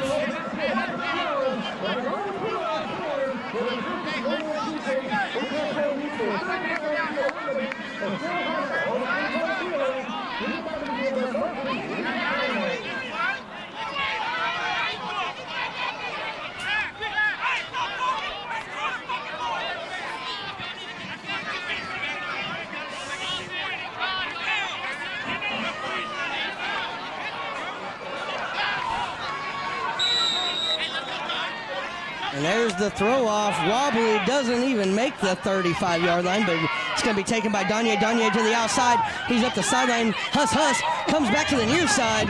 Jukes in. Still on that near sideline and finally taken down just shy of the 30-yard line. But what a return by Gagne Lions to give the Insomniacs positive field position and a short field to work.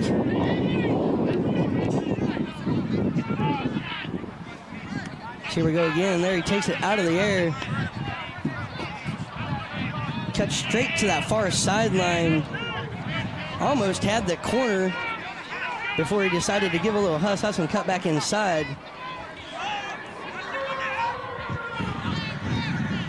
Allowing his defenders to catch up to him. Nonetheless, it is 1st and 10 Insomniacs with 4:20 to go in the second quarter, 22-7. There's the snap and a handoff to RTC right up the middle. He's got a blocker, and he's going to take it to the house as he bounces off the second defender into the end zone. Touchdown, Insomniacs. That makes the score now 29-7, 4 minutes to go in the second quarter.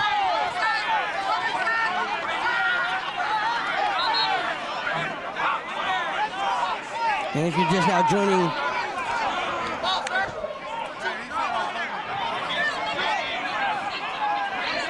28-7, my bad. Misread the board. Extra point ensuing.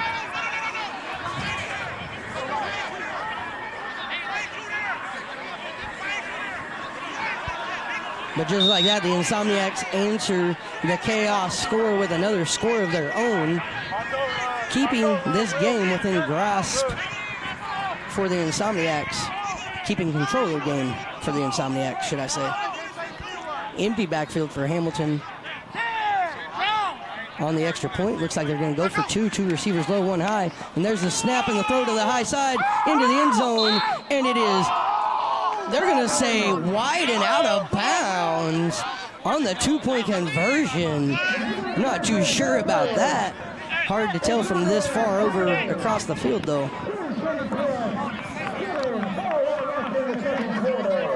And here's the run by RTC as he bounced off a defender, got a block, and his legs were just too strong to be taken down by that Chaos defender as he took it to the house.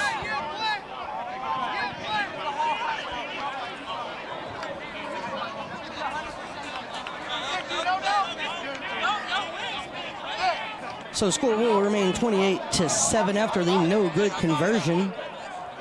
4:01 left in the second quarter.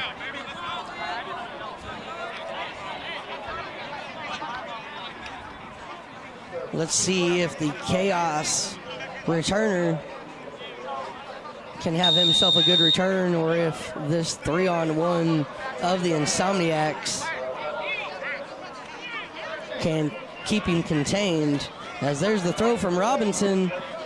It's going to bounce, and it's going to go into the end zone. It's a live ball as it still bounces in the end zone, and he's going to be maybe taken down. Nope, he gets out of the end zone, but is only going to get to the 2-yard line, maybe the 5, as he fights forward. And it'll be 1st and 10 Cincinnati from the 5-yard line, as that almost turned out very, very bad for the Chaos, as it was in the end zone, untouched. Could have been picked up for a touchdown by the Insomniacs.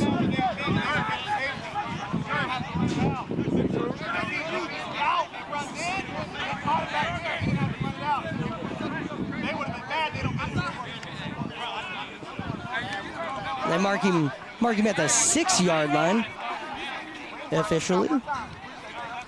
But that was a huge mistake for the Chaos returner to touch that ball before it went into the end zone, and then to not immediately go back and pick it up and try to bring it out. He let the 3-on-1 get to him and contain him. They almost brought him down in the end zone for what would have been a safety.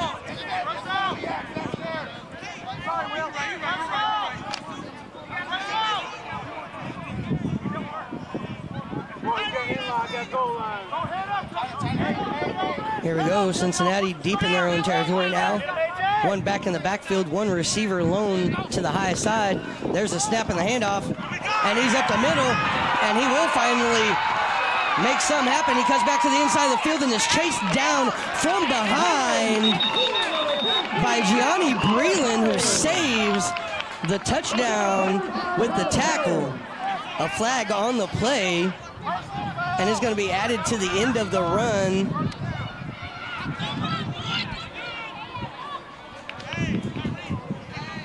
Depending on the penalty, we'll see if that's 10 or 15.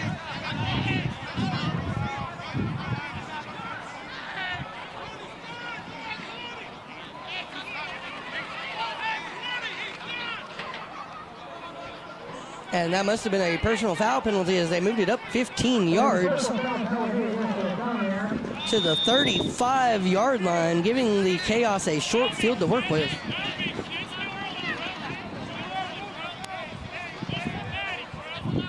Three minutes to go in the first half. One back in the backfield. There's the snap. Nobody. He fakes the handoff, takes it himself around the outside, and is chased down by Munchie and tackled out of bounds.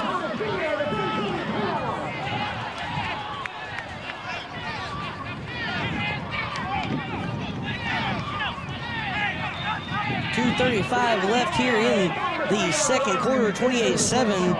Las Vegas still over Cincinnati.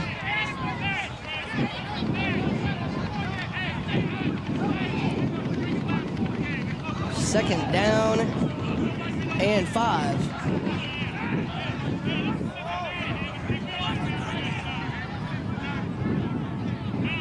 There's the snap and the handoff up the middle. Swarmed by the defense and taken down by 3 Insomniac defenders. Mouth McWilliams in there with the swarm of Insomniacs. And a timeout, Insomniacs, with 1:59 left in the half. No, they say.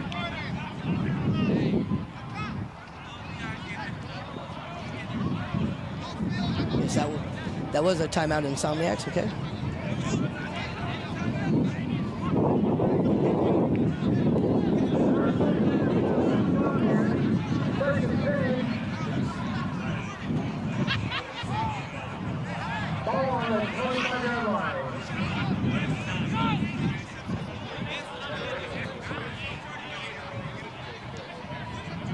Thank you, everybody joining us across all platforms, A7FL.TV, Caffeine, DAZN.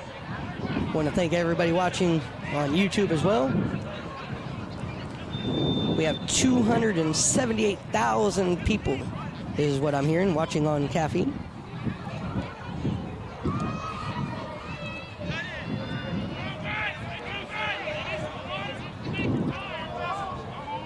Cincinnati first down, 1:56 to go. Two backs in the backfield. There's a snap.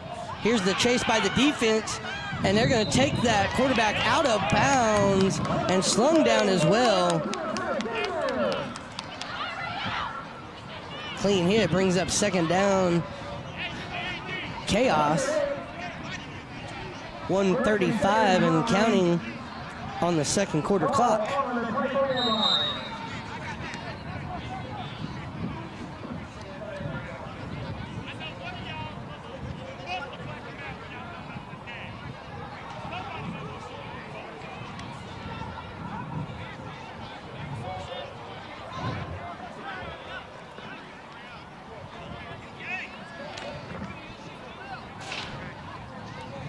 Clock still ticking, 1:05 left. One man in the backfield, one receiver high. There's a snap and a delayed pitch. He's going to go up near sideline and taken down almost immediately, maybe a gain of 2 or 3. Bring up third down for the Chaos. 43 seconds and counting, clock ticking, not on the Chaos' side.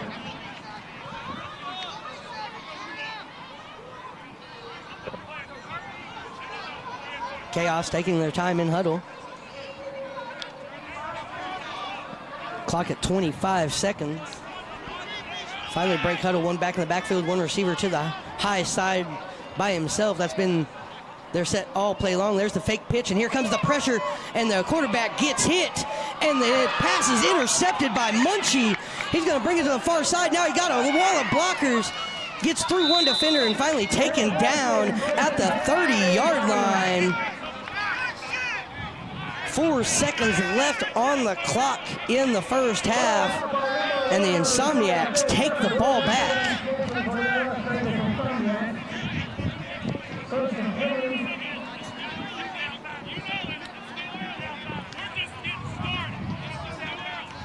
And now the Insomniacs with one shot. See if they try to get it to the end zone. They got QC in at quarterback now, it looks like. With Tone Smith as the back in the backfield with him. One receiver to the high side. That's Superman Trey Robinson. And some whistles and a flag. It's going to be a false start offense and a 5-yard penalty. Back them up to the 25-yard line.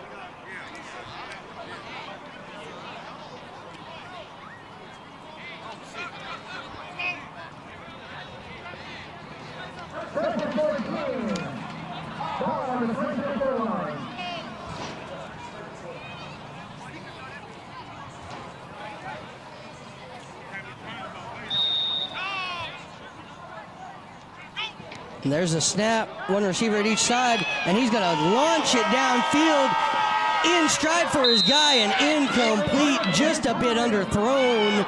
That will end the first half of action. Las Vegas Insomniacs 28, Cincinnati Chaos 7.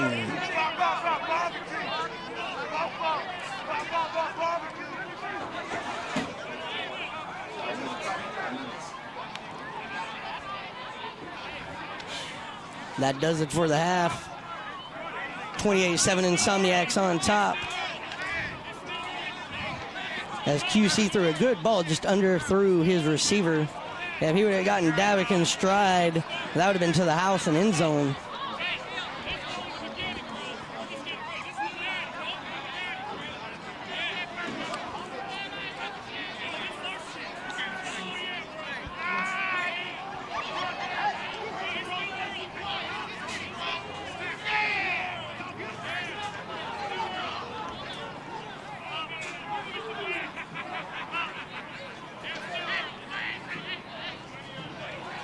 And here's that replay as a highlight, excuse me. First half highlight here, as that was a pass from Scooter Hamilton. There's a nice pitch by Scooter to RTC. You see the legwork of RTC as he just keeps his feet moving, spinning off of defenders, breaking free.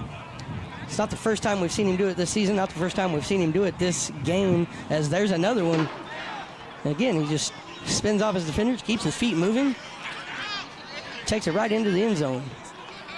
There you see the good blocks by that Insomniac offensive line, giving Scooter Hamilton all day to find his receiver open and in stride for that touchdown. Insomniac's been dominating this whole game. 3/4 of that first half was all Insomniacs. And the Insomniacs are beating them on the line. The Insomniacs are beating them with the run game. They're also beating them over the top, as it looks like Cincinnati's cornerbacks do not have the speed to keep up with the Las Vegas receivers. And there's a handoff to Trey there. You get that highlight, pushed out of bounds on the near side. And it's not just one running back either for Las Vegas.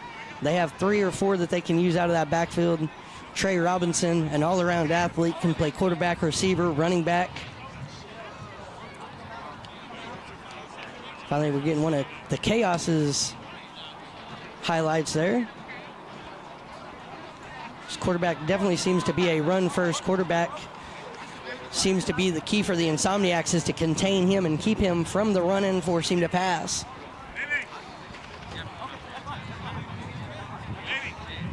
And that big man right there can run the ball for the Chaos, as he gave a nice truck stick as he went into the end zone.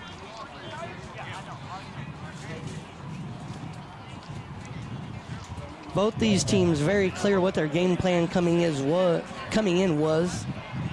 Seems like the Insomniacs have just stuck to theirs a little better than the Chaos have been able to.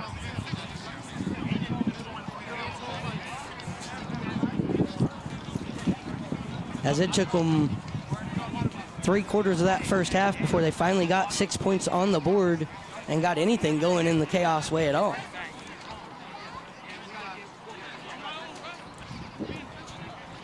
Here's another Chaos highlight. And again, a nice run.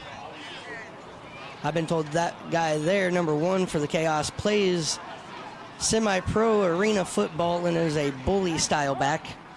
Well, that's all we've seen from him today, is that bully style back being played. Here's a replay of a throw off. And you see Danye Lyons able to juke 2 and 3 people at one time, but not able to pick his speed back up, allowing the defenders to get to him. There's another handoff to RTC again. Look at the footwork as he gets his block, keeps his feet moving.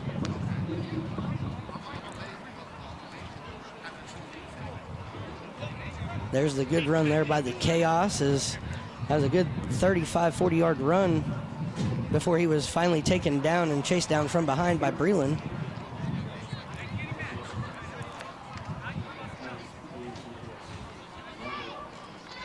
And if it wasn't for the chase down by Gianni Breland, the Chaos might have scored right there on that play.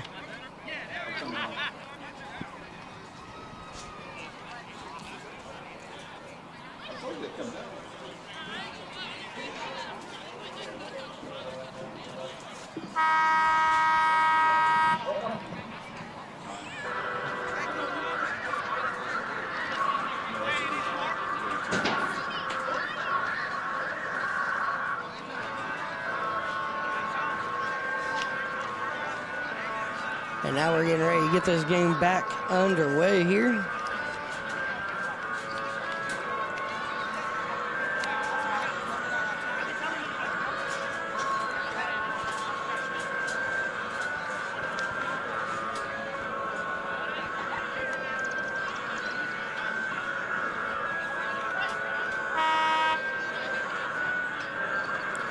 do believe this will be the Insomniacs receiving the throw to start the second half, which will give the Insomniacs just one more chance to put some more points on the board and get a little closer to maybe putting this game away.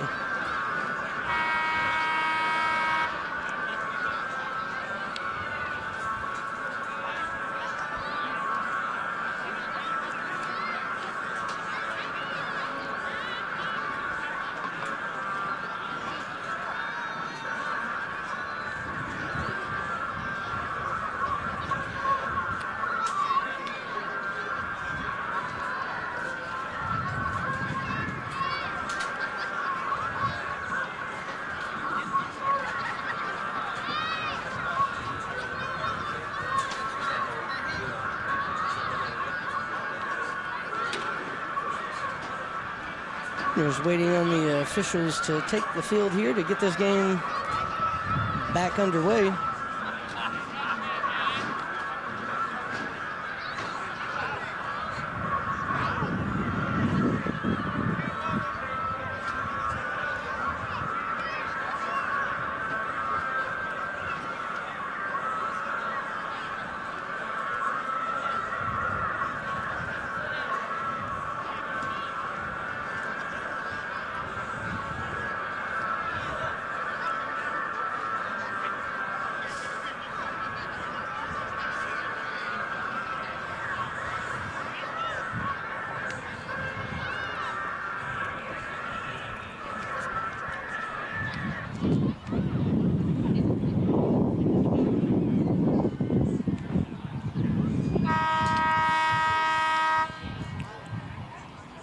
It'll be interesting to see what kind of offensive style the Insomniacs come out with here in the second half of action. If they decide to keep the play style of Q that they brought in for that last play for the Hail Mary at quarterback, or if they continue to let Scooter run the offense. Either of them two can run this offense very effectively. So either style that is brought out in the second half will be trouble for the Chaos.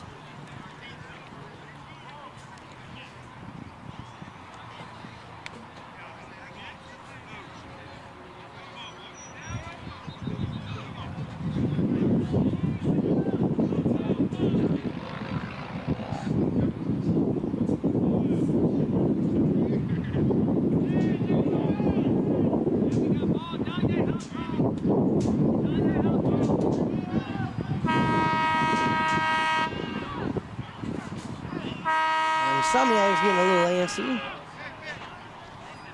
Ready to get back out there on that field and get that game going. They're coming. Refs are on the way. Finally. Refs are finally back on the way to the field so we can get this game going.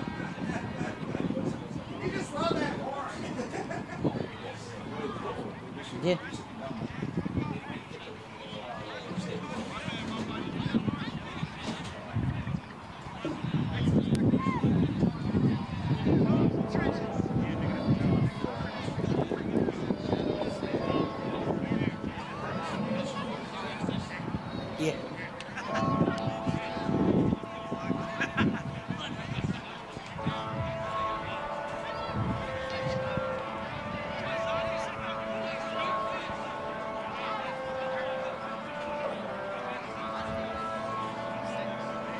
Now everybody is on the field and we are ready, just about ready, that is, to go here for the second half of action. 28-7 is the score if you're just joining us, getting ready to start the second half.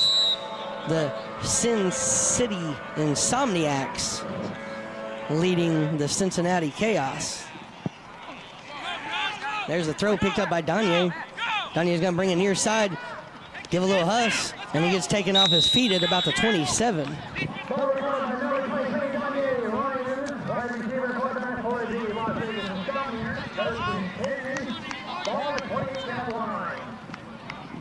That's where the Insomniacs will start. First down and 10, and it looks like Scooter Hamilton is going to take the reins of quarterback still.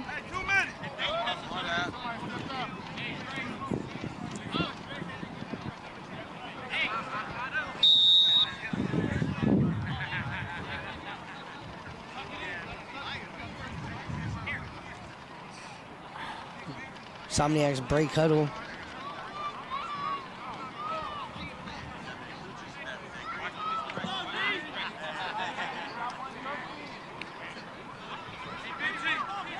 Two backs in the backfield, one receiver to the low side, now man in motion, takes a snap, fakes, throw, and then throws up and almost caught. Almost caught in double coverage, but broken up by the Chaos.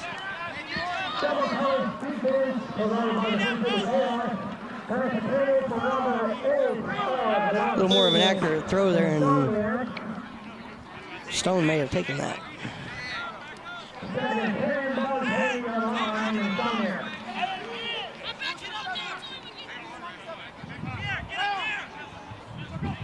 There's a snap and a handoff to Trey Robinson. He's going to take the far side to the sideline and out of bounds, but not before, I believe, they got a first down. And it is 1st and 10, Insomniacs. 13:55 to go here, third quarter of action.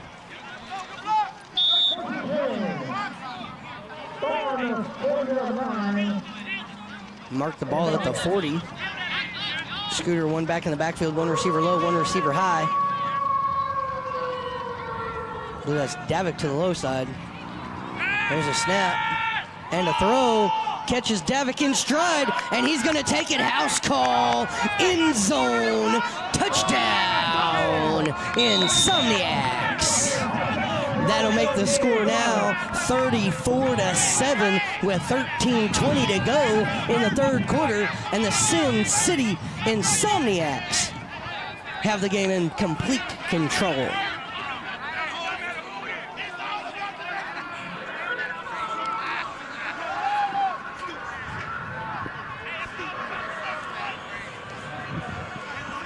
That is the real Sin City with the lead. 34-7 here in Cincinnati, Ohio, over the Cincinnati Chaos.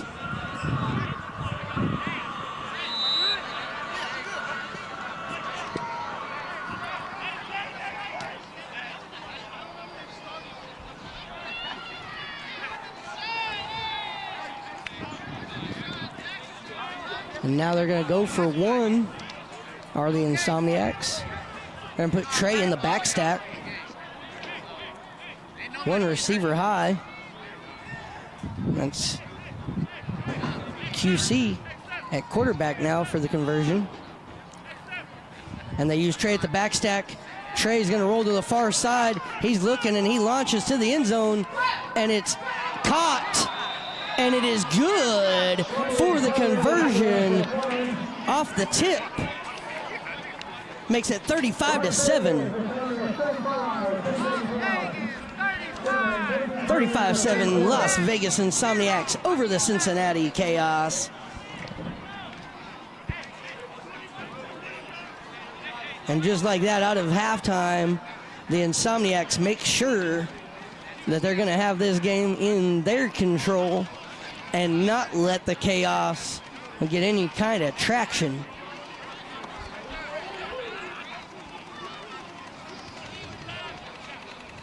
Now the ensuing 3-on-1 throw-off from the Insomniacs. Looks like it's going to be Trey Robinson.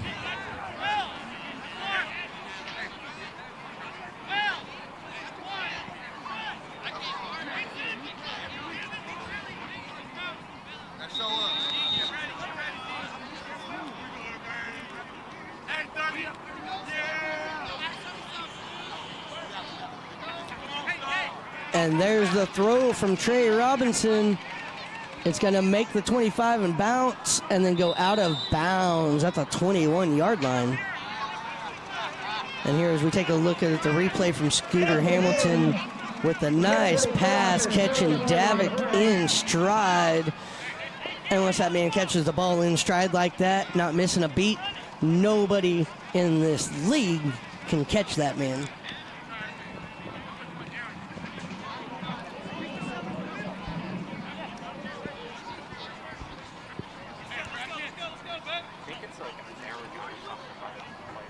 And now the ball in hand. Here comes the run.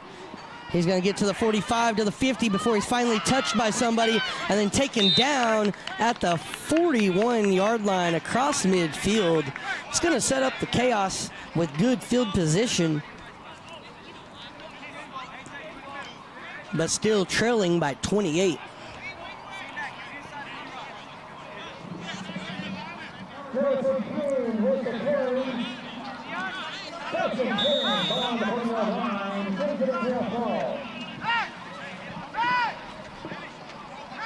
Cincinnati in the huddle.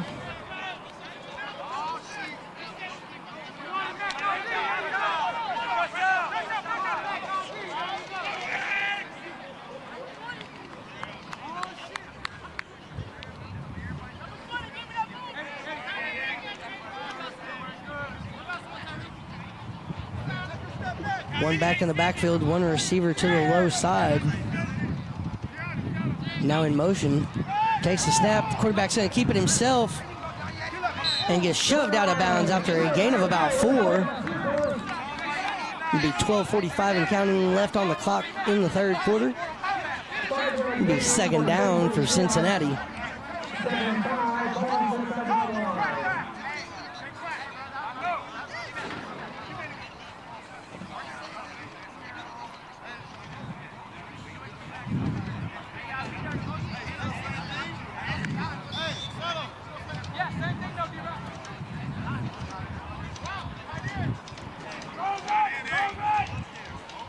Again, one back in the backfield, one receiver to the low side. Seems to be the set for the Chaos today. There's a snap and a throw and catches it. And that'll be a first down for the Chaos inside the 20.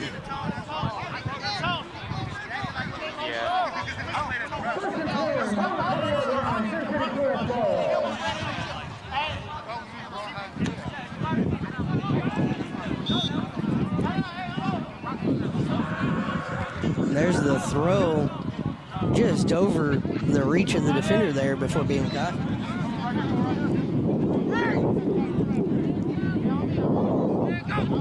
Chaos take the snap, take the handoff, or do hand it off. And he only gets about 2 yards on that play.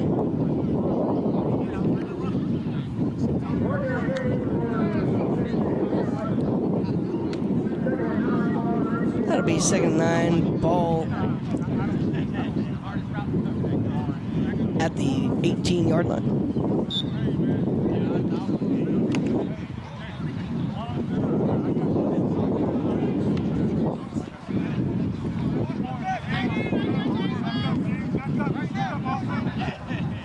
Again, one back in the backfield, one receiver low for the Chaos. There's a snap, fake the throw. Here comes the pressure, and he has to lob it up, and it's intercepted by the Insomniacs. I believe that's Breland who intercepted it, and he's going to be bringing it back. Cuts up the field to the middle, now to the far sideline. Puts a hand down to keep his balance, spins off a defender. Still on the far sideline, finally shoved out of bounds around the 50-yard line. That's where the Insomniacs will take over with the ball. 1st and 10.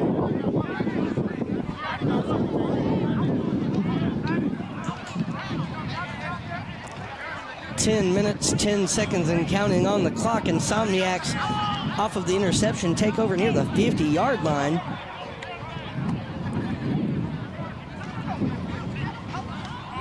They're looking for that end zone once more.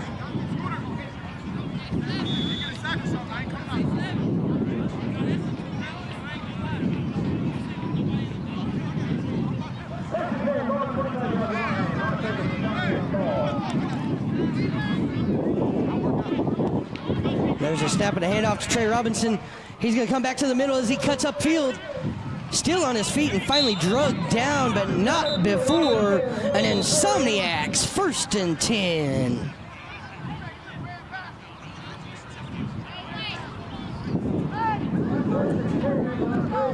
.9:20 on the clock, 35-7, still the score if you're just joining us. Las Vegas Insomniacs all over the Cincinnati Chaos here in Cincinnati, Ohio for the A7FL Western Conference Championship.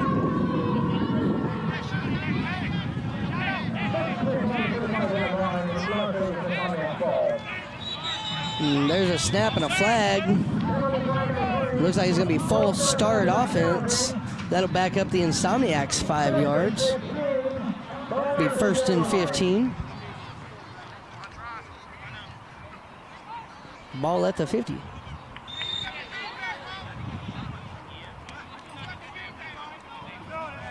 There's now QC Burt's at quarterback.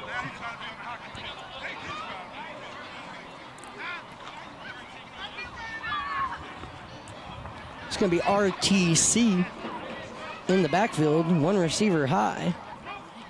There's a snap and a handoff to RTC.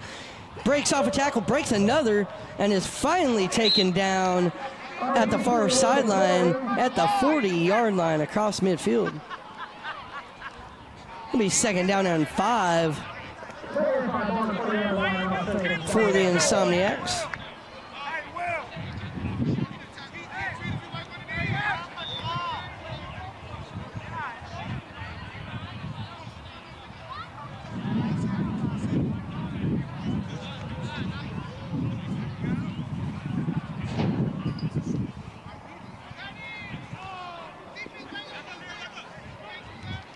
And there's a snap. QC keeps it himself, goes to the far side, and is finally taken down, but not before an Insomniacs 1st and 10. There's 8:28 remaining on the clock here in the 3rd quarter.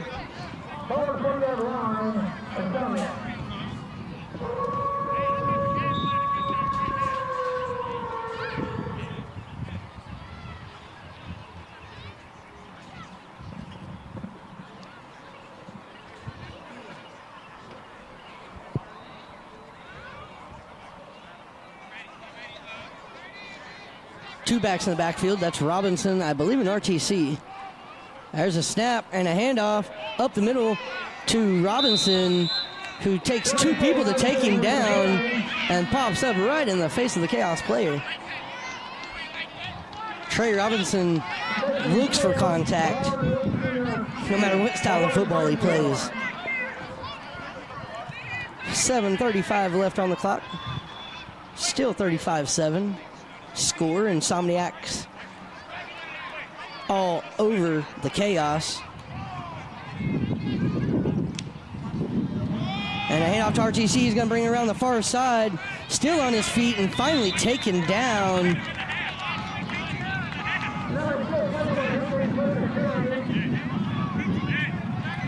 It's going to be 3rd down and 1.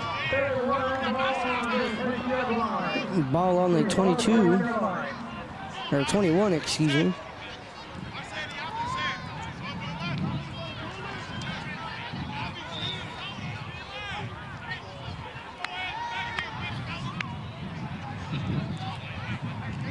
RTC in the backfield with QC. 1 receiver high. There's the snap. QC's going to take it himself. He's going to pick up the block around the far side and be shoved out of bounds, but not before an Insomniacs 1st and 10. And actually, it's going to be 1st and goal at the 9-yard line.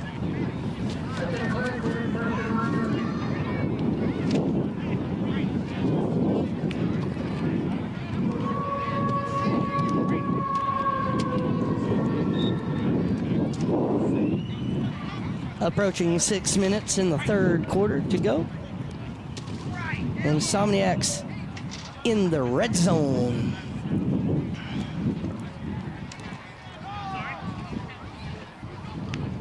There's a snap, fakes a handoff, and a sidearm pass to the far side, and that's Schwenk. And Schwenk is going to take it into the end zone. Touchdown, Insomniacs. 5:40 to go here in the 3rd quarter. The score now 41-7.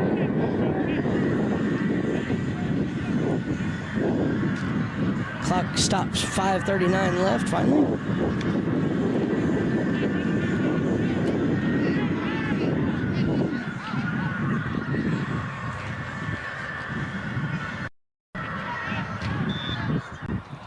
It looks like the Insomniacs will look to go for 1 to make it 42-7. There's a snap. Toss to the backstack. That was Scooter Hamilton into the end zone for the extra point. I believe. And it is 42-7 now. The Insomniacs over the Chaos.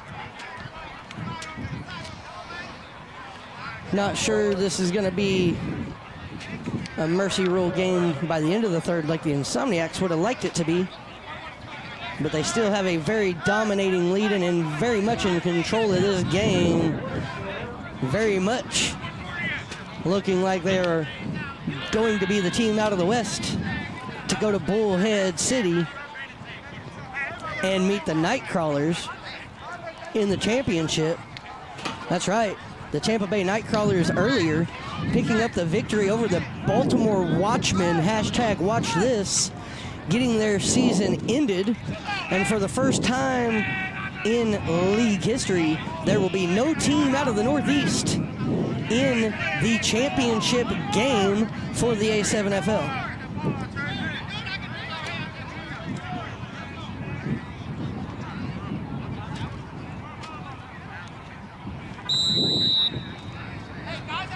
And it's going to be Trey Robinson with the throw off here. Superman with the launch. And there it is. And it does make the 25 and bounce, picked up by the Chaos quarterback coming in to run it back. And he's going to be swarmed by the two of the three defenders and taken down just before the 40-yard line. They're going to mark him at the 39, I believe.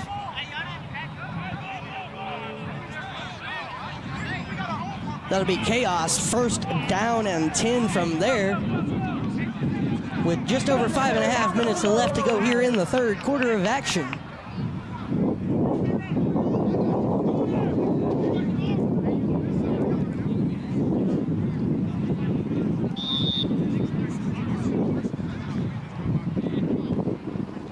And there goes the clock started. Time ticking on the Chaos.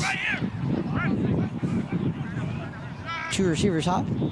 Nobody in the backfield. There's a snap and a throw, and it's intercepted by Munchie. Munchie's got room. He's got one man to beat. Bounces off of him, and he's going to take it all the way to the house. Pick six. Touchdown, Insomniacs. And that makes the score 48-7 with 5:09 left in the third quarter.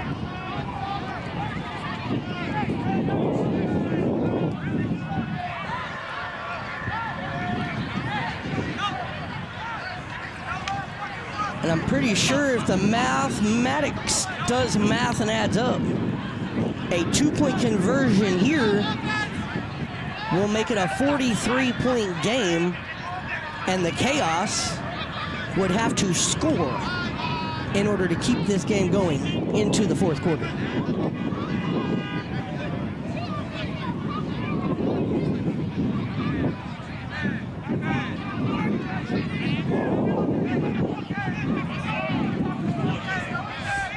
Score is 48-7. Insomniacs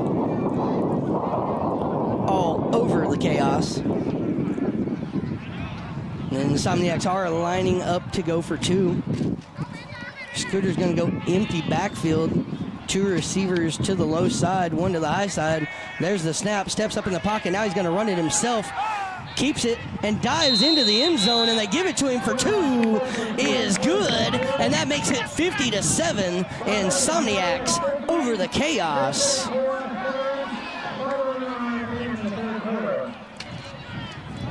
And there's 5:09 left in the third, so we still got to get at least these last 5 minutes out of the way.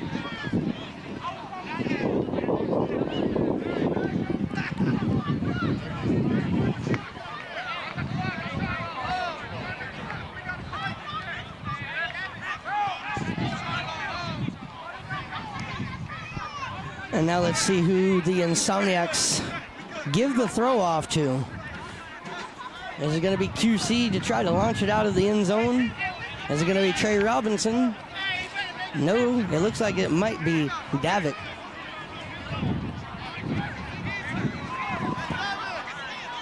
And Davik is going to get the throw for the first time this afternoon, I believe. Oh, false alarm. Davik tosses the ball to Robinson, and Robinson will get the throw off.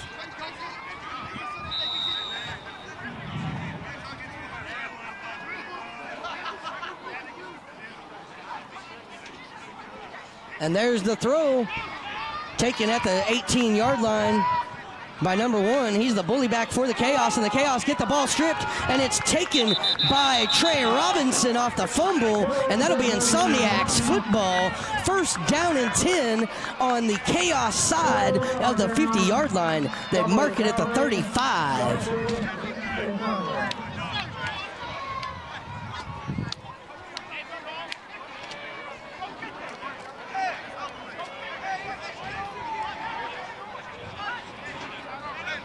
Some of the Insomniacs players come over to talk to some of the Chaos fans and shake some hands. There's been a lot of talking going on between both sides, but it's all been in love and fun of the game of football.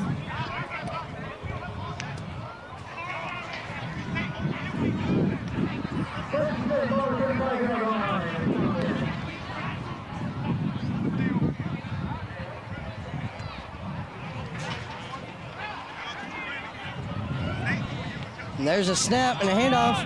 That's Tone Smith, still on his feet, still swinging around on his feet. And the fumble picked up by the Chaos. And they're going to break loose and bring it all the way to the house. And how is he not down? That is crazy. I would be surprised if somebody doesn't try to get a challenge here to say he was down way back here at the 40.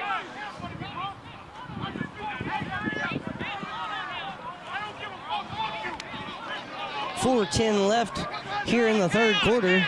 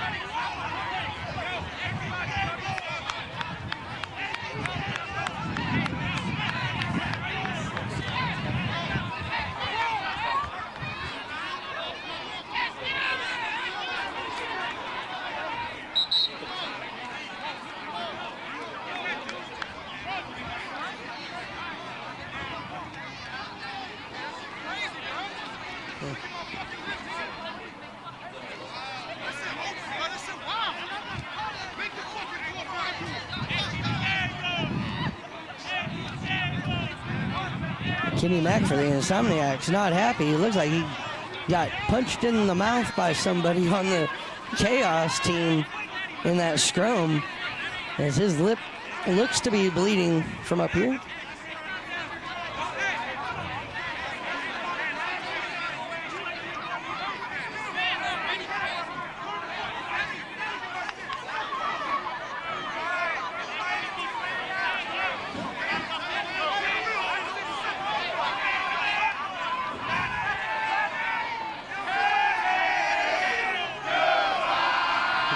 And here we go, Sunday, July 23rd. Join us in Bullhead City for the A7FL Championship. It's going to be the Tampa Bay Nightcrawlers versus the Las Vegas Insomniacs. First time ever there will not be a Northeast team in the A7FL Championship.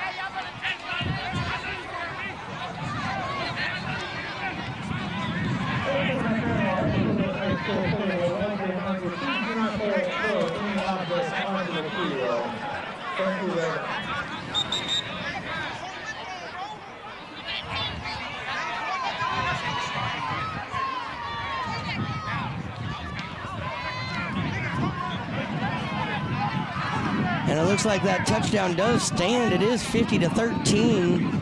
Insomniacs over the Chaos.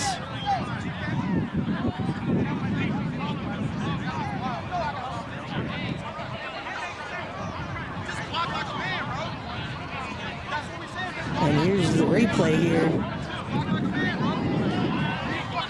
Trey Robinson definitely fumbled the ball.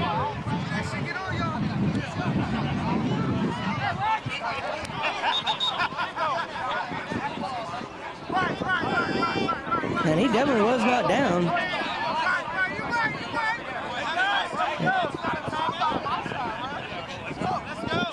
He definitely was not down. At least number 15 was not down.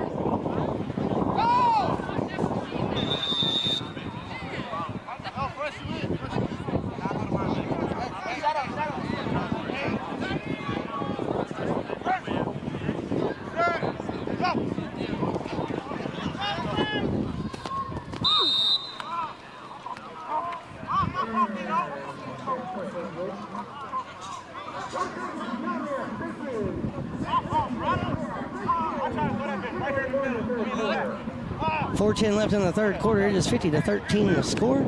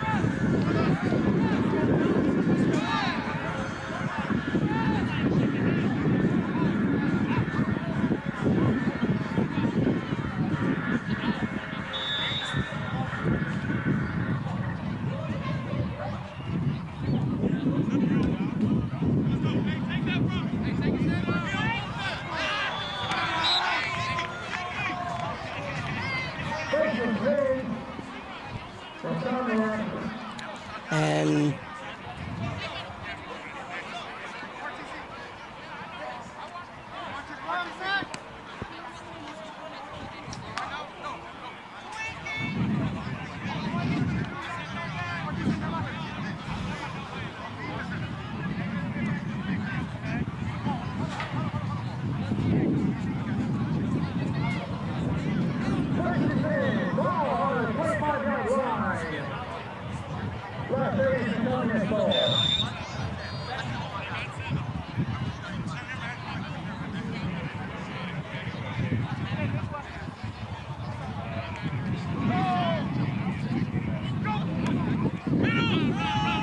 there's a handoff from the Insomniacs to RTC. He's going to take it to the far sideline and out of bounds. Be second down with 3:40 to go here in the third.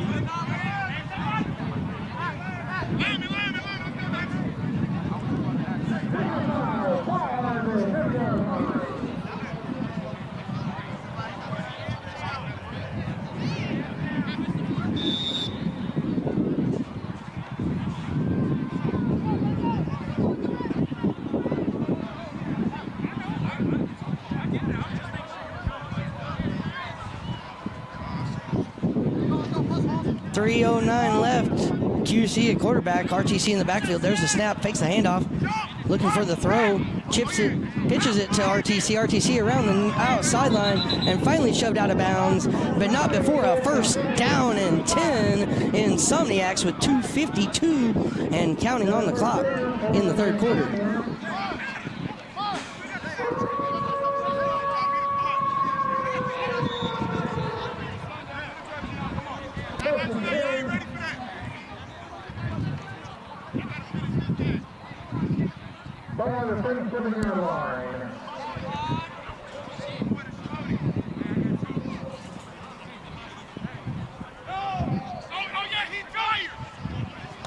There's a snap and a pitch back.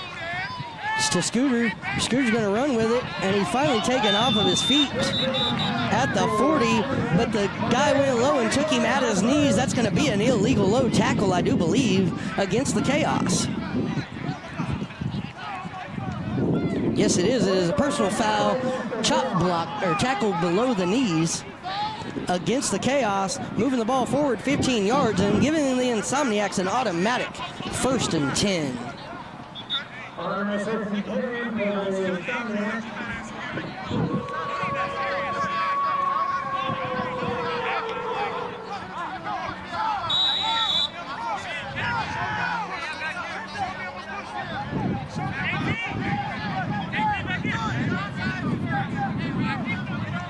Here we go, 1:29 left now on the clock, 50-13 still the score.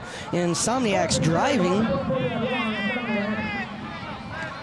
And there's the snap and the handoff to RTC. RTC takes it to the far sideline, or to the far side and back to the middle, and taken down, but not before another 1st and 10.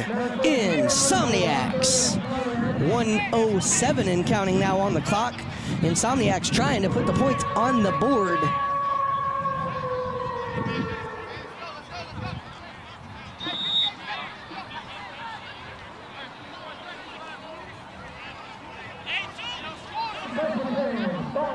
Nobody in the backfield.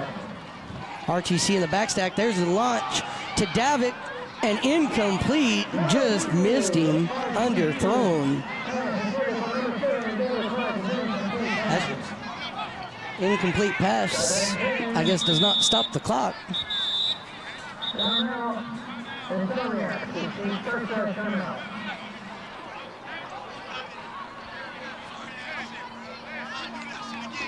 Clock stopped at 30 seconds and a timeout taken.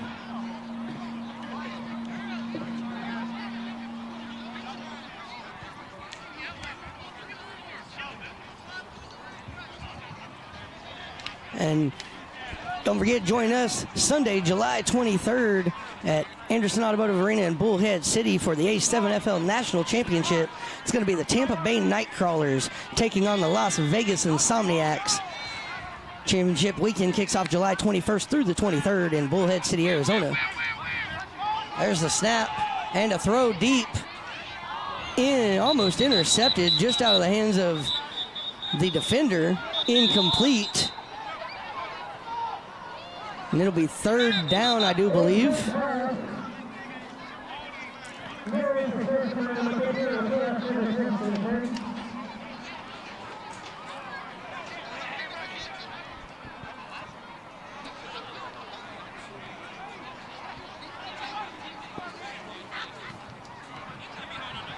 All kinds of fun going on championship weekend for the A7FL in Bullhead City, Arizona.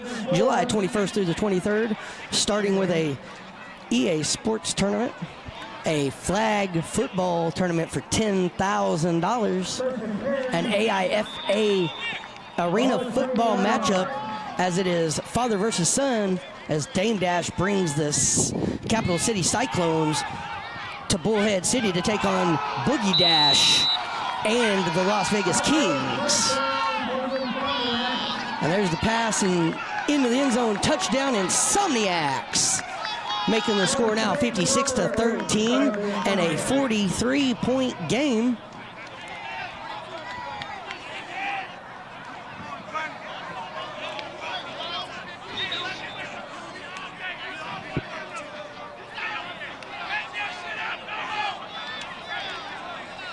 And I do believe, if my math is mathing correctly, barring a 3-on-1 throw-off return for a touchdown by the Chaos, that touchdown by the Insomniacs should basically end this game.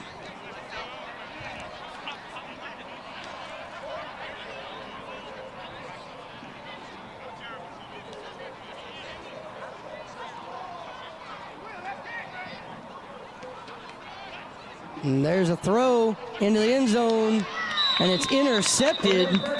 So the two-point conversion, no good. Score remains 56-13. It is a 43-point ball game.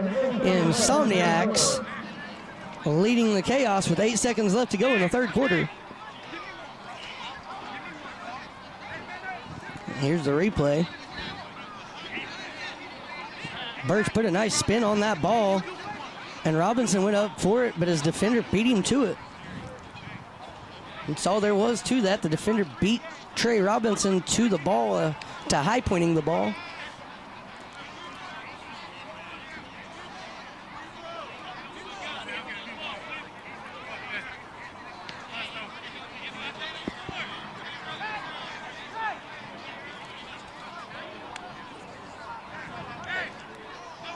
And it looks like it's going to be Stone with the throw. No, it's going to be Davick. They're going to give it to Davick for the throw off. And there's the throw. Wobble, wobble, wobble, y'all. And he takes it out of the air. He's going to try to bring it back to the near side. He's got the speed, but does he have the angle? He has the cuts, that's for sure, as he has us. And now he's coming back cross field, now back inside. And he's finally taken down at the 35-yard line. They'll mark him at the 34. It'll be first down and 10. Chaos.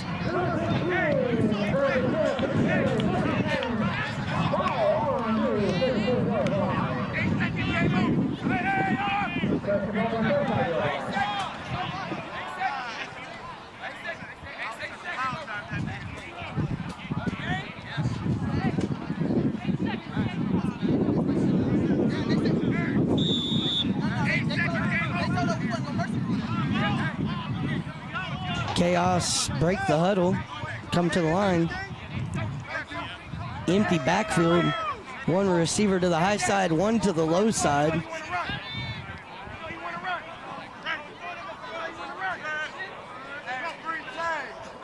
And there's a snap and a throw. He's going to take it up the far side, or up the near sideline, and take it out of bounds. And that ends the third quarter. Score 56-13.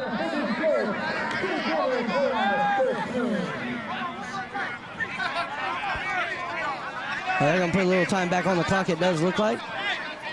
Looks like they're going to try to put 3 seconds on the clock. So there will be 3 seconds left in the third quarter.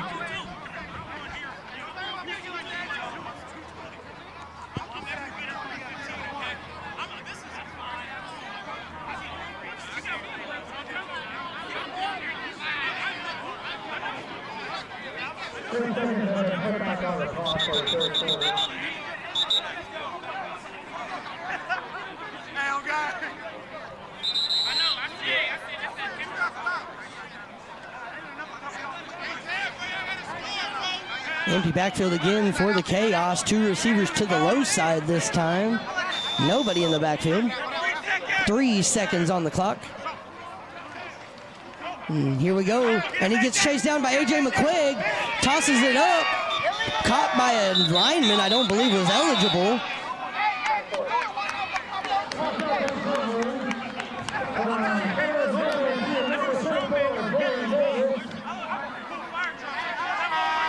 And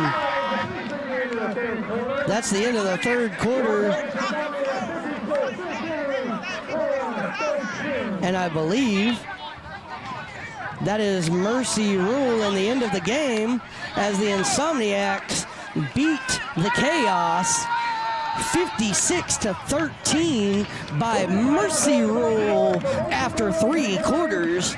And it will be the Las Vegas Insomniacs moving on to Bullhead City, Arizona to take on the Tampa Bay Nightcrawlers for the A7FL Championship. The first time in A7FL history that no team out of the Northeast will be fighting for that championship.